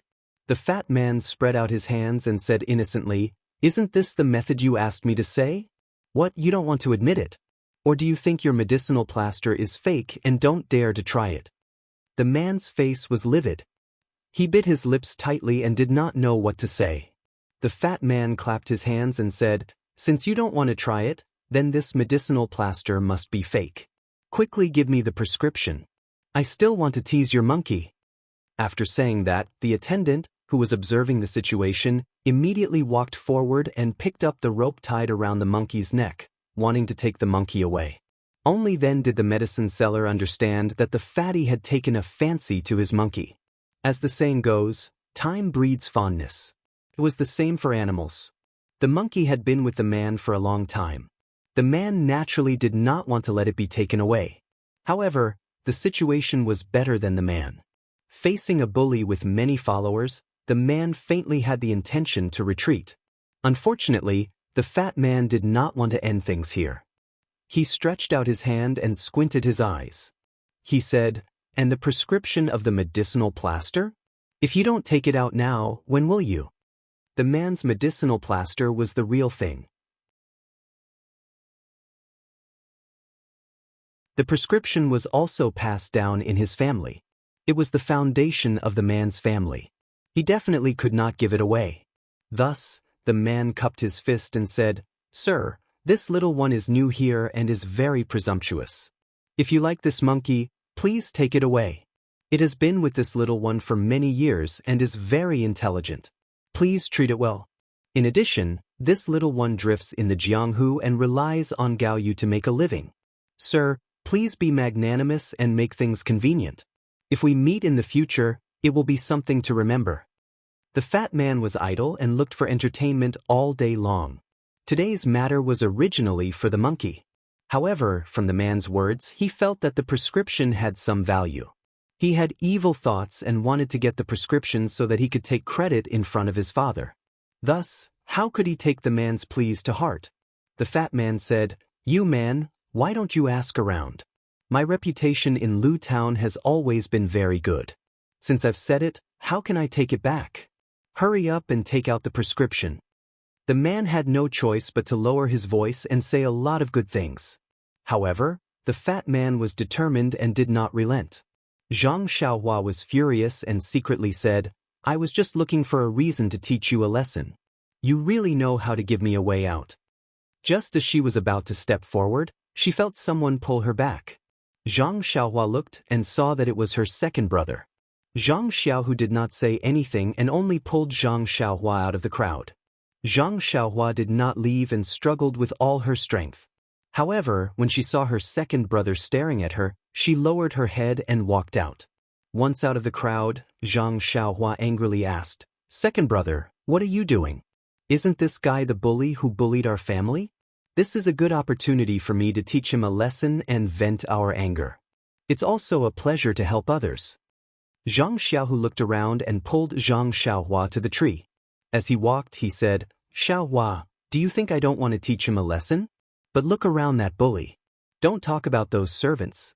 They're just clay chickens and pottery dogs. That black-clothed bodyguard next to him is a troublesome character. Do you still remember that last time? Didn't my master let them go for nothing and didn't hit them hard?" Then, Zhang Xiaohu continued, "Also, do you know why we didn't dare to spend all the banknotes in our family before?" Zhang Xiaohua said, Wasn't it because we were afraid that people would come to our door and cause trouble? But now that we've learned martial arts, why should we be afraid of him? Moreover, you're also a disciple of the Misty School. How can you shrink your neck like this? Zhang Xiaohu smiled and said, "Don't try to provoke me. Let me ask you, we're not afraid of you, but mother, father, big brother, and sister-in-law all live in the Guizhuang house.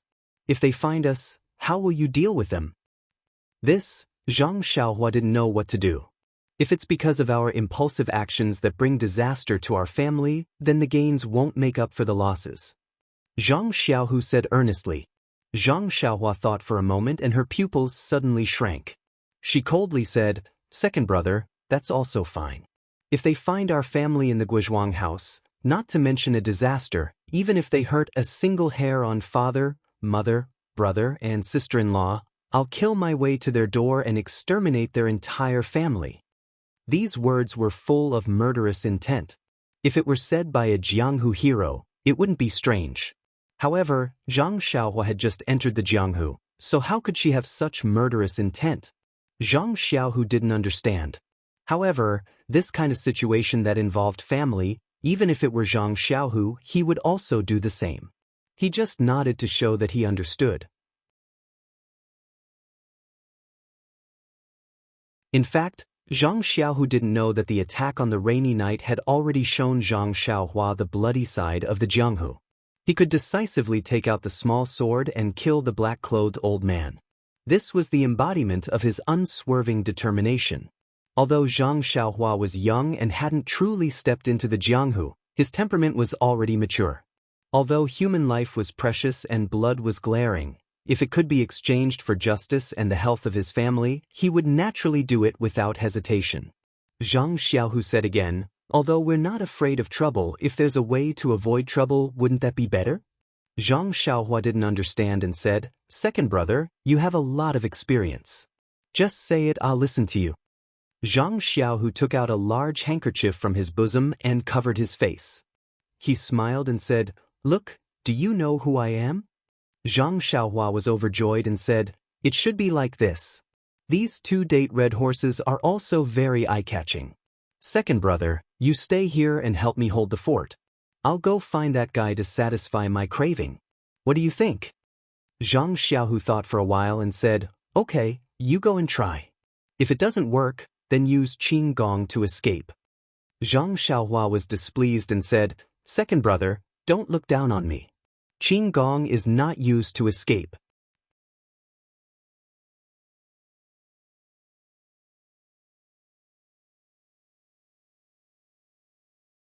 Chapter 241. When the medicine seller saw that his coaxing and pestering had no effect, he said, "Since Master Zhao insists on this prescription, please wait for a moment. I will go and get it for you." The fat man smiled and said, "Seeing that you are so tactful, I will not make things difficult for you. Quickly give me the prescription and I will let you live." When the man saw this, he turned around and walked to the package. After dawdling for a long time, he walked over with the package. When he got close, he put his hand into the package and said, "Master Zhao, take it." Fatty Zhao smiled and stretched out his hand. Who knew that the man would take out a sharp dagger from the package and stab at his heart? Fatty Zhao was in the middle of a beautiful dream. He did not expect that danger would flash in front of his eyes. He was immediately frightened and his face turned ashen. He did not know how to dodge. He covered his head with his sleeve and shouted, "Fu Gui, quickly come and save me." Who do you think Fu Gui is? It was the leader of the servants. At this moment, he was commanding his subordinates to make the monkey do somersaults. In fact, it was not that he was not doing his job. It was just that when he saw that the man was only begging for mercy, he thought that he was the same as the victims he met in the past. There was no challenge at all.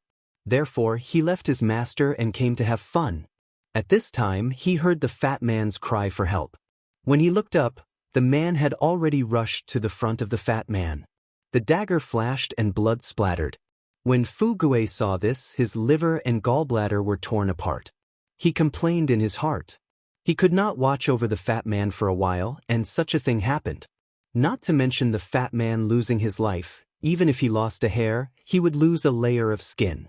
Looking at the fat man's towering figure, Fu Gui complained in his heart, "Young master, you should hide first."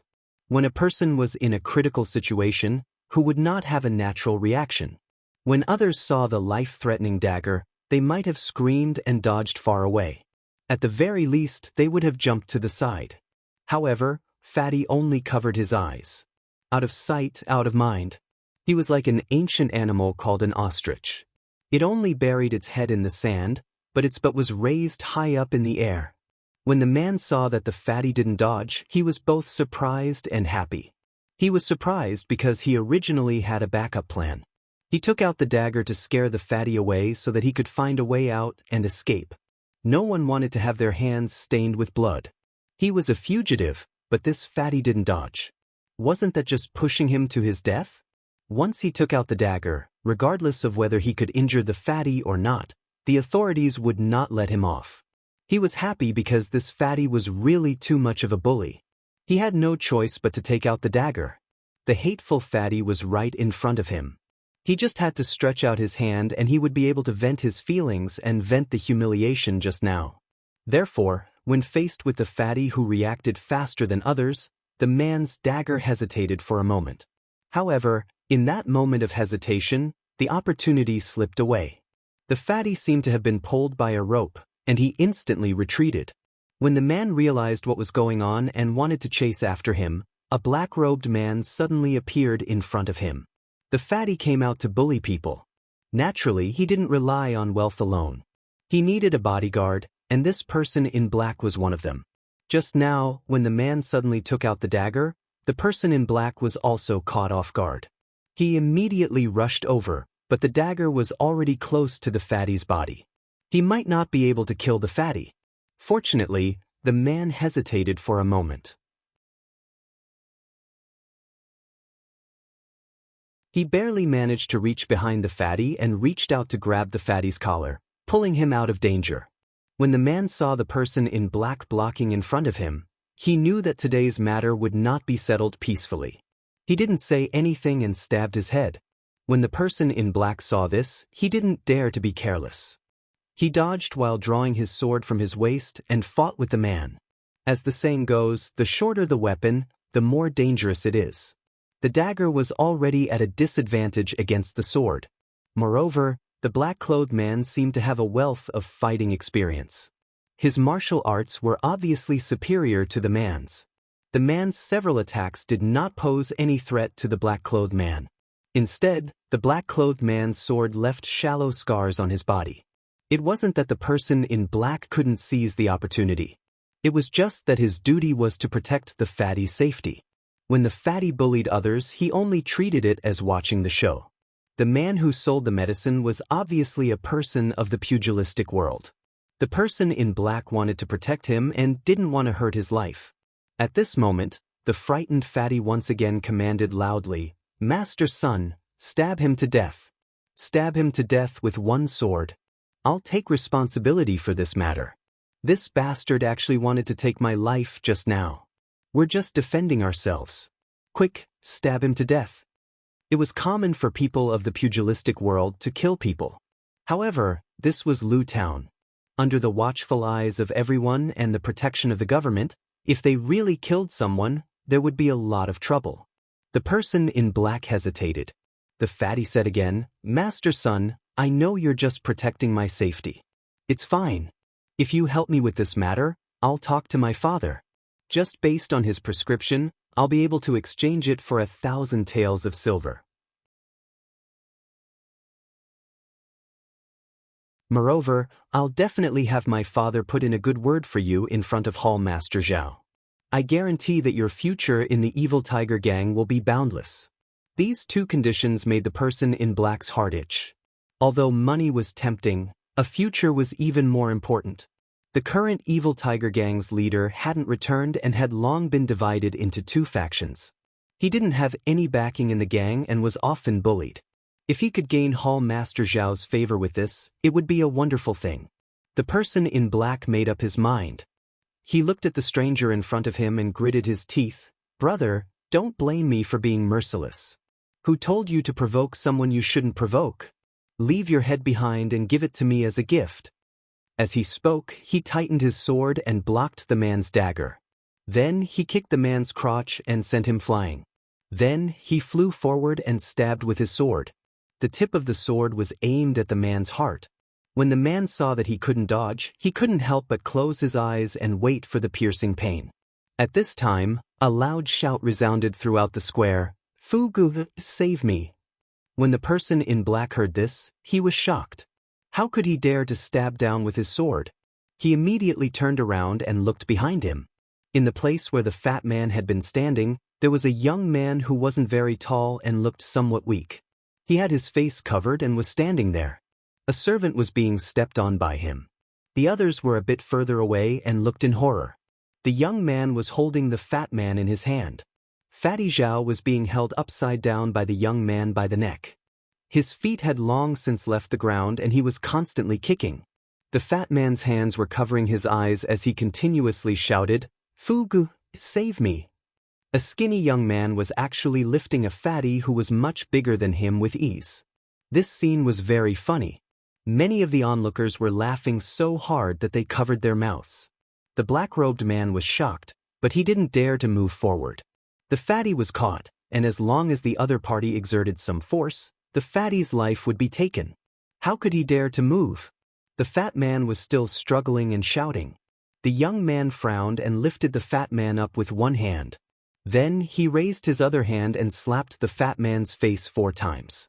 The fat man's face immediately swelled up. The fat man let out a miserable scream and spat out a few teeth. He couldn't shout anymore. It was unknown whether it was because he had been beaten senseless or because of the pain in his mouth. The person in black frowned and said, "Brother, I am the evil tiger gang's son Yiding. I am this young master's bodyguard. I don't know why brother has come. You might as well say it. As long as I can agree, I will take care of it." The masked young man didn't say anything. He pointed at the man behind Sun Yiding.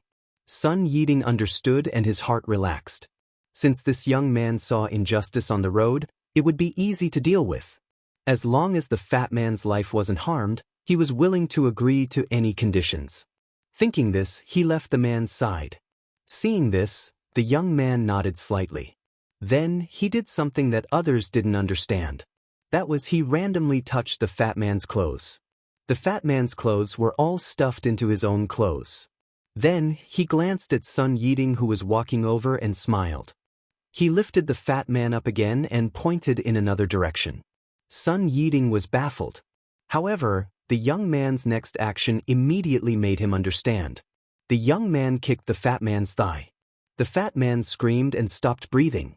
Like a ball, he was kicked by the young man in the direction he had just pointed. Sun Yiding didn't dare to be negligent.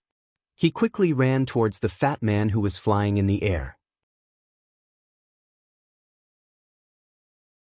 Fortunately, the direction the young man had pointed at wasn't too far away from Sun Yiding. Moreover, the fat man was kicked high up in the air. When Sun Yiding arrived, he was just in time to catch him. Sun Yiding caught the fat man and quickly put his hand next to his nose. Seeing that he was breathing, he was relieved. Then he gritted his teeth and turned his head, glaring fiercely at the young man. However, when he saw everything in front of him, the hatred in his heart immediately melted away like snow being poured by boiling water. The young man didn't leave in a hurry and didn't do anything. When he looked back, he smiled mysteriously. In a flash, he broke into the servants and snatched the monkey. Then, in a flash, he flew to the side of the bundle like a big bird and reached out to pick it up. Finally, he slowly walked to the man's side and threw the monkey and bundle to the man. He didn't say anything and signaled him to take it. The man didn't know what was going on. First, he carried the bundle, then he took the monkey and was about to thank his benefactor. The young man did something that surprised everyone. He took a big stride forward and grabbed the man's arm. Then, with a tap of his foot, he soared into the sky. His body paused in the air for a moment, then he changed direction and pounced towards the big tree beside the square. When his body landed on the tree, he jumped up and down again and pounced towards the houses beside the tree. Then, with a few jumps, he disappeared. From beginning to end, the man in his hand was as obedient as a baby. He was as light as a baby. This kind of orderly, without the slightest bit of chaos, and open conduct caused everyone present to be dumbstruck. For a long while, they were unable to say anything. Only in a corner far away, Zhang Xiaohu had a smile on his face. He led the 2 date red horses and quietly left.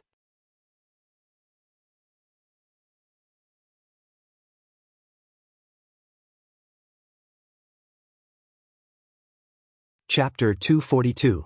After the time it takes for half an incense stick to burn, the deathly silent square became noisy. Everyone who came back to their senses hurriedly left with excited expressions. Nonsense, once this hero left, the square would be the world of the Zhao clan. Who would be stupid enough to stay and look for trouble? Didn't you see that the Zhao family's young master was dealt with? Maybe they were looking for someone to vent their anger on. But how could the Zhao family have the slightest spare time to care about this? A group of servants, represented by Fu Gui, immediately surrounded them and expressed their concern and loyalty. Sun Yiding put the fat man down and carefully examined him. He was both happy and worried. He was happy that the fat man's life was not in danger. The hero was merciful.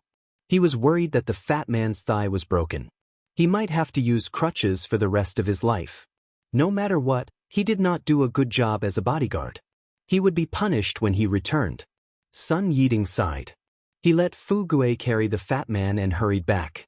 Before he reached home, Master Zhao had already received the news and personally brought people to welcome him.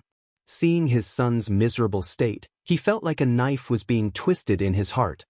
He fiercely glared at Sun Yiding and ordered the servants to put the fat man on the carriage. He also ordered people to quickly invite the evil tiger gang's hall leader Zhao and Lu Town's famous doctor. Not long after, hall leader Zhao and the doctor arrived.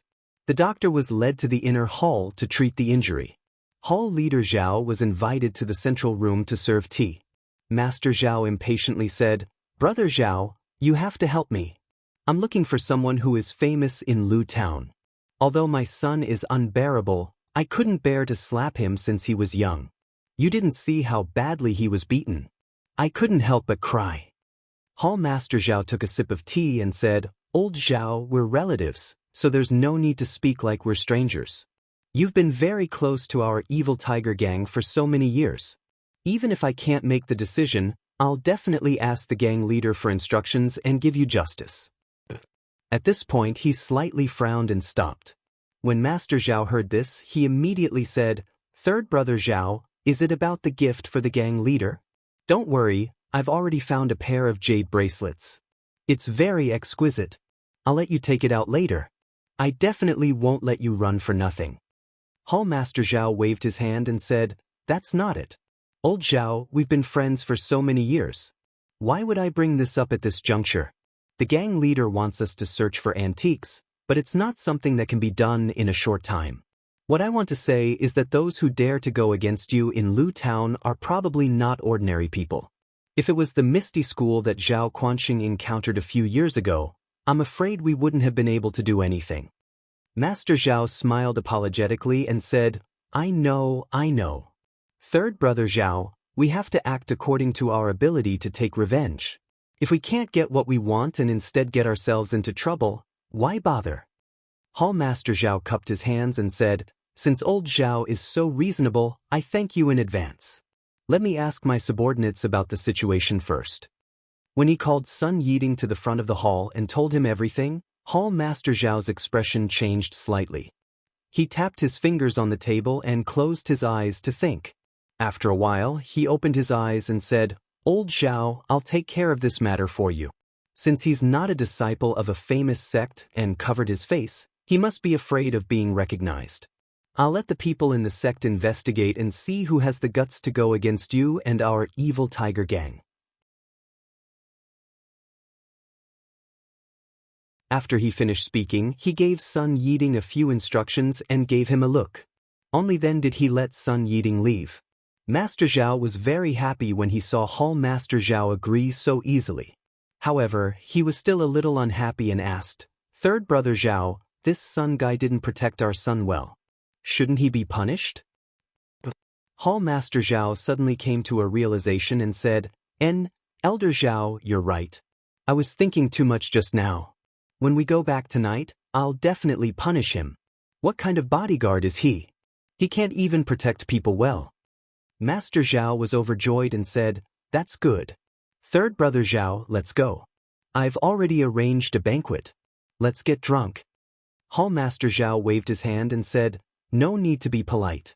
Old Zhao, let's go. Let's take a look at my nephew's injuries first." When the two of them arrived at the inner hall, the doctor had already finished his diagnosis and said, "Master Zhao, I've already taken a look at your son's injuries. His life is not in danger. However, many of his teeth have fallen out. It might be inconvenient for him to eat meat in the future. It's better for him to eat more porridge. As for the swelling on his face, apply some ointment and it will be better in a few days. There's also a bruise on his thigh. I have some ointment here as well. Apply some and it will go down in a few days." Master Zhao smiled and said, "Thank you, doctor. However, my son's leg seems to be fractured. How should I treat it?" The doctor stroked his white beard and said solemnly, "About this, I'm a surgeon. This fracture is a matter of internal medicine. Master Zhao, please find someone else." With a plop sound, Master Zhao fell to the ground. When everyone helped him up, Master Zhao was so angry that he trembled and said, You, get out of here." The doctor calmly cupped his hands and said, "No hurry, no hurry. The consultation fee is 3 silver coins and the ointment is 3 silver coins. A total of 6 silver coins." Master Zhao swayed and almost fell again.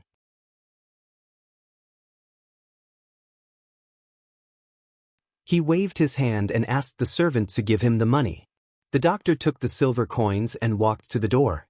He turned back and said, "Oh right, Master Zhao, you fell for no reason.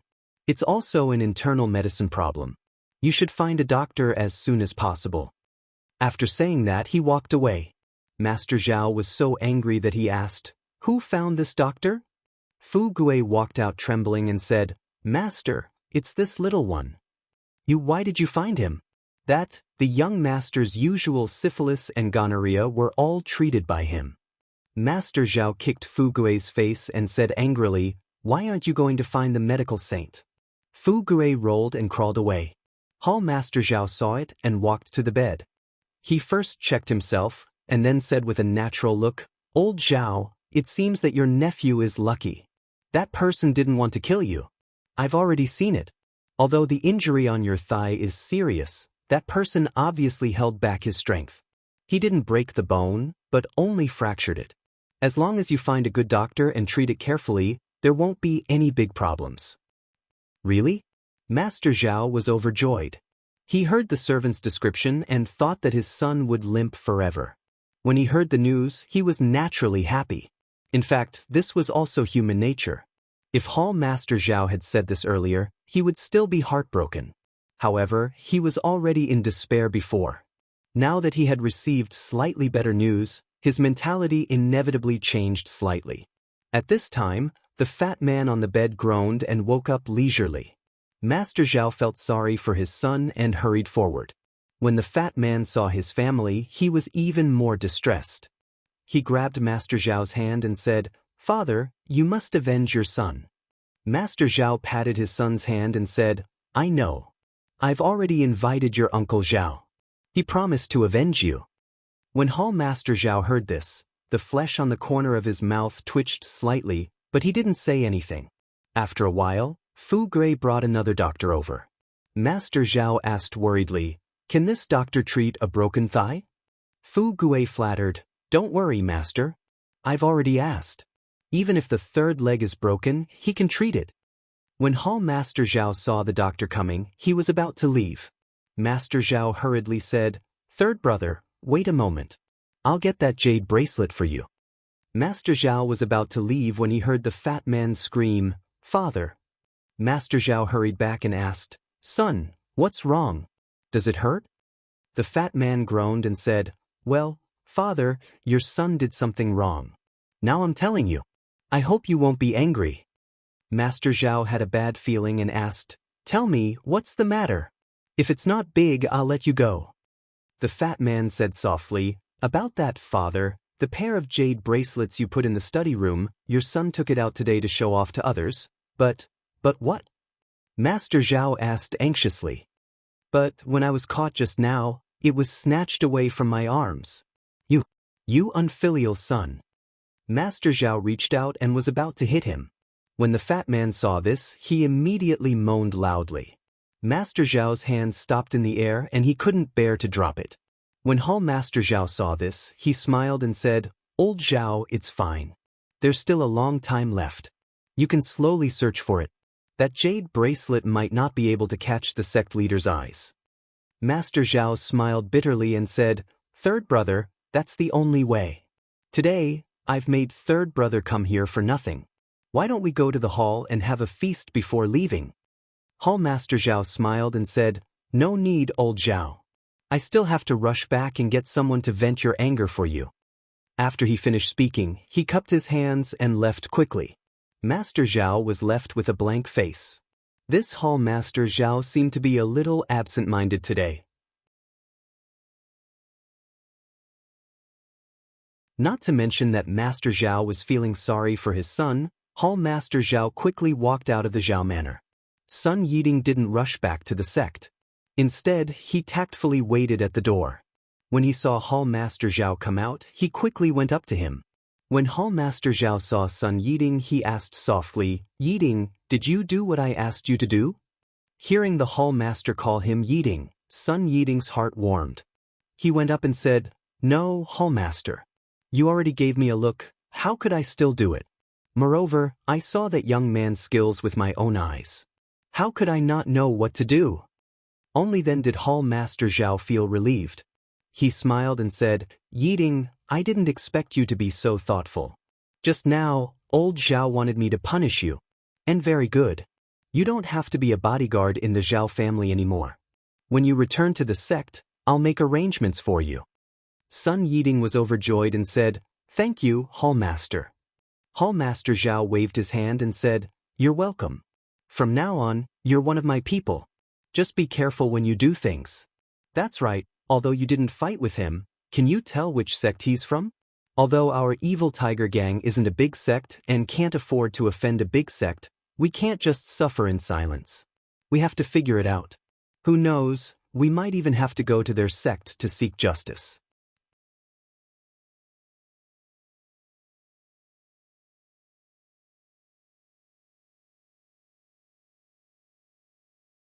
Chapter 243. Sun Yiding smiled apologetically and said, "Great Hall Master, I really couldn't tell. I only know that his Qing Gong is very exquisite. His body can change directions in the air, and his internal energy is very deep. Young Master Zhao is like a hen in his hand, and that Jianghu man is like a little chick. He didn't say anything, nor did he exchange blows with me. I'm guessing that he's a young disciple from a large sect who came out to gain experience.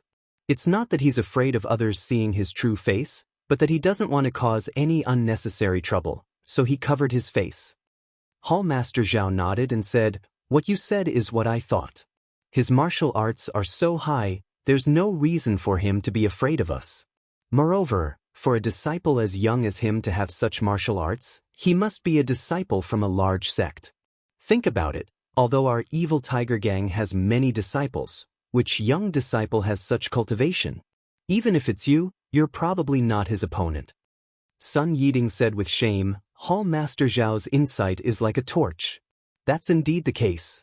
I didn't dare to go forward to protect young Master Zhao. However, even if I went forward to fight, if that person didn't want to fight, his Qing Gong is something that I can't compare to." Hall Master Zhao smiled and said, "You don't need to belittle yourself. Which disciple from a large sect hasn't been carefully nurtured from a young age?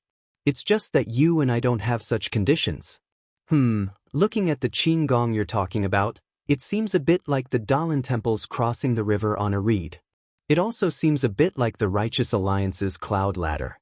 It also seems a bit like Yi Yu Shao Shao of Ba Mountain's Yi Yu Shao. In short, they're all people that our evil tiger gang can't afford to offend. Cough cough, we still have to investigate more. We can't wrong a good person." Sun Yiding understood and said, "Hall Master is wise. I understand." Hall Master Zhang smiled and said, "That's right, there's also the matter of Shichui Mountain. What are those country bumpkins doing these days? Why did they all run to Lu Town? We have to quickly investigate." Not to mention the discussion between the two from the evil tiger gang, the masked young man grabbed the medicine man's arm like a chick and ran along the roof of a house for a long time. The man heard the sound of the wind and was so scared that his eyes were tightly shut. He didn't dare to move for fear that the young man would throw him down. On the contrary, the monkey's face was full of curiosity. It was in the man's embrace, and it stuck its head out of the man's embrace. It looked around, and occasionally it would squeak. After a while, the man stopped. After a while, the man heard the sound of the wind stop and his feet touched the ground. He opened his eyes and looked around. It was an empty corner. The man knew that he had escaped with his life, so he immediately lowered his head and kowtowed. Seeing this, the masked young man took a step forward and held the man's arm. It was like an iron clamp. The man used all his strength, but he still couldn't kowtow. The man smiled bitterly and said, "Benefactor, you saved my life. No matter what, you should let me kowtow and thank you. If not, I will feel guilty even in my dreams." After he finished speaking, he kowtowed again. Sure enough, the young man didn't stop him this time.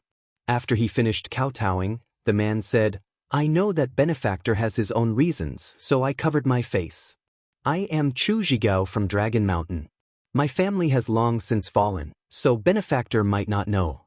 However, Benefactor, please remember my name.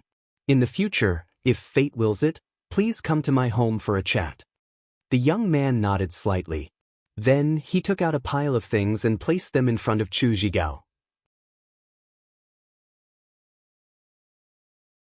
When Chu Zhigao looked at them, it was a pile of scattered silver, a stack of silver notes, a sweat towel and other odds and ends. These were the things that the young man had taken out from the fat man's arms. When the young man took out the things from the fat man's arms, Chu Zhigao had already stood up from the ground. Of course, he didn't understand the man's intentions. Now that he saw the money in front of him, he couldn't help but burst into tears. He threw himself on the ground again and kowtowed fiercely a few times. The young man wanted to stop him, but it was too late and he could only let him kowtow. After Chu Zhigao finished kowtowing, he didn't stand on ceremony. He took out a few silver notes and a few ornaments and handed them to the young man. He said respectfully, "Benefactor, I know that you definitely don't lack these things. However, this is a small token of my appreciation. Please accept it. This is a large amount of 500 taels of silver. Keep it well. However, it's best that you don't exchange it in Lu Town. Their eyes are everywhere here. You may not be afraid of causing trouble, but isn't it best if you don't have trouble?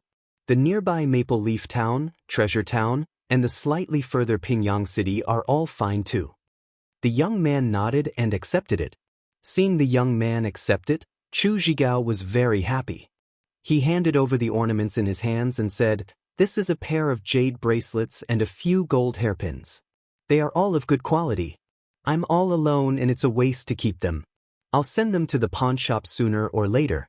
Benefactor, why don't you keep them and give them to your senior and junior sisters in the future? They'll be good gifts too." The young man hesitated for a moment and accepted them.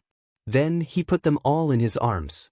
Chu Zhigao was happy to see that his benefactor was so easy to talk to. He cupped his fists at him and said, "The green mountains will not change and the green rivers will flow forever. Benefactor, please take care of yourself."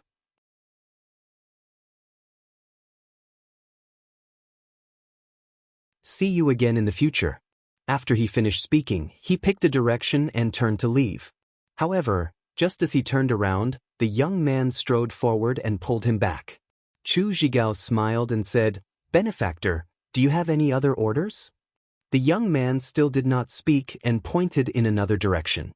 Chu Zhigao suddenly understood and turned to walk in another direction.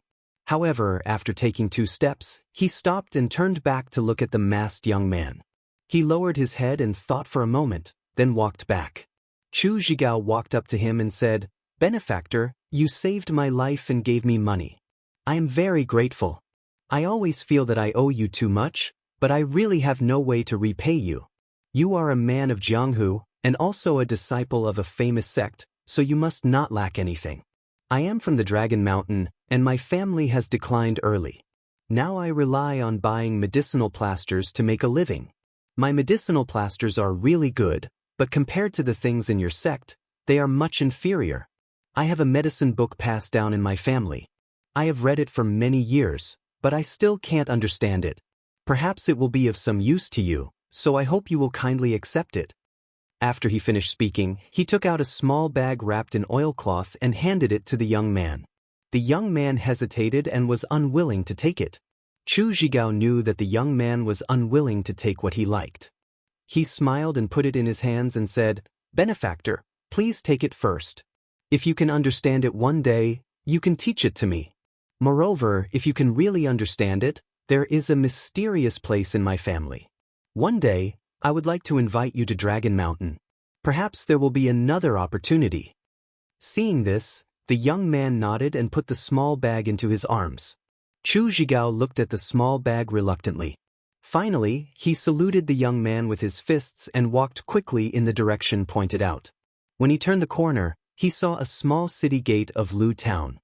He looked around and did not dare to stay any longer. He followed the crowd and left the city. When the young man saw Chu Zhigao turn the corner, he also looked around and walked to a corner.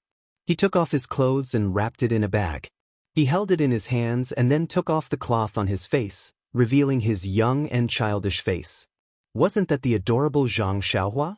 Zhang Xiaohua looked around and saw that there was no one around. She put the cloth in her arms and wrapped the clothes into a bag under her arm. She walked along the alley in another direction. After turning a few corners, she saw Zhang Xiaohu leading 2 juju-bred horses. He looked anxious. When he saw Zhang Xiaohua appear, he quickly looked back and said, "Zhang Xiaohua, why did you take so long? I thought something happened to you." Zhang Xiaohua smiled and said, "How could something happen to me? Let's go.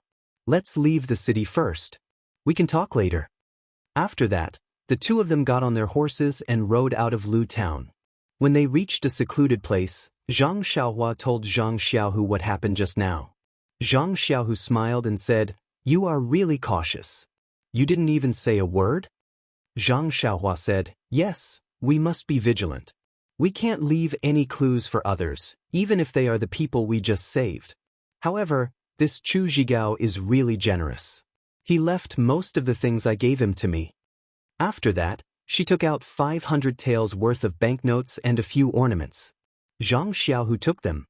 He first took out 4 banknotes and kept them in his arms. He then looked at the other ornaments and handed them back to Zhang Xiaohua. Zhang Xiaohua said unhappily, "Second brother, I put in a lot of effort this time. Why did you take so much?" Zhang Xiaohu smiled and said, "We have given all the banknotes to father and mother.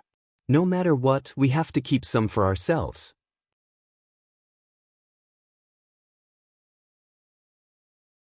As the elder brother, I spend a lot, so I won't stand on ceremony with you. Chu Zhigao is right. We can exchange these banknotes when we reach Pingyang City. Although these ornaments look good, we can't let mother and sister-in-law wear them. If others recognize them, we will be in trouble. We should pawn them in Pingyang City. Zhang Xiaohua felt the same and wanted to keep them in his arms. However, when his eyes swept across a pair of jade bracelets and a few golden hairpins in front of him, his eyes were attracted by the jade bracelets. It seemed that there was something inside that attracted his attention. Zhang Xiaohua's mind was stirred and her consciousness swept out. As expected, the jade bracelets had a faint fluctuation of vital qi. Zhang Xiaohua was overjoyed and sent her consciousness into the jade bracelets. However, the jade bracelets were not like the small stone or the jade pendant previously. They did not have any reaction. When Zhang Xiaohua increased the strength of her consciousness, the jade bracelets had a repulsive force. In an instant, Zhang Xiaohua's consciousness was ejected. Zhang Xiaohua was so surprised that she almost cried out. She thought to herself, "What kind of strange thing is this jade bracelets?" After Zhang Xiaohua carefully kept the jade bracelets and the golden hairpins in his arms, he took out the medicine book that Chu Zhigao gave him. Looking at the item wrapped in oilcloth, Zhang Xiaohua frowned slightly. Actually, he did not want to accept the family heirloom at that time. However, he did not want to talk about it. Hence, he forced her to accept it. Seeing this, Zhang Xiaohu said with a smile, "Xiaohua, the price of your help is really high. Not only did you get a lot of money, but you also accepted the family heirloom." Zhang Xiaohua said with annoyance, "You said that I wanted it, but Chu Zhigao insisted on putting it in my hands. I had no choice but to accept it. Otherwise, I'll give it to you now."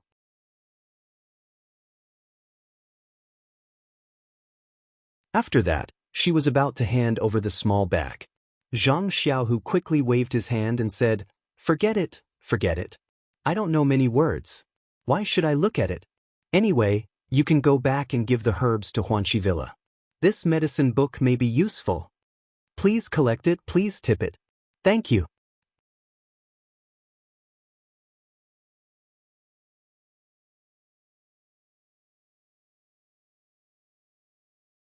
Chapter 244. When Zhang Xiaohua heard this, his heart was moved. He felt that it was very reasonable, so he carefully opened the oilcloth bag.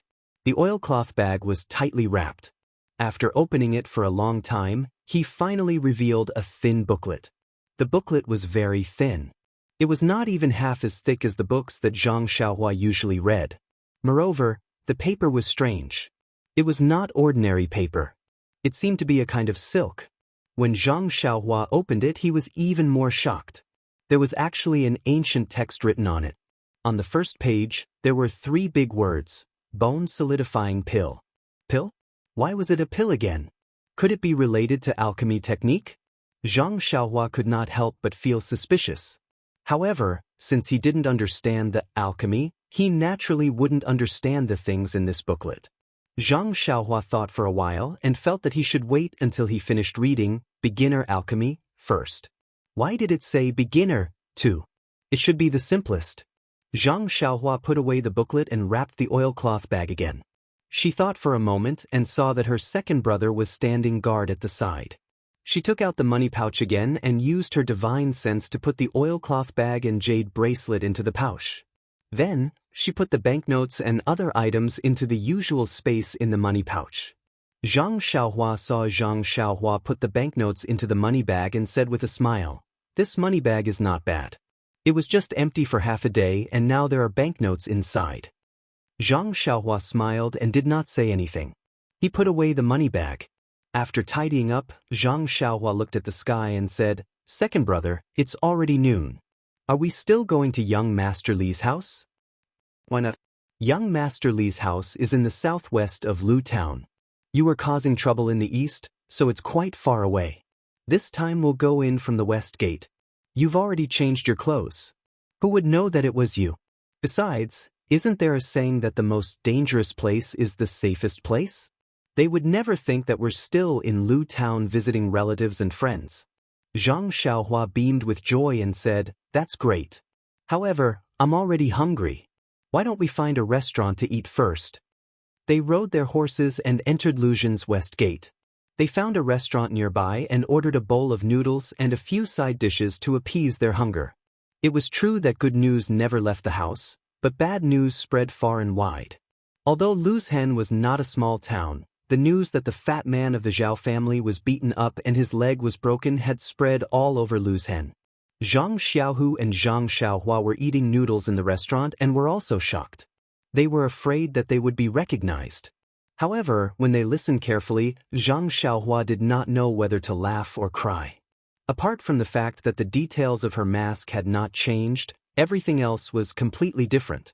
For example, her face was as white as jade. Previously, she said that she was wearing a mask. How could it be that her face was as white as jade? For example, she was 8 feet tall. Zhang Xiaohua secretly looked at her own height. She had not seen her for half a day and she had actually grown? Also, the voice was loud and clear, like a god descending to earth. Zhang Xiaohua did not even need to speak half a word. As she listened, Zhang Xiaohua straightened her back. How was this talking about her? It was like the ancient people with the surname Lei in the legends. They even helped the elderly cross the road and helped find lost children. What was there to be afraid of? Zhang Xiaohu listened and almost spat out the noodles from his nostrils.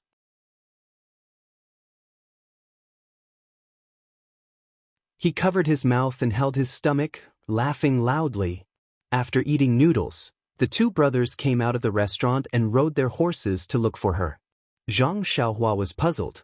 Second brother, why do you think they're talking nonsense? Am I like that? Zhang Xiaohu said, of course it's not you. At this time, you are no longer you. You are the embodiment of justice for thousands of years. Alas, there are too many injustices in this world. It always makes people resent injustice. Zhang Xiaohua also praised, yes, if there were no injustices, how could we be chivalrous? If every government official was an honest official, then there would be no such title as the Master of Justice in this world. Zhang Xiaohu sighed, our strength is still limited. It's already good that we can protect our families. Look at those people just now. Which one of them did not have grievances in their hearts and wanted to find you, the embodiment of justice, to go and save them? Zhang Xiaohua gritted her teeth and said, I hate that I don't have thousands of embodiments. I can't be chivalrous in this world and chase away all demons and monsters. Zhang Xiaohu clapped his hands and said, don't talk about national affairs. Don't talk about national affairs. Zhang Xiaohua laughed and rode her horse to catch up. Fortunately, there were not many people on the street. If they were not excitedly talking about the hero in the restaurant, they were secretly praying that the hero would not come. Otherwise, there would have been people drawing circles in the corner, cursing the playboy for disturbing the people on the street. Li Jinfeng's house was not far from the west gate of Lu Town. The Li family was in the tailor business. There was a medium-sized shop in Lu Town that was easy to find. However, when Zhang Xiaohua and the others found it, the shop with the sign, Li Family's Tailor, was closed. Zhang Xiaohua was puzzled. This was the time for business. How could there be a road that was closed? She gradually had a bad feeling in her heart. Zhang Xiaohu dismounted and looked around. He wanted to find someone to ask.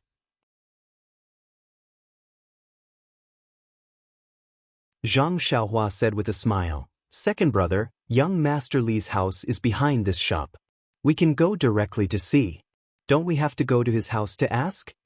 Zhang Xiaohu said, Xiaohua, this is your lack of Jianghu experience. You can see the real situation if you go directly to his house, but after all, you are not prepared. If there is an accident, you will be caught off guard. It is best to ask around first and have a general understanding of the situation. Only then can you calmly deal with it. Zhang Xiaohua nodded. Second brother's words were very reasonable. This kind of experience that was exchanged with blood was not something that could be easily understood by people who had not experienced it. The street where Li family's tailor was located was a commercial street. There were many shops of different sizes. Zhang Xiaohu first found a small shop and went in. Zhang Xiaohua led the horse and waited outside. Not long after, she saw Zhang Xiaohu come out with a livid face. Zhang Xiaohua saw this and hurriedly asked tentatively, second brother, why did you come out so soon? Did you hit a snag? Zhang Xiaohu bit his lip and did not speak. He waved at Zhang Xiaohua and signaled her to follow.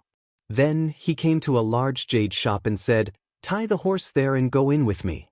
Zhang Xiaohua was stunned. She felt that something was wrong.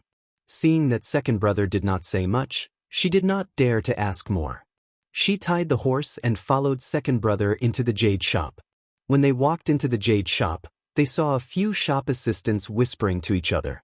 When they saw that there were guests, they didn't welcome them as warmly as expected. Instead, they were hesitant. It wasn't until Zhang Xiaohua and Xiaoyu walked into the hall that a slightly older shop assistant, who looked very experienced, walked up to them and said with a forced smile, Sir, are you looking to buy jade?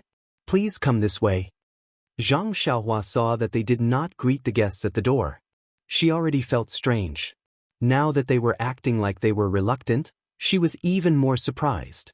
Zhang Xiaohu did not care about the shop assistant's neglect. He said, second brother, we are not here to buy jade. We just want to ask about the Li's tailor shop across the street. Hearing this, the shop assistant's face changed dramatically. He shrank back and waved his hand repeatedly, Hero, please spare my life. This matter has nothing to do with me. I have an 80-year-old mother and a 3-year-old child. I have 3 lives. Please let me go. Zhang Xiaohu forced a smile on his face and said, "We are not people from Shizue Mountain. We are just friends of young Master Li. We came to visit today. Coincidentally, we came to ask about it." Shizue Mountain? Zhang Xiaohua's mind was peng. She understood everything. If it was before, Zhang Xiaohua would have jumped out and ran to the Li's house to see what was going on. But now, she just clenched her teeth and narrowed her eyes slightly. She still followed second brother and watched quietly. Hearing this, the shop assistant looked a little relieved. However, he still waved his hand and said that he did not know. At this moment, from the curtain behind the counter, an old man in a minister's uniform came out. Zhang Xiaohua looked very familiar. She seemed to have seen him somewhere. She thought for a moment. Wasn't he the relative of one of the two girls that she and second brother saved that day? She had seen him on the roadside. The old man walked out of the counter and waved his hand to signal the shop assistants to leave. Then he looked up and down at Zhang Xiaohu and turned his eyes to Zhang Xiaohua behind him. When he saw Zhang Xiaohua, his eyes lit up and he looked a little happy. Then he turned to Zhang Xiaohu and asked, "Two heroes, I am the shopkeeper of this jade shop. My surname is Yu. I don't know why you two are asking about Taylor Li." Zhang Xiaohu naturally recognized this person, but he couldn't figure out his relationship with the Li family. He cupped his hands and said, "I am Li Jinfeng, young Master Li's friend. Today I came to the Li family to visit the old man. But I saw that Taylor Li's shop was closed, so I came to ask around." "Shopkeeper," you said, "I heard you say that you are not from Shizue Mountain. You must know something." Zhang Xiaohu nodded in agreement. Shopkeeper Yu was silent for a moment and said, "Please come in. Let me explain in detail." The two of them followed the old man into the back hall. After the tea was served, Shopkeeper Yu asked, "You two say that you are Jinfeng's friends, do you have any proof?" When Zhang Xiaohu heard this, he didn't find it strange. He told him everything about how he met Li Jinfeng and how he met him. Shopkeeper Yu nodded as he listened. When Zhang Xiaohu finished speaking, he said, "These two heroes are right. It seems like you are Jinfeng's friends without a doubt. I've watched Jinfeng grow up and see him as a nephew. This old man will also be arrogant and call you two nephew." Zhang Xiaohu quickly stood up and Lianqing didn't dare. Shopkeeper Yu waved his hand and gestured for Zhang Xiaohu to sit down. He then said, "Speaking of the Li family's experience, we have to start from 10 days ago. This old man doesn't have any children, only my daughter Bai He. She grew up with Jin Feng and Yin Feng from the Li family. Jin Feng went to Pingyang City to study and only Yin Feng accompanied his parents. My daughter Bai He and Yin Feng have always been harmonious. 10 days ago, they went on an autumn outing. This old man thought that they wouldn't go far, so I didn't find too many people to protect them. But I didn't expect that they would meet the bandits from Shizue Mountain."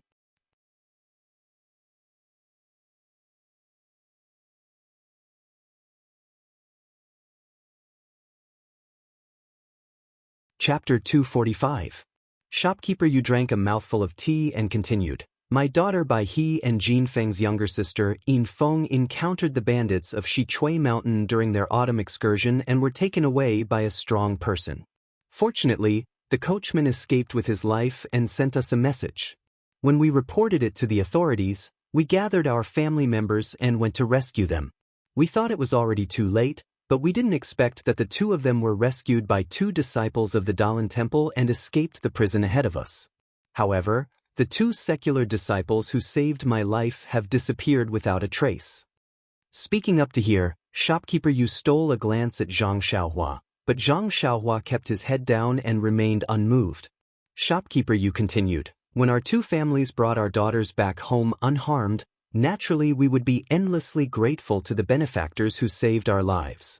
But it was a pity that we made a mistake and brushed past our benefactors. It made us parents very remorseful. So a few days ago, our two families discussed going to the most famous Shaolin temple outside the city to burn incense to thank the Buddhist disciples for their kindness to us." Saying this, Shopkeeper Yu couldn't help but look at Zhang Xiaohua again. Zhang Xiaohu naturally noticed all this, but he didn't point it out and just patiently listened. Shopkeeper Yu continued, The Shaolin Temple is quite a distance from Lu Town. When our two families arrived at the Shaolin Temple, we saw that the temple's doors were tightly shut. Only then did we know that the Shaolin Temple seemed to have been attacked by burglars who stole things from the temple. I waited for a day, but still didn't open the doors to welcome the incense. Virtuous nephew must know that this old man's jade shop doesn't open for a year, but if it does, it will last for 3 years. But the Li family's tailor shop is different, so the Li family was somewhat anxious to come back. This old man just happened to have a distant relative next to the Shaolin Temple and hadn't visited for a long time, so he took the opportunity to visit him. As a result, this old man's family separated from the Li family. Hearing this, Zhang Xiaohua didn't move, but the killing intent in his heart instantly rose. Shopkeeper Yu closed his eyes and thought for a moment, then said, "After this old man came back, before I even entered the door, I heard the bad news. The Li family's property was burned and the family of 3 was nowhere to be found. This old man hurriedly went to the ruins of the Li family and sent people to search, but there was no trace of them.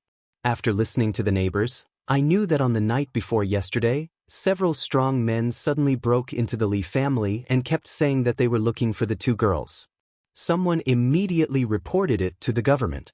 And when the government sent people came, the strong arrogantly said that they were people from Shi Mountain and they were doing business here and people shouldn't interfere. How could those weak shrimps from the government? How would they dare to say a word? A few strong men carried a few big bags and left. Before they left, they even burned down the Li family's residence." Hearing this, Zhang Xiaohua couldn't bear it anymore. She slapped the table next to her and the table collapsed, making Shopkeeper Yu tremble. Zhang Xiaohu scolded, "Xiaohua, sit down. It's too late to go now since it happened the day before yesterday. Let's listen first." Shopkeeper Yu trembled as he said, "Heroes, please calm down. This old man also heard from the gatekeeper that on the night the Li family was attacked, a few people also came to this old man's house. They turned this old man's house upside down and left angrily when they couldn't find anyone. This old man thought that these people must also be looking for my daughter.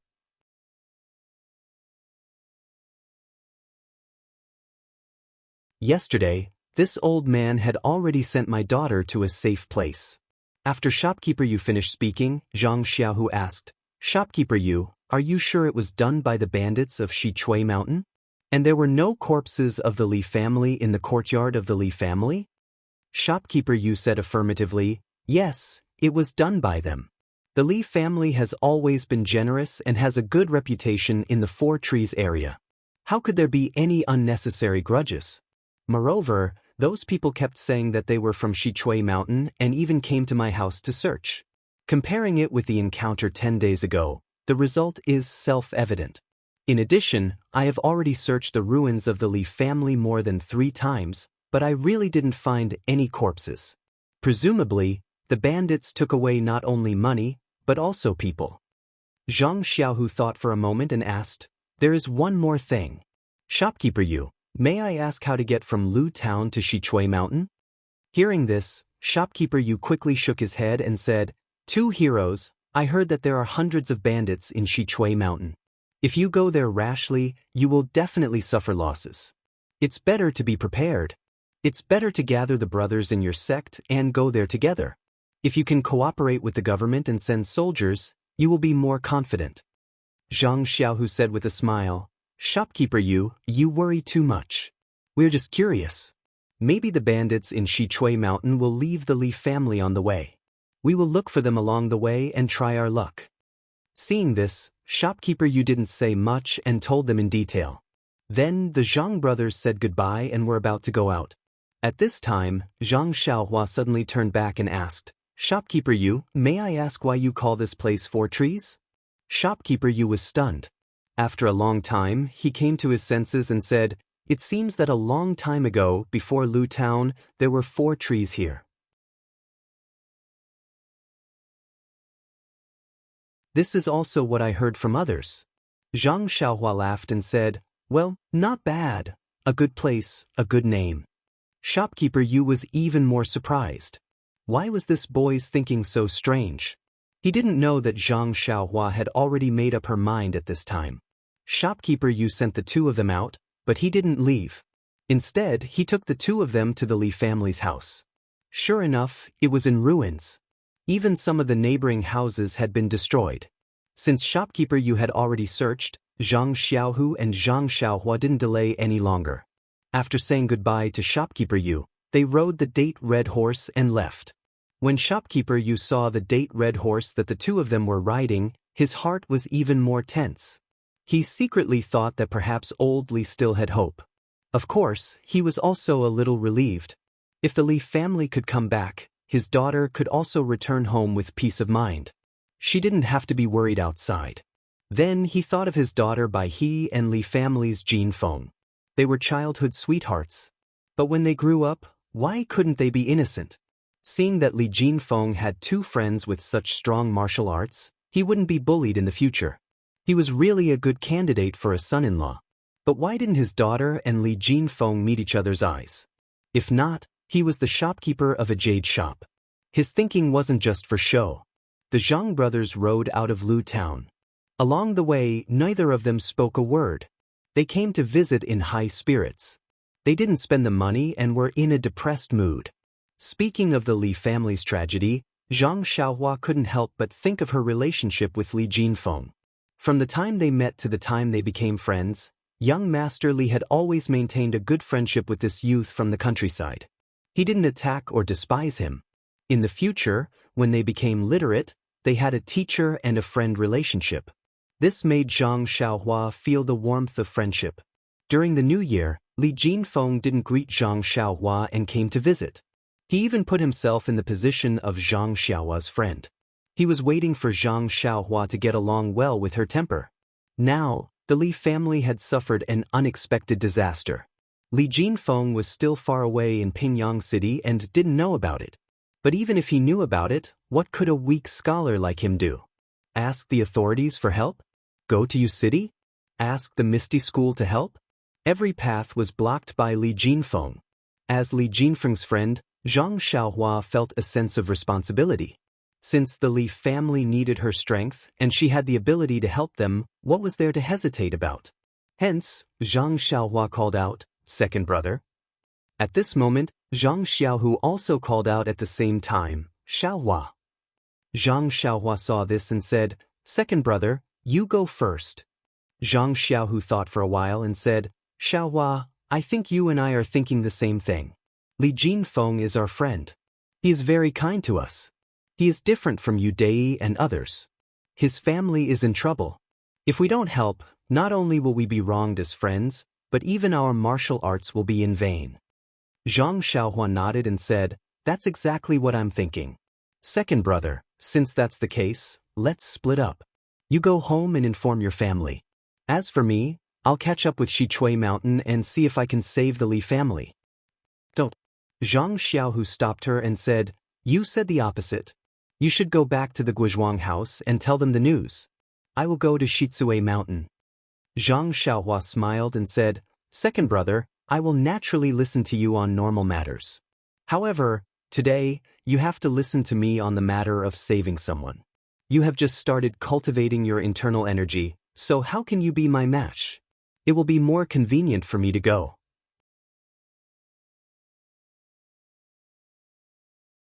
Zhang Xiaohua's words were very true.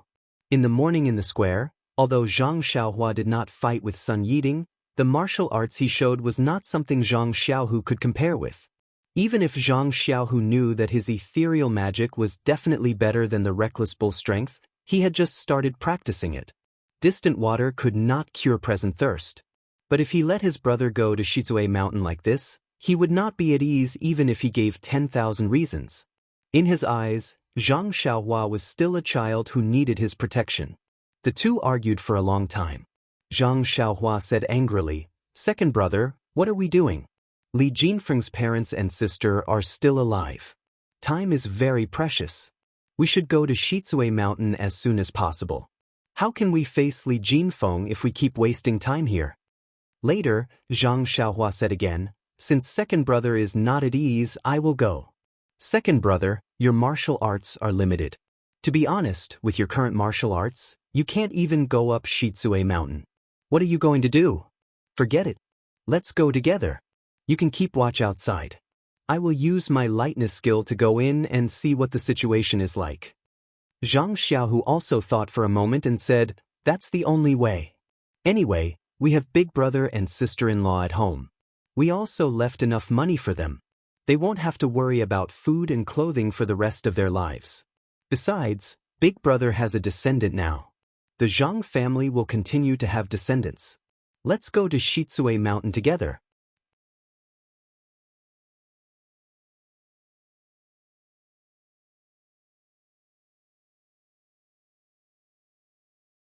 Chapter 246. His words were resolute, as if the wind was blowing and the water was freezing. Zhang Xiaohua was also moved when she heard it. She stuck out her small chest and said, "Oh, second brother.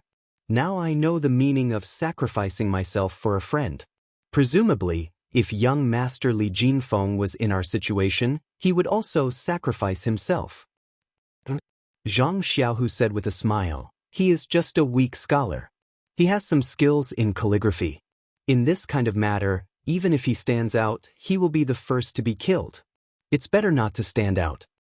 After that, he said, "Moreover, if it weren't for your good skills, I feel that even if you don't succeed in going to Shitsue Mountain, your life may not be in danger. If so, I wouldn't let you go." Zhang Xiaohua said with a smile, "Second brother, you said it very righteously just now. Why are you so petty now? You should know that it doesn't matter if a man does things beautifully or not. When speaking, he must be dignified and beautiful. Otherwise, he can only do things in front of and behind the scenes. He can't even be a deacon. What kind of logic is this? It sounds very empty." Zhang Xiaohua said, "The book that young Master Li gave you explained it clearly. Second brother, when you go back, you must read the book carefully. It's terrible to have no knowledge." Zhang Xiaohu said, "It's better not to talk nonsense. It's all scholars who harm the country. Isn't it? You're wasting time." Zhang Xiaohua patted her horse and shouted, "Let's leave these words for young Master Li. I'm just using it as a reference." The Jujube red horse was hurt. It neighed and galloped away. Zhang Xiaohu shook his head and looked at his brother's back with a smile. Then he also chased after him. Shitsue Mountain was some distance from Lu Town. It was in the northwest of Lu Town. It was a road between Guozhuang House and Balagu. On the way, Zhang Xiaohua also passed by the place where Zhang Xiaolong met the bandits during his wedding. She couldn't help sighing in her heart. In these 2 years, she had grown from a person who couldn't fight back to a person who had the ability to save others from the tiger's den. Moreover, it could be said that she had avenged the robbery in Shitsue Mountain. The cycle of cause and effect and nature playing tricks on people were really wonderful. Just the moment he passed by that place, Zhang Xiaohua's mind spun with countless thoughts. He gained some understanding of the karma of the world and the changes of fortune. This training of the mind and comprehension of cultivation increased by quite a bit. The gap between Zhang Xiaohua's mind and his inner qi cultivation widened again. Along the way, the two of them discussed in low voices. They sorted things out a little and assigned tasks.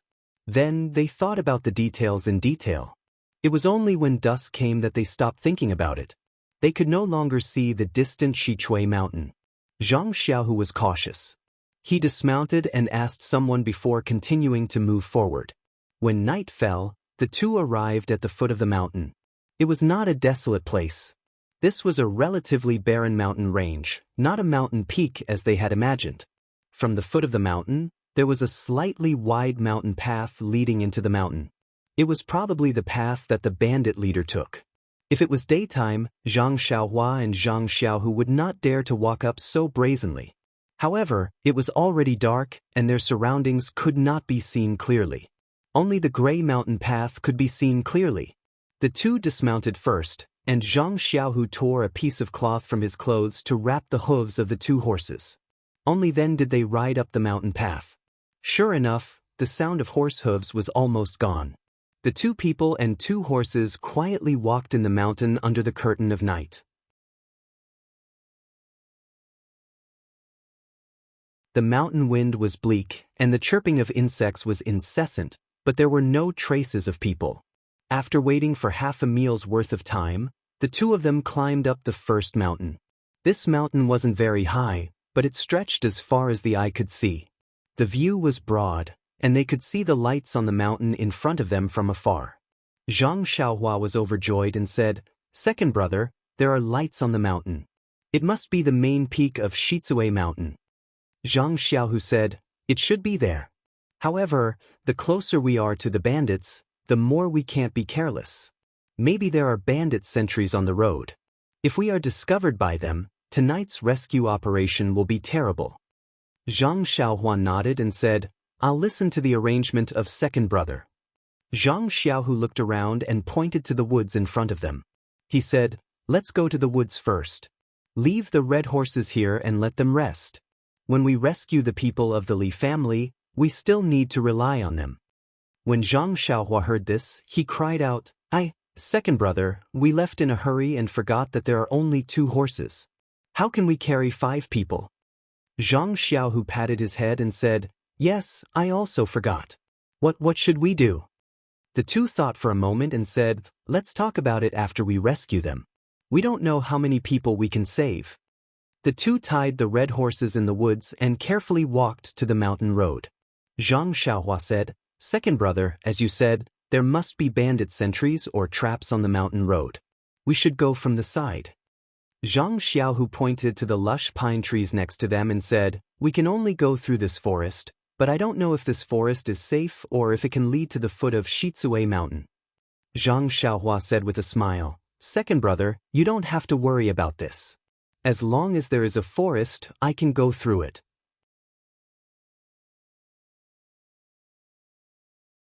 Zhang Xiaohu said, "Well, your lightness skill should be fine and you shouldn't alarm others.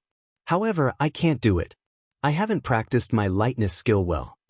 Zhang Xiaohua said, "It's okay, second brother. I'll help you." Zhang Xiaohu looked at the lights in the distance and said, "That's the only way. However, don't grab my neck. Just grab my arm." Zhang Xiaohua was puzzled and said, "Second brother, isn't it better for me to carry you?" "Humph," Zhang Xiaohu snorted and said, "In that case, I will lose all my face. It's not appropriate. You'd better grab my arm." Zhang Xiaohu now weighed no more than 100 kilograms. With Zhang Xiaohua's arm strength, it was really negligible. Why would Zhang Xiaohua care about carrying him like this? Later, Zhang Xiaohu looked at the terrain and told Zhang Xiaohua in detail about the walking route. Only then did he let Zhang Xiaohua carry him under his arm. With Zhang Xiaohua's lightness skill, they jumped to the treetops. At this time, the moon had not risen. Zhang Xiaohua carried her second brother and ran like a wisp of smoke. According to the route that Zhang Xiaohu had already told her, they flew among the treetops in the forest. This mountain road was the only way to Shizue Mountain. How could there be no traps on the road? How could there be no sentries in the mountain forest? Perhaps it was because of the notoriety of Shizue Mountain that few people so blatantly broke into the mountain, making the patrolling bandits lose their vigilance. Or perhaps it was because Zhang Xiaohua's lightness skill was so good that she avoided the sentries early. In short, Zhang Xiaohua was not discovered by the sentries along the way. On the contrary, there were several groups of bandits who were either drinking, gambling, or sleeping. They were all seen by Zhang Xiaohua from afar and avoided. With Zhang Xiaohua's current true qi cultivation, she could still cope with the consumption of true qi from the levitation skill. When she reached the top of the mountain and jumped down from the tree, she did not use much true qi. Zhang Xiaohua did not think much of it, but Zhang Xiaohu was greatly shocked. When he was in the Lotus Escort Agency, he followed Fourth Master Wen and saw his lightness skill. Now looking at Zhang Xiaohua's lightness skill, although it was still a lot worse than Fourth Master Wen's, Zhang Xiaohua had just learned it not long ago. Moreover, the strength of Zhang Xiaohua's hands could not be underestimated. In this aspect, Fourth Master Wen could not compare with Zhang Xiaohua. After all, Zhang Xiaohu was performing lightness skill with Fourth Master Wen, a living person. Jumping off the treetop, they were very close to the mountain stronghold. In the distance, they could see that the gate of the stronghold was open and brightly lit. Several bandits were guarding the gate with weapons. There were also several people on the gate of the stronghold, holding bows and weapons, patrolling left and right. It was completely militarized management. Zhang Xiaohua said softly, Second brother, the security here is so strict. It doesn't look like a motley crew at all. It seems that the plan we discussed on the way needs to be improved. On the way, Zhang Xiaohu felt that the bandits of Shizue Mountain were just a motley crew. The management must be chaotic. For example, the gate of the stronghold should be closed, and there might not be anyone guarding it. Although he did not know lightness skill, he could let Zhang Xiaohua take him in. But the plan could not keep up with the changes. Who would have thought that this famous mountain bandit was actually worthy of its name? The security was really strict. At this time, if Zhang Xiaohu still went in with Zhang Xiaohua, it would inevitably involve Zhang Xiaohua. Zhang Xiaohu thought for a moment and said, "Well, Xiaohua, you go in and have a look. I'll wait for you outside. You can observe the situation first. Don't do anything."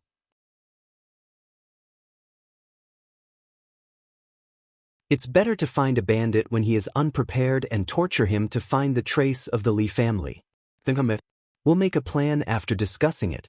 Zhang Xiaohua listened and remembered it carefully. Then she used her lightness skill and carefully followed the shadows of the trees to the front of the stronghold. Although she was close, there was still a long distance. Even if she used her lightness skill, she would inevitably be discovered by the bandits. Not to mention that she had to jump over the wall of the stronghold where the bandits were patrolling. Zhang Xiaohua looked at the orderly patrolling of the bandits and could not help but think of an idea. He bent down and picked up a small stone from the ground. He used his internal force and threw it in the other direction of the gate of the stronghold. There was a bang sound, which was particularly obvious in the silent night. The bandit guarding the gate of the stronghold was shocked and immediately looked in that direction. The bandits on the wall of the stronghold also shouted, "Who is it?" They all ran in that direction. Zhang Xiaohua saw that the plan to lure the tiger away from the mountain had worked. Her courage grew and she ran under the wall of the stronghold. Looking around, she jumped up the wall.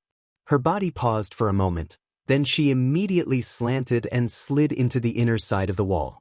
Although there was a bandit beside her who was looking in the other direction, Zhang Xiaohua's body was as light as a swallow and did not startle him. When he felt something strange and looked back, Zhang Xiaohua had already slipped into the shadows of the wall. The bandit looked back and did not see any movement. He looked left and right and then walked back and forth on the wall. He did not know that in his moment of distraction, he had let someone slip into the stronghold.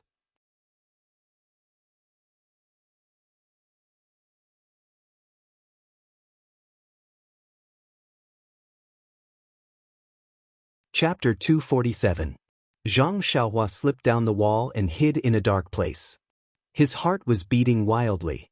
This was the first time he tried such a dangerous thing, so he was inevitably nervous. After calming down a little, Zhang Xiaohua carefully looked at everything in front of him. This was a chaotic place. Behind the wall was a large open space with many things thrown in a mess. It was hard to see what they were in the dark. On the other side of the open space were some messy houses built. The fire on the wall was bright, but it only illuminated the edge of the open space. The houses in the distance were faintly lit. Zhang Xiaohua could hear the noise coming from there from afar. It must be very lively there. Looking at the open space that he had to pass through, Zhang Xiaohua frowned. How could he pass through here without attracting the attention of others? Moreover, what was the situation on the other side of the house? Suddenly, Zhang Xiaohua had an impulse to slap his own face. He just remembered that he could use his divine sense. Why did he rush up the wall without investigating? Alas, he was still not used to it. It seemed that he had to practice this skill more in the future. Thinking of this, he immediately released his divine sense. Sure enough, the movement on the wall behind him was clear at a glance. This divine sense was really a necessary weapon to kill and set fire on a moonless and windy night. Then he swept towards the house. Unfortunately, the distance was too far. His divine sense could not detect it. However, Zhang Xiaohua secretly thought, the house is unusually noisy. There must be something lively. How could someone sneak out for no reason? Moreover, looking at the inside of the mountain stronghold, it is orderly and disorderly. There is no one patrolling. It seems that the focus of the mountain bandits is outside the stronghold. The inside of the stronghold is sloppy and ordinary. Zhang Xiaohua finished thinking. His divine sense swept the wall again. Sure enough, there were many guards on the wall. They were walking back and forth, but their faces were facing outside. Very few people paid attention to the situation in the stronghold. Zhang Xiaohua laughed in his heart.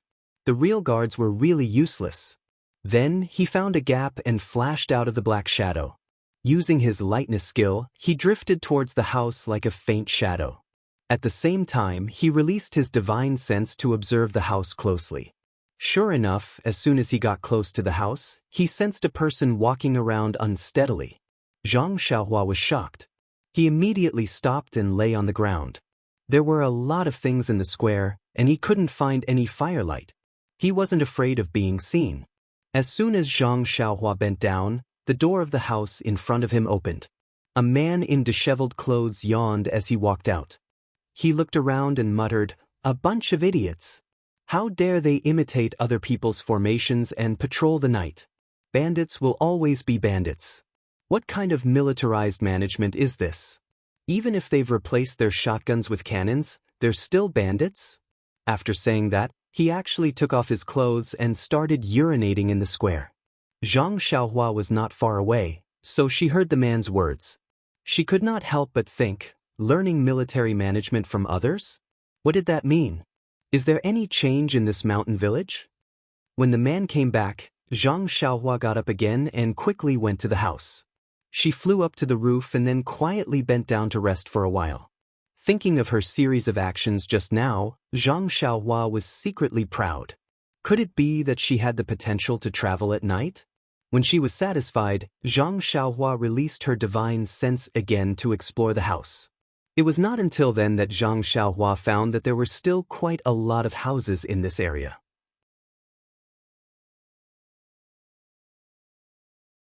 The houses on the edge were indeed messy and were built randomly. Looking at the center, there were also stone houses, mud walls, pavilions, and small courtyards. The planning was very standard.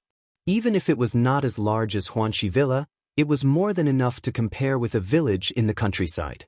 Seeing this, Zhang Xiaohua knew that the people living on the edge of the house were small bandits. If she wanted to know about the Li family, she had to go inside. Making up her mind, Zhang Xiaohua once again used her lightness skill and walked all the way along the roof. There were many houses in the mountain village. They were built in rows and were close to each other. Zhang Xiaohua walked on the roof. Her footsteps were very light and did not make any sound. Not long after, she had already arrived at the center. Here, Zhang Xiaohua was more careful. The small bandits on the periphery had limited martial arts, so of course, they could not find her.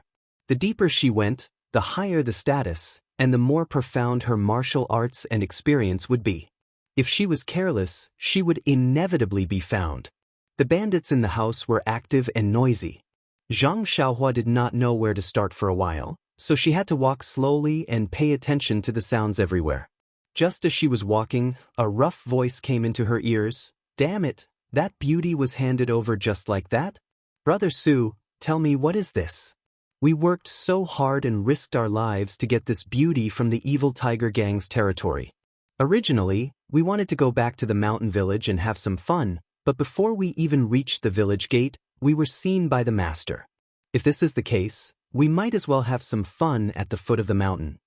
Another voice sounded. When Zhang Xiaohua heard it, her heart was shaken. Wasn't this voice the slightly older bandit, Brother Su, whom she had met in the forest that day? That voice said, "Old Chow, you should be content.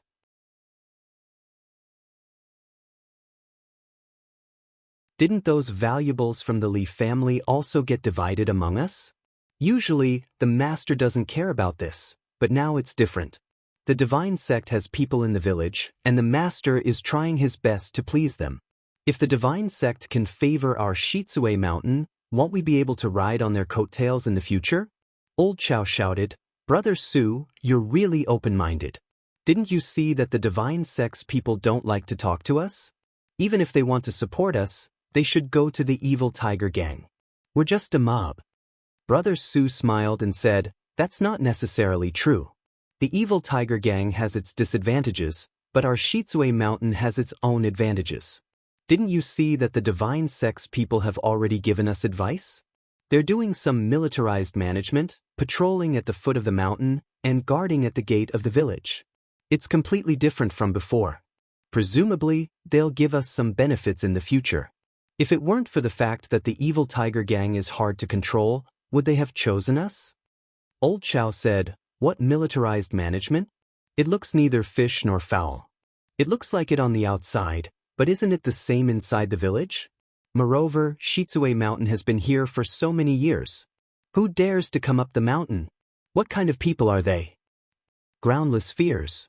Brother Su corrected him and said, "Forget it. We're just minions. We'll just follow the chief to make a living. If the chief hadn't come to the village this year, we would probably still be hungry. Okay, let's drink, let's drink." Then there was a burst of toasting sounds. Zhang Xiaohua was puzzled when she heard this from the roof. The divine sect? What kind of sect was this? Why hadn't she heard of it? However, she had heard about Li Yinfeng from these bandits. She just didn't know if she had come too late. After thinking about it, she scanned the room with her divine awareness. There were 5 or 6 people in the room. They must be the group of bandits in the woods that day. Zhang Xiaohua thought, there are so many of them. I may not be able to kill them all at once. It's difficult not to disturb others. Did I save Li Yinfeng before? At this moment, another wretched voice rang out. I don't know what the stockade master is thinking. He actually didn't throw those 2 old farts off the cliff and even wanted to serve them well and treat them like his own parents? Brother Su laughed and said, "You don't know. In the afternoon, I peeked at the man from the divine sect. He looked romantic and elegant. This kind of person is the most romantic. The chief let us offer the beauty to him because of his temper. I'm just afraid that the beauty really suits his taste. If we throw her parents to death, won't our village be blown down by the beauty's pillow wind? Anyway, it's just a few meals. Let's just treat it as feeding pigs." Now the chief is accompanying her and will enter the bridal chamber in the evening. If the people from the divine sect don't say anything, it won't be too late to kill them then. Brilliant, Brother Su, you're the leader of our group.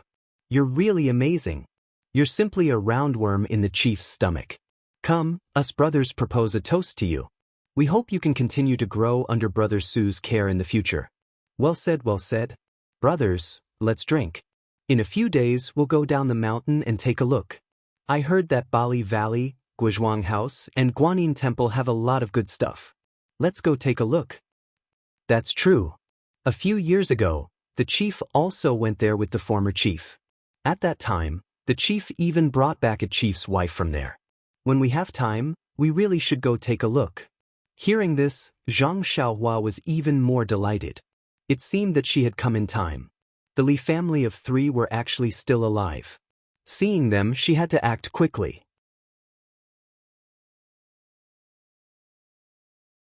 If she was a little late, she might not be able to redeem Li Yinfeng's innocence. But when she heard that they were going to Guizhuang House, she couldn't help but be furious. But now wasn't the time to kill. She'd better settle the matter at hand first. After thinking, Zhang Xiaohua secretly remembered the location of this row of houses and walked along the ridge of the houses. After a while, the houses under her feet became more magnificent and much taller. Estimating that she was about right, she released her spiritual sense again. After a moment of scanning, a trace of a smile appeared at the corner of her mouth. In front of her left, in a magnificent hall, 2 people were sitting, laughing and talking. The banquet hadn't been set up yet. Servant girls in rough clothes were serving the dishes. Zhang Xiaohua took a deep breath and walked forward, tiptoeing. She gently landed on a foot under the eaves and climbed down. She didn't stick her head out, only pricked up her ears and used her spiritual sense to scan. In the hall, she saw a mediocre-looking person dressed in magnificent clothes say, "Envoying, I'm so happy to see you again. The food and wine in this mountain stronghold is crude and unbearable to eat. Please forgive me." The other person was also dressed in embroidered clothes. His 2 eyebrows were slanted upwards, and he had a frivolous appearance. He played with a folding fan in his hand and smiled. "Chief Lu is too polite. It's not the first time you and I have met. Why bother with this?" As he spoke, he stretched out his folding fan and knocked on the buttocks of a servant girl who was serving dishes. The servant girl was so frightened that she trembled and almost dropped the plate.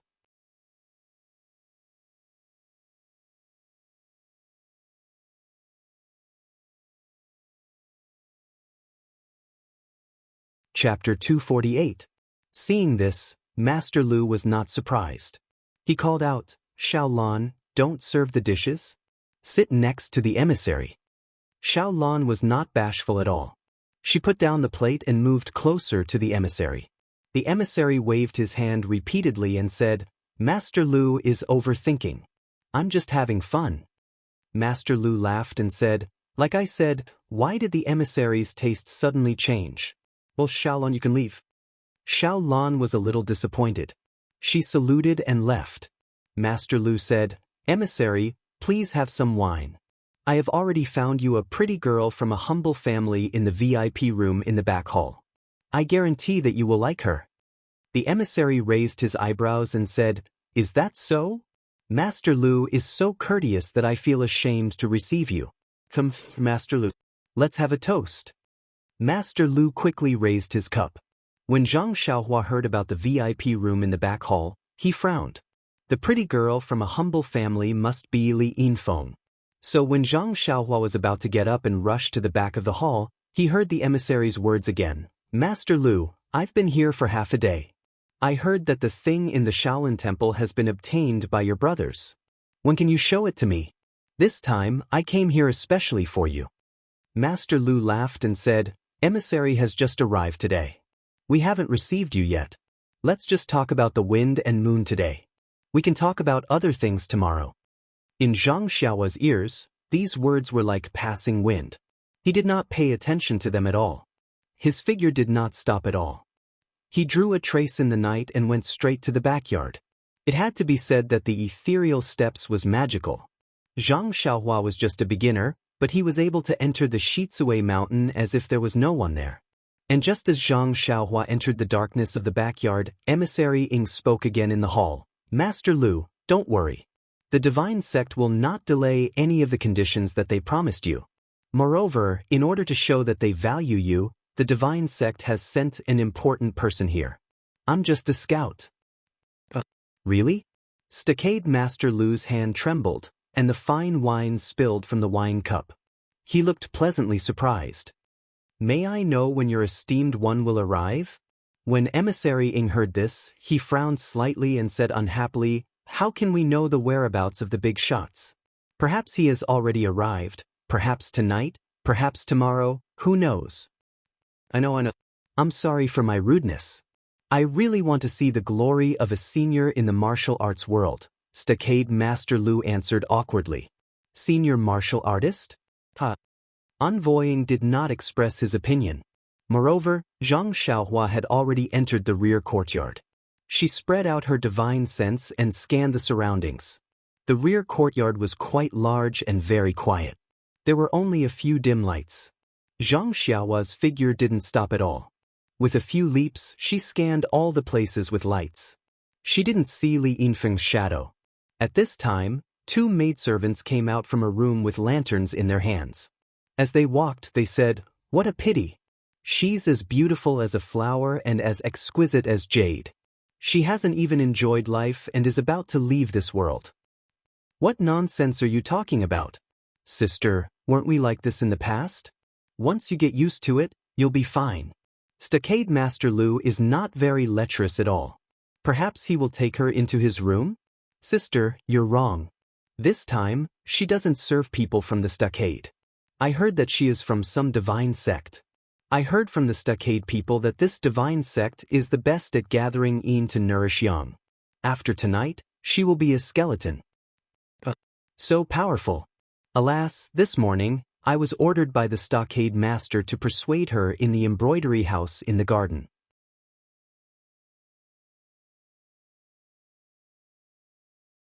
It's a pity that such a pure and beautiful body is wasted. If only she was given to me. The two maidservants walked away while talking. When Zhang Xiaohua heard this, he used his spiritual awareness to scan the distance. Sure enough, there was a garden in the southwest corner. There was no light. He immediately used his lightness skill to fly over. When he was near, he scanned the small buildings. There was really a person lying there quietly on the building in the middle. It must be her that the maidservant mentioned. Zhang Xiaohua did not dare to be careless. He stopped on the building and used his spiritual awareness to scan it carefully. After confirming that there was only that woman lying there, he turned over and walked into the room quietly. The person on the bed in the room heard someone enter the room and could not help but move. Zhang Xiaohua walked to the bed, took out a fire starter, and casually lit it. When he looked at the bed, he saw a girl lying there. She was tied up tightly with her back to him and was struggling with all her strength. Zhang Xiaohua walked forward and called in a low voice, "Li Yinfeng? Sister Li?" The girl was struggling. When she heard his voice, her body immediately stiffened. Zhang Xiaohua went forward and flipped the girl over. He held the fire starter close to her and saw the tear stains on Li Yinfeng's face, and her mouth was stuffed with something. When she saw Zhang Xiaohua's face, her eyes were filled with joy. Zhang Xiaohua whispered again, "Sister Li, I'm Li Jinfeng's brother Li's friend. I'm here to save you. Don't say anything." When he finished speaking, he reached out and took out the thing in Li Yinfeng's mouth.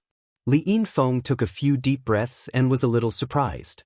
She sobbed and asked, "Aren't you a lay disciple of the Daoist temple? How do you know my brother?" Zhang Xiaohua nodded and said, "Don't ask so many questions first. I know brother Li in Pingyang City. However, now is not the time to talk.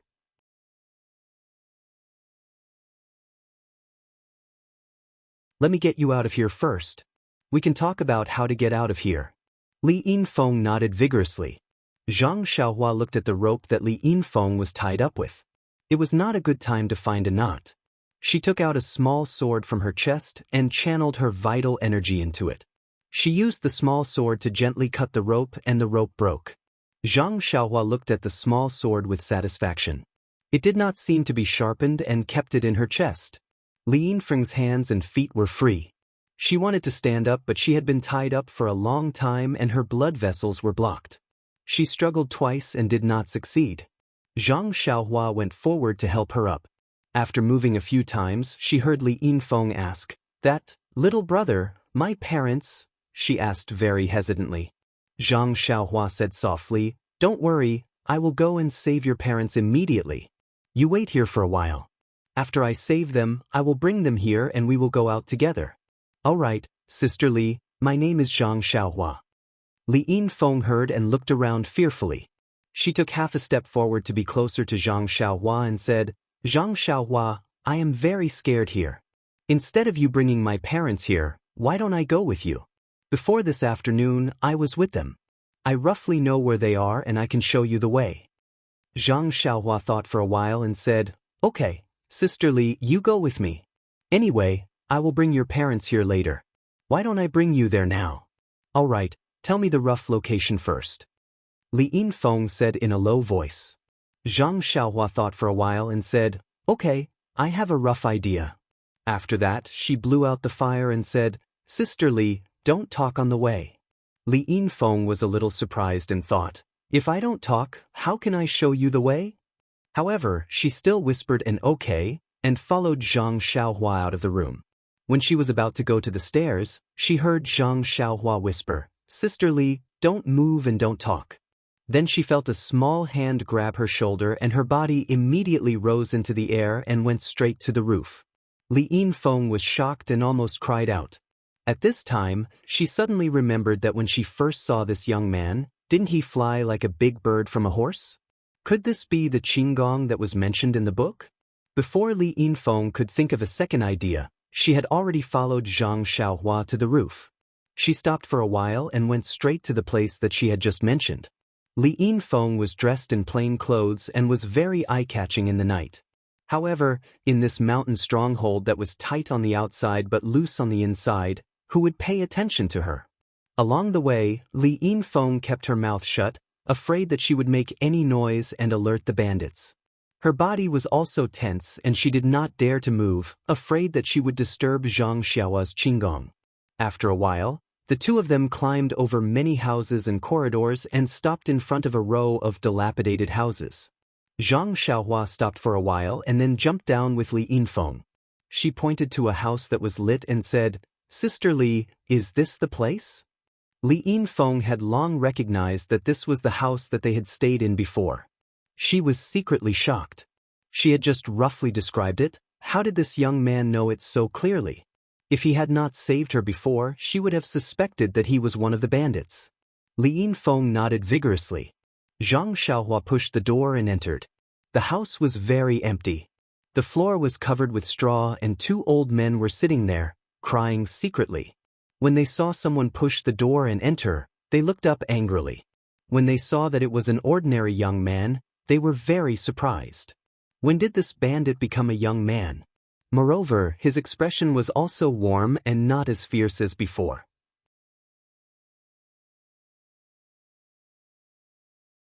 What was he selling in the gourd? Without waiting for the two elders to speak, a girl immediately ran out from behind the young man. Crying, she called out, "Daddy, Mommy." Wasn't that his daughter, Li Yinfeng? What was going on?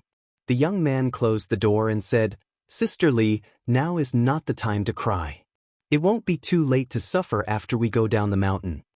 Shopkeeper Li was overjoyed when he heard the unfamiliar young man call out so intimately. Could it be that this was his hero? Then he immediately recalled that his daughter had been saved by a young lay disciple. Could it be this person? He didn't go back to the Daoist temple? When Li Yinfeng heard this, she quickly wiped her tears and said, "Father, Mother, this is my big brother's good friend. His name is Zhang Xiaohua. He came to save us. Let's go with him." The two old men naturally knew the importance of this matter. Without asking anything, they prepared to get up and leave. However, Zhang Xiaohua frowned and said, "That, Uncle, Auntie, please wait a moment. I have to think about how to take you out." Manager Li was taken aback and blurted out, "Virtuous nephew, you walk in front, and we'll just follow behind you."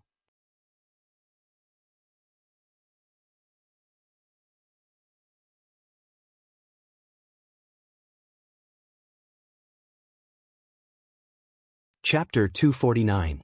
Li Yinfeng whispered, "Father, don't talk. Listen to Zhang Xiaohua's arrangement." Zhang Xiaohua thought for a moment and said, "Sister Li, I'll carry you on my back later, okay?" Li Yinfeng blushed and said, "Okay, I'll listen to you." Shopkeeper Li was still a little puzzled. His daughter could walk well, so why did she need him to carry her? This young man was thin and not even as tall as his daughter. Could he carry her well? Zhang Xiaohua said again, "Sister Li, you must hold my neck tightly and don't let go." Li Yinfeng blushed even more and nodded slightly. Zhang Xiaohua said to the two old men, "Uncle, Auntie, when I take you out later, you must be careful not to make a sound."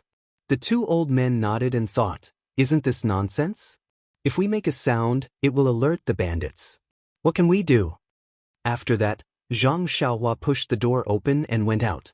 Shopkeeper Li hurriedly grabbed his arm and said anxiously, "Little hero, you have to open the door first to see if there's anyone outside. This is common sense." Zhang Xiaohua scratched his head and said, This is the first time I go into a tiger's den to save someone. I'm not experienced enough. But I know there's no one outside." Shopkeeper Li didn't believe him. He opened the door first and looked around. Sure enough, there was no one outside.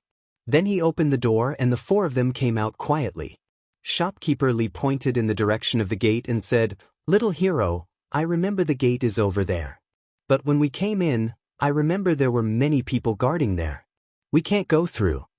Zhang Xiaohua smiled and said, "Uncle, it's okay. I'll take you there." Shopkeeper Li was skeptical, but he still said, "Well, let's go. We'll go along the corner. There are shadows there.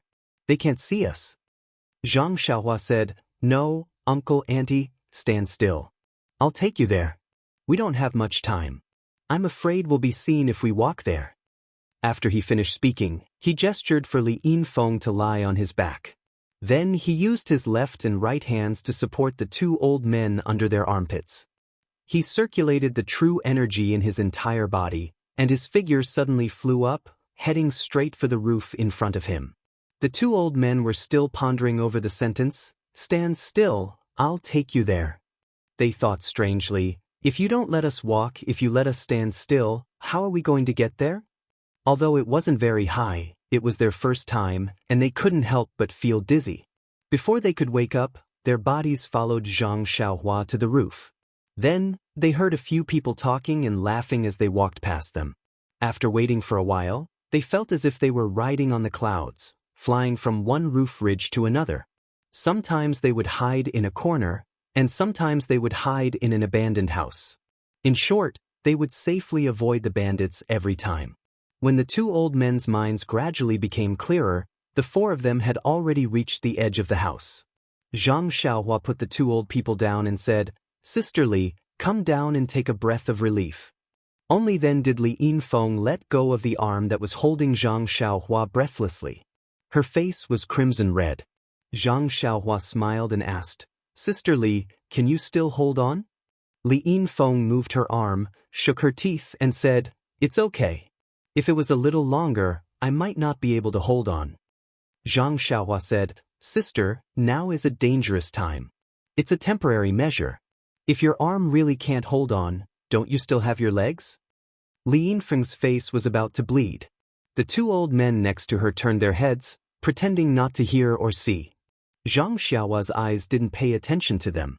She looked at the distant wall of the village. The distance between the house and the square was too far.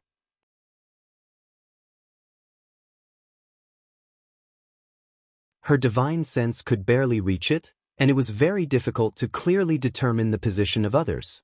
If someone happened to look around the square, wouldn't she be immediately exposed? If she was alone, or if there were only two people, she would be able to free one hand.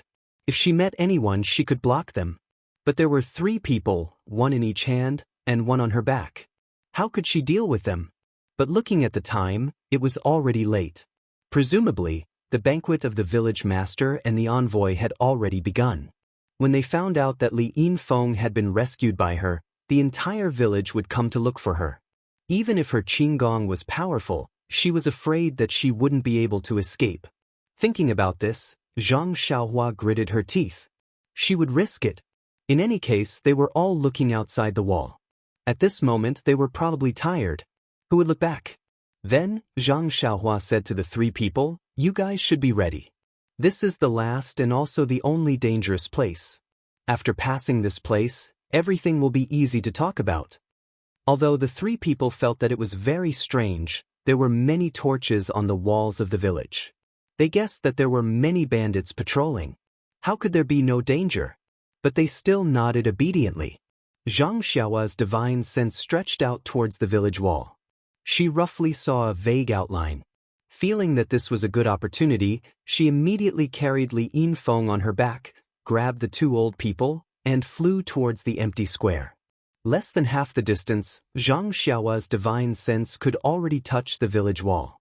At this moment, someone happened to be bored and turned around.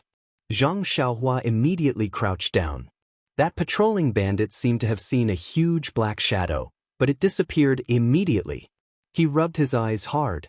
When he looked carefully again, he didn't see anything.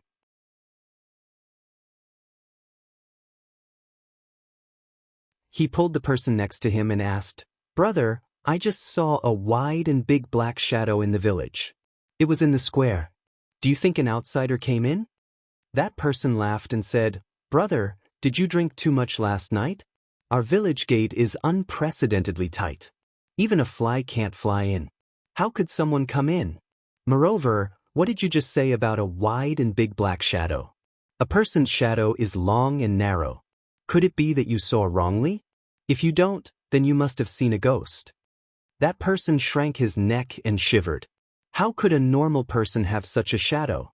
Could it be that he really saw wrongly? It was better that he saw wrongly. If it was a monster, then it would be troublesome. Thinking of this, that person didn't dare to look anymore and hurriedly patrolled elsewhere. Seeing that no one was paying attention, Zhang Xiaohua quickly got up and rushed down the village wall. Only when she entered the shadow of the wall did she breathe a sigh of relief. She put down the two old people in her hands. Li Yinfeng also quickly let go of her hands and feet and jumped down.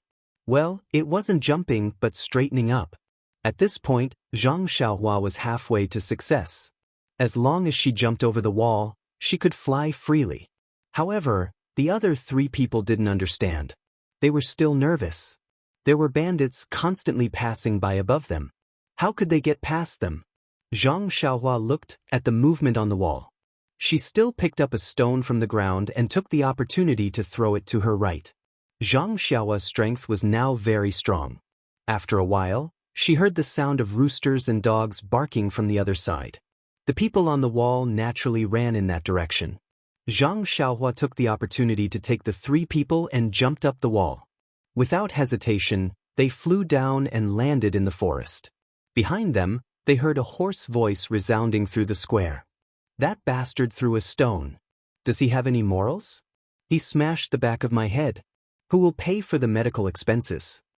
In the forest, Zhang Xiaohu was restless. His brother had been gone for a long time and still hadn't returned. However, the patrols on the village wall were still there. There was no abnormality. Presumably, his brother hadn't been discovered. If it wasn't for his poor lightness skill, Zhang Xiaohu almost wanted to go and take a look himself. Just as Zhang Xiaohu was feeling anxious, he saw a huge shadow appear on the wall and quickly rush towards him. Zhang Xiaohu was shocked. Where did this monster come from? Just as he was about to dodge, he borrowed the light from the torches on the wall and vaguely saw a few human figures. Only then did he realize. Could it be that Xiaohua had brought people out? When he looked again, it was indeed the case. Both hands were holding 2 old men. Their eyes were tightly closed. In the darkness, he couldn't see clearly. Both hands were tightly clenched. Why were there 2 more hands and 2 legs in front of Xiaohua? When he looked carefully, there was actually a long-haired girl on her back. Zhang Xiaohu was overjoyed. He wanted to go forward to welcome her, but Zhang Xiaohua's speed was extremely fast. Just as Zhang Xiaohu was hesitating, she had already flown into the forest. Zhang Xiaohu whispered, "Xiaohua? Is that you?" "Second brother, it's me." Zhang Xiaohua replied and placed the 3 people on the ground. Zhang Xiaohu looked at the 3 people in disbelief and said, "Xiaohua, how did it go so smoothly? Could it be fake?" Zhang Xiaohua rolled her eyes at him and said, "How difficult did you think it was? This is just a bandit's lair. I am the dignified founder of the Fist of the North Star. Saving people is as easy as flipping my hand." Zhang Xiaohu saw that his younger brother had safely come out. His heart was also relieved. He smiled and said, "You keep bragging."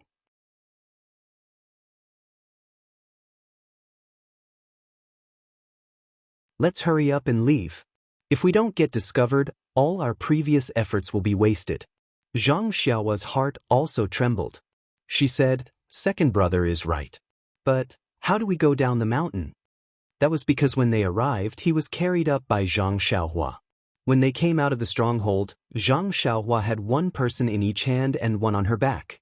If they were to go down the mountain now, unless Zhang Xiaohua grew a 3rd hand, the path from the stronghold to the outside of the mountain naturally could not be taken.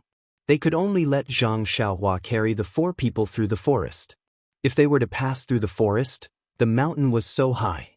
It was probably impossible. When Zhang Xiaohua was at her wit's end, Li Yinfeng said tiredly, "Isn't this big brother Zhang Xiaohua's senior brother?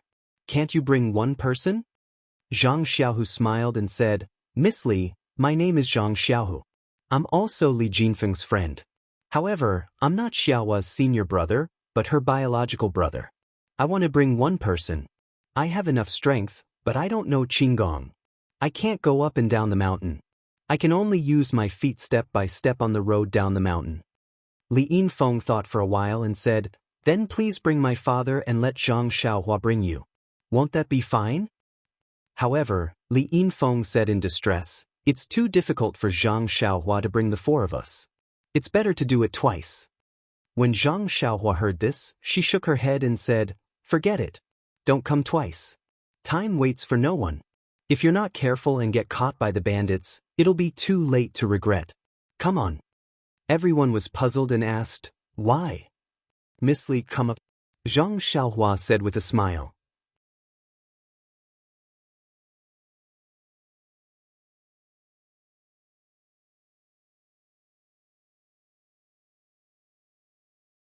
Chapter 250.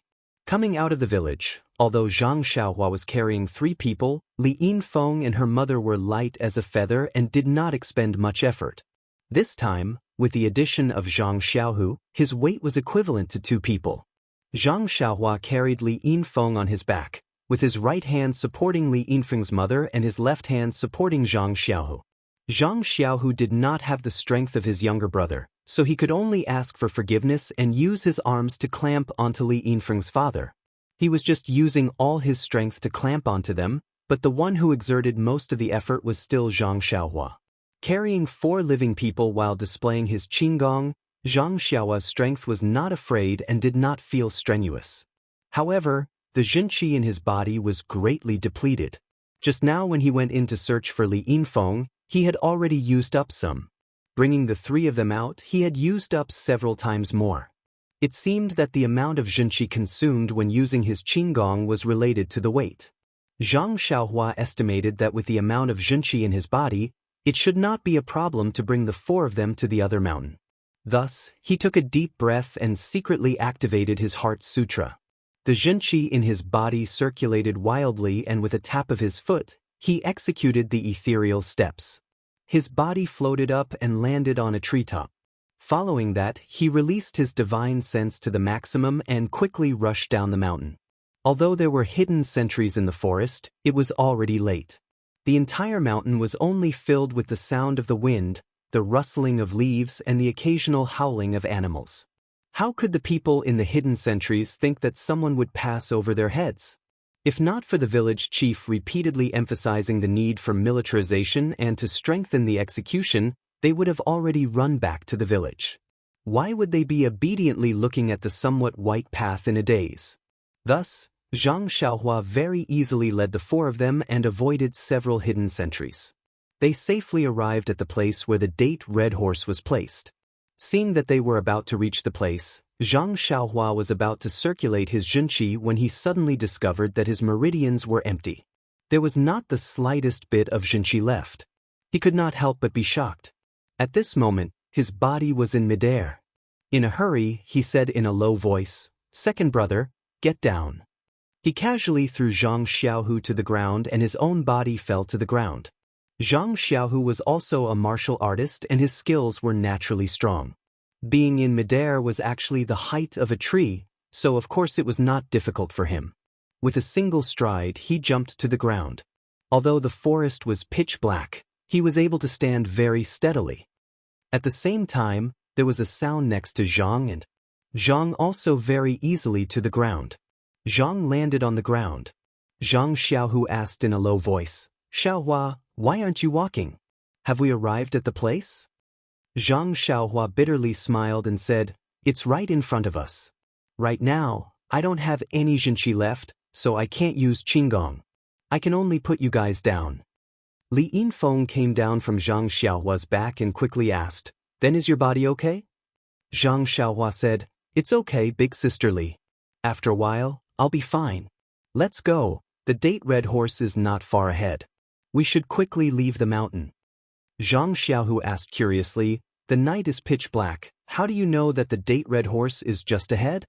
Zhang Xiaohua smiled and said, "Feeling, second brother. A man's 6th sense." Thus, Li Yinfeng supported her mother and Zhang Xiaohu supported shopkeeper Li. Under Zhang Xiaohua's lead, they walked forward for half an hour before they found the date red horse.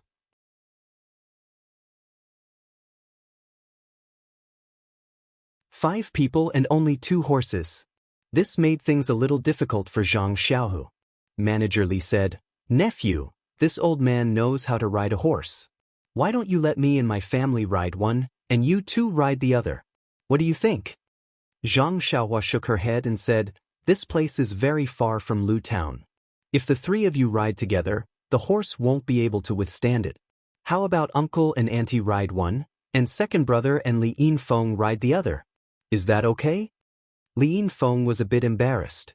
Shopkeeper Li thought for a bit and said, "This matter is urgent and is also forced by the situation. We can only do this. Feng, let's do as nephew says." Li Yinfeng didn't know if she nodded or shook her head. It was too dark to see clearly, but she didn't say anything. Naturally, she agreed. Shopkeeper Li asked again, "Nephew Zhang Xiaohua, will you ride with us or with your second brother?" Zhang Xiaohua smiled and said, "I won't ride with you. I know Qinggong. I'll use it to catch up with you." Zhang Xiaohu said strangely, "How can that be? Your body is very light. You can ride the same horse as us. Why do you have to use Qinggong? Besides, you don't have any true qi in your body. How can you use Qinggong?" Zhang Xiaohua said, "Second brother, time is tight now. Why are you so wishy-washy? If I ride the horse, it will definitely be slower. Besides, if the people from the mountain village catch up with us, they will definitely catch up with us. Won't I be working in vain tonight? Besides, if I wait here for a while, maybe I can block them and let you run farther. Forget it. Who do you think you are? You're not a real hero. Why do you stay here? Brother Li's family has been rescued. Let's go back together." "It's fine, second brother. I have my own plans. Besides, even if they see me, they won't think that I'm the one who saved them. Also, don't forget that I'm a disciple of the Daoist temple. How would they dare to touch a single hair on my head?"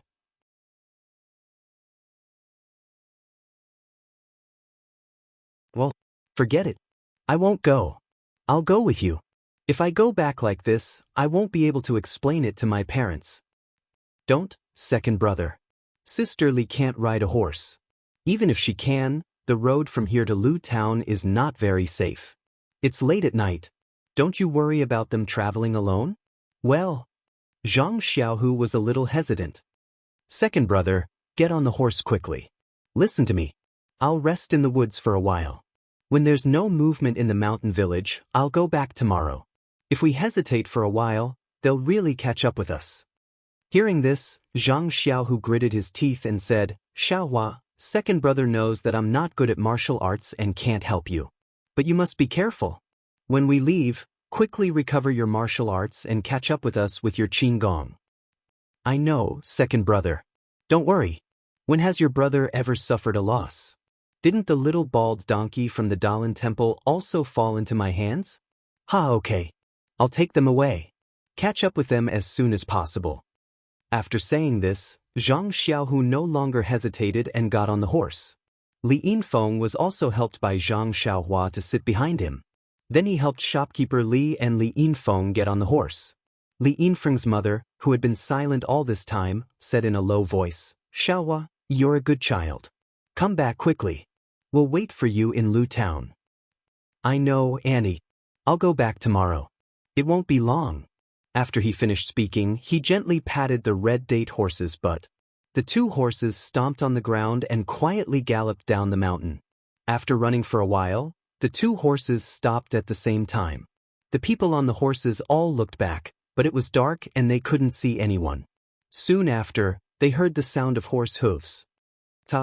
It gradually went farther and farther away. Slowly, the sound of horse hooves could not be heard. Zhang Xiaohua stood at the edge of the forest at the top of the mountain. She didn't wait for them to go far. She took out the primordial stones from her arms and absorbed them with all her strength. Instantly, a long and vigorous stream of primordial qi rushed from the meridians in her hands to her dantian. Zhang Xiaohua felt her whole body was incomparably comfortable. After the time it took to burn a stick of incense, Zhang Xiaohua stopped absorbing the primordial qi. She secretly circulated her qi and hurriedly improved her cultivation a little. She used her spiritual sense to examine the two primordial stones. The primordial qi inside did not seem to show any signs of decreasing. Zhang Xiaohua couldn't help but think that her cultivation was really weak. According to the records in the Heart Sutra, this kind of primordial stone would be discarded after being absorbed a few times. She had already absorbed it twice and still hadn't absorbed much. Zhang Xiaohua put the primordial stones away and got up to stretch his body. Looking at the fire in the mountain stronghold in the distance, his pupils shrank slightly and flashed a trace of killing intent. He insisted on staying. On the one hand, it was to slightly resist the pursuers of the mountain stronghold and lead them to another direction. The most important thing was that the bandit named Brother Su had touched his bottom line. He had saved Li Yinfeng, which had already made it clear that he was a disciple of the Daoist temple. This group of people even planned to take Li Yinfeng back to the mountain stronghold. They even robbed the Li family's property and burned their house. It was clear that they didn't treat bean buns as dry food. They didn't give face to him, a disciple of the Daoist temple, and bullied him because he was young and a foreigner. The most hateful thing was that they wanted to go to the Guizhuang house, Balagu and Guanyin temple to search for beautiful women.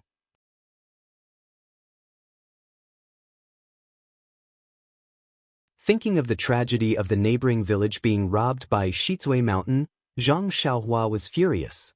He didn't want such a tragedy to happen in his Guizhuang house again. He didn't want the bandits to disturb the peaceful life of his family. For his parents, for his brother and sister-in-law, he had to stay. He had to stay and take the lives of those who had eaten the courage of the leopard. Zhang Xiaohua didn't even intend to let go of the head of the mountain stronghold and the messenger. If it weren't for his limited martial arts, he even wanted to destroy Shizui Mountain. Of course, he couldn't tell his second brother about his thoughts and words.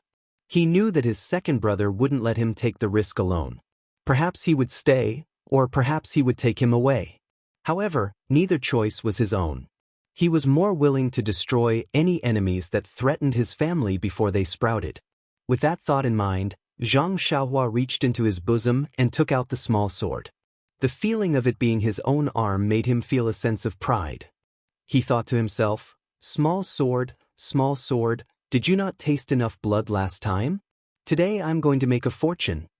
Then, with a tap of his toes, his figure floated to the top of a high tree. His divine sense swept forward like an antenna. His figure didn't stay in the forest any longer. Like a wisp of smoke, he rushed to the stronghold of Shizui Mountain. The hidden sentries in the woods were even more slack and almost fell asleep. Zhang Xiaohua came to the bottom of the stronghold wall again.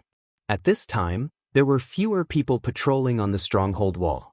Only a few people were wandering back and forth listlessly. Zhang Xiaohua found a chance and climbed up the stronghold wall. This time he didn't rush down, but looked up and looked around. Suddenly, he patted his forehead and laughed in his heart. Habitual thinking kills people.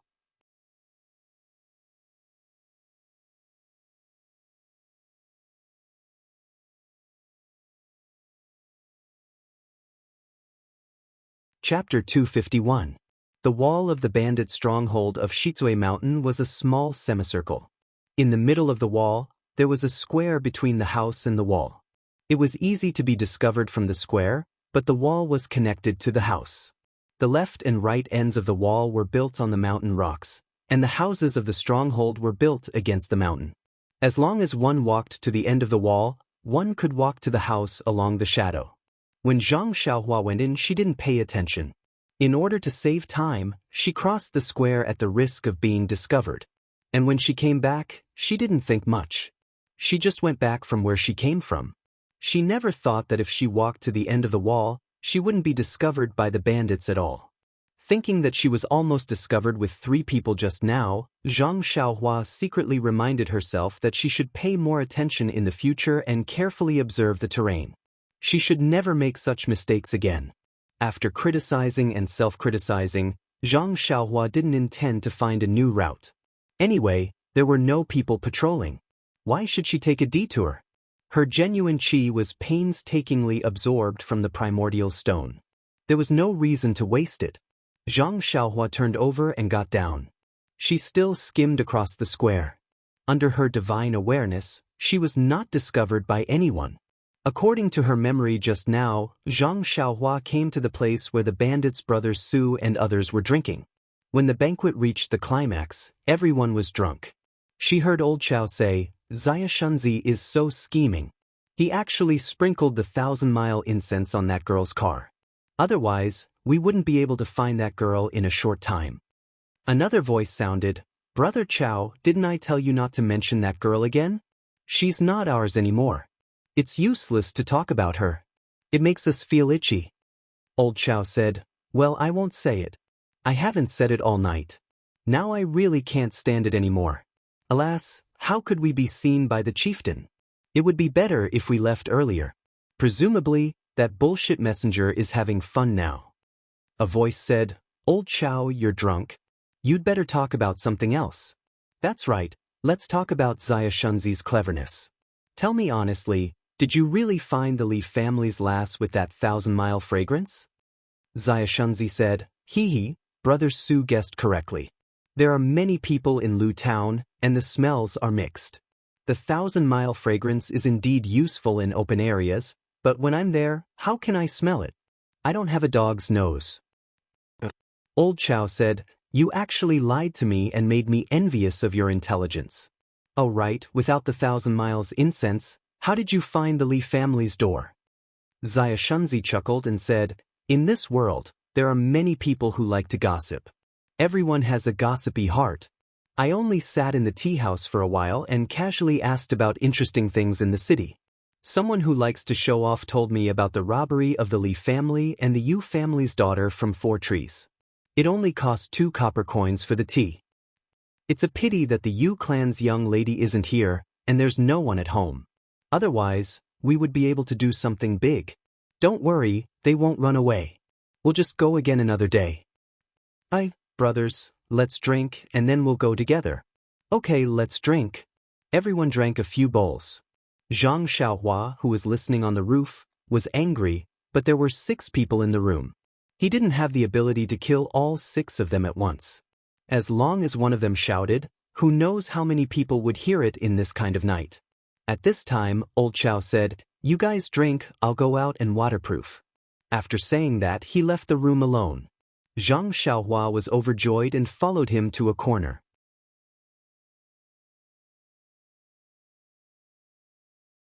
Old Chow stood crookedly, whistling while waterproofing. Zhang Xiaohua walked behind him and patted his shoulder. Old Chow ignored him and said, wait, I'm not done yet. Zhang Xiaohua continued to pat him. Old Chow anxiously said, who's so annoying? Are you looking for a beating? After saying that, he turned around and saw an unknown young man. Just as he was about to say something, the young man suddenly came forward with something in his left hand.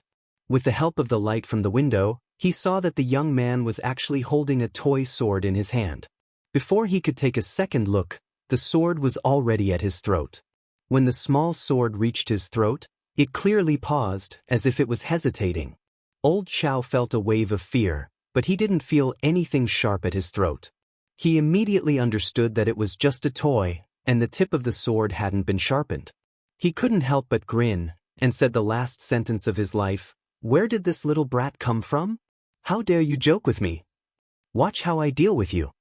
After saying that, he reached out to grab the toy. At this time, another voice sounded from the side, Brother Chow, who are you talking to? Then, Old Chow felt a chill in his throat. Then, he covered his neck in disbelief and fell to the ground weakly. Even before he died, he didn't understand how this unsharpened toy could pierce his throat. The young man who killed him was Zhang Xiaohua. In fact, when his dagger was at Old Chow's throat, he did hesitate.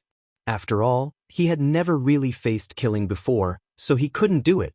However, the person behind him had blocked his escape route. If he didn't stab with his dagger, tonight's operation would be ruined. He could escape, but the Li family, Yu family, Guizhuang, and Balaga might suffer. In a situation where there was no way out, he had no choice but to stab with his dagger. When he pulled out the dagger, he saw Old Chow lying limp on the ground.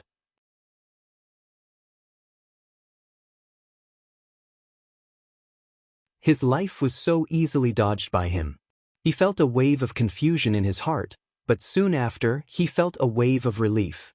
So this was how killing people was, how easy it was to kill people. At this time, he was already unable to summarize his experience. There wasn't much time left for him. The person behind him was about to turn the corner. Zhang Xiaohua immediately slid to the side of the wall.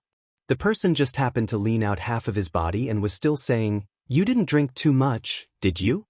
His words suddenly stopped. A small sword easily pierced his throat. It was gentle, like a lover's kiss. The only difference was that the lover left a red lipstick mark, while the small sword left a faint red. The people in the room didn't know that something was wrong outside. After drinking for a while, they still didn't see anyone coming back. Brother Su said, "Xianxia, go with Xiao Li and see what happened to old Xiao and the other two.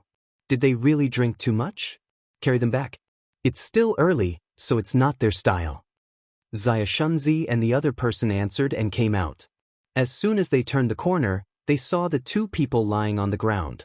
They laughed and said, "Old Chow, oh old Chow, I've never seen you like this. When you wake up tomorrow, how will I scold you?" Before the two people could go forward, Zhang Xiaohua descended from the sky. Her left hand held a sword, and her right hand formed a claw. She stabbed the sword into the throat and grabbed it with her other hand. With a slight force, there was a crack sound. Blood seeped out of the corner of the person's mouth and he fell to the ground. Zhang Xiaohua looked at the corpse lying on the ground. It was no longer as agitated and trembling as before. She whispered, "It's better to use a sword. It's clean and nimble." There were only two people left in the room, and they were both drunk. How could they be worthy of his attention? Brother Su was still drinking with the other person in the room when he heard a knock on the door. He couldn't help but frown and say, "You don't have hands. Open the door yourself." However, the knocking continued. He was angry. He got up and strode to the door. He opened the door and said, "Who the hell are you?" In front of him was Xianxia, who had just gone out. His eyes were closed and his head was drooping. Brother Su laughed and said, "Xianxia, don't tell me you just went out for a while and fell asleep." Unfortunately, Xianxia didn't reply. Brother Su felt that something was amiss. He was about to call someone over when he saw a short figure emerge from behind Xianxia. The faintly discernible face was actually very familiar. Brother Su called out, "Daoist Temple?" Just as he finished speaking, a small sword pierced his throat. There was no resistance. Brother Su died with remaining grievances as he looked at the young boy in front of him and fell to the ground. There was only one person left in the room. He was drunk when he heard Brother Su call out for the Daoist Temple. He couldn't help but be shocked. When he saw Brother Su fall to the ground and revealed the lay disciple, he immediately broke out in a cold sweat. His drunkenness completely disappeared as he shouted, "Help!" Just as he finished speaking, Zhang Xiaohua rushed in front of him like lightning. The man didn't have time to dodge. He only managed to lean slightly to the side before the small sword pierced his throat and he stopped breathing. When the last person fell to the ground, Zhang Xiaohua let out a sigh of relief. She wiped away the sweat that was about to flow down. She thought to herself, "Lucky." Suddenly, she slapped her forehead and said on the ground, "Oh, I forgot to leave him alive. Ask him where the money is hidden." As she spoke, she used her divine sense to sweep the room. She didn't find anything. Presumably, the money was hidden somewhere else. Zhang Xiaohua didn't stay any longer.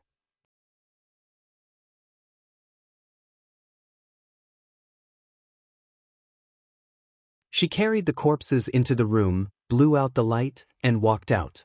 Just as she was about to leave, an idea flashed in her mind. Why not take the opportunity to kill the fort master and let Shichui Mountain be leaderless and peaceful for a few years? Moreover, she didn't get any benefits from this trip. Wouldn't it be a waste of effort? After making up her mind, Zhang Xiaohua floated up the room and sneaked toward the hall. In the hall, the banquet was not over yet. The two of them were talking about something. Zhang Xiaohua was not arrogant just because he had killed a few small fries.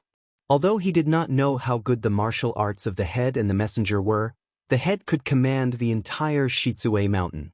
How could he control the situation if he did not have some martial arts? Presumably, he was no match for them. If he wanted to kill them, it was better to do it suddenly. And the emissary seemed to be from some divine sect. Such people dared to come out to represent a sect. Which one of them wasn't a master? Zhang Xiaohua didn't think that he could beat them. Thinking of this, Zhang Xiaohua floated to the back of the inner hall.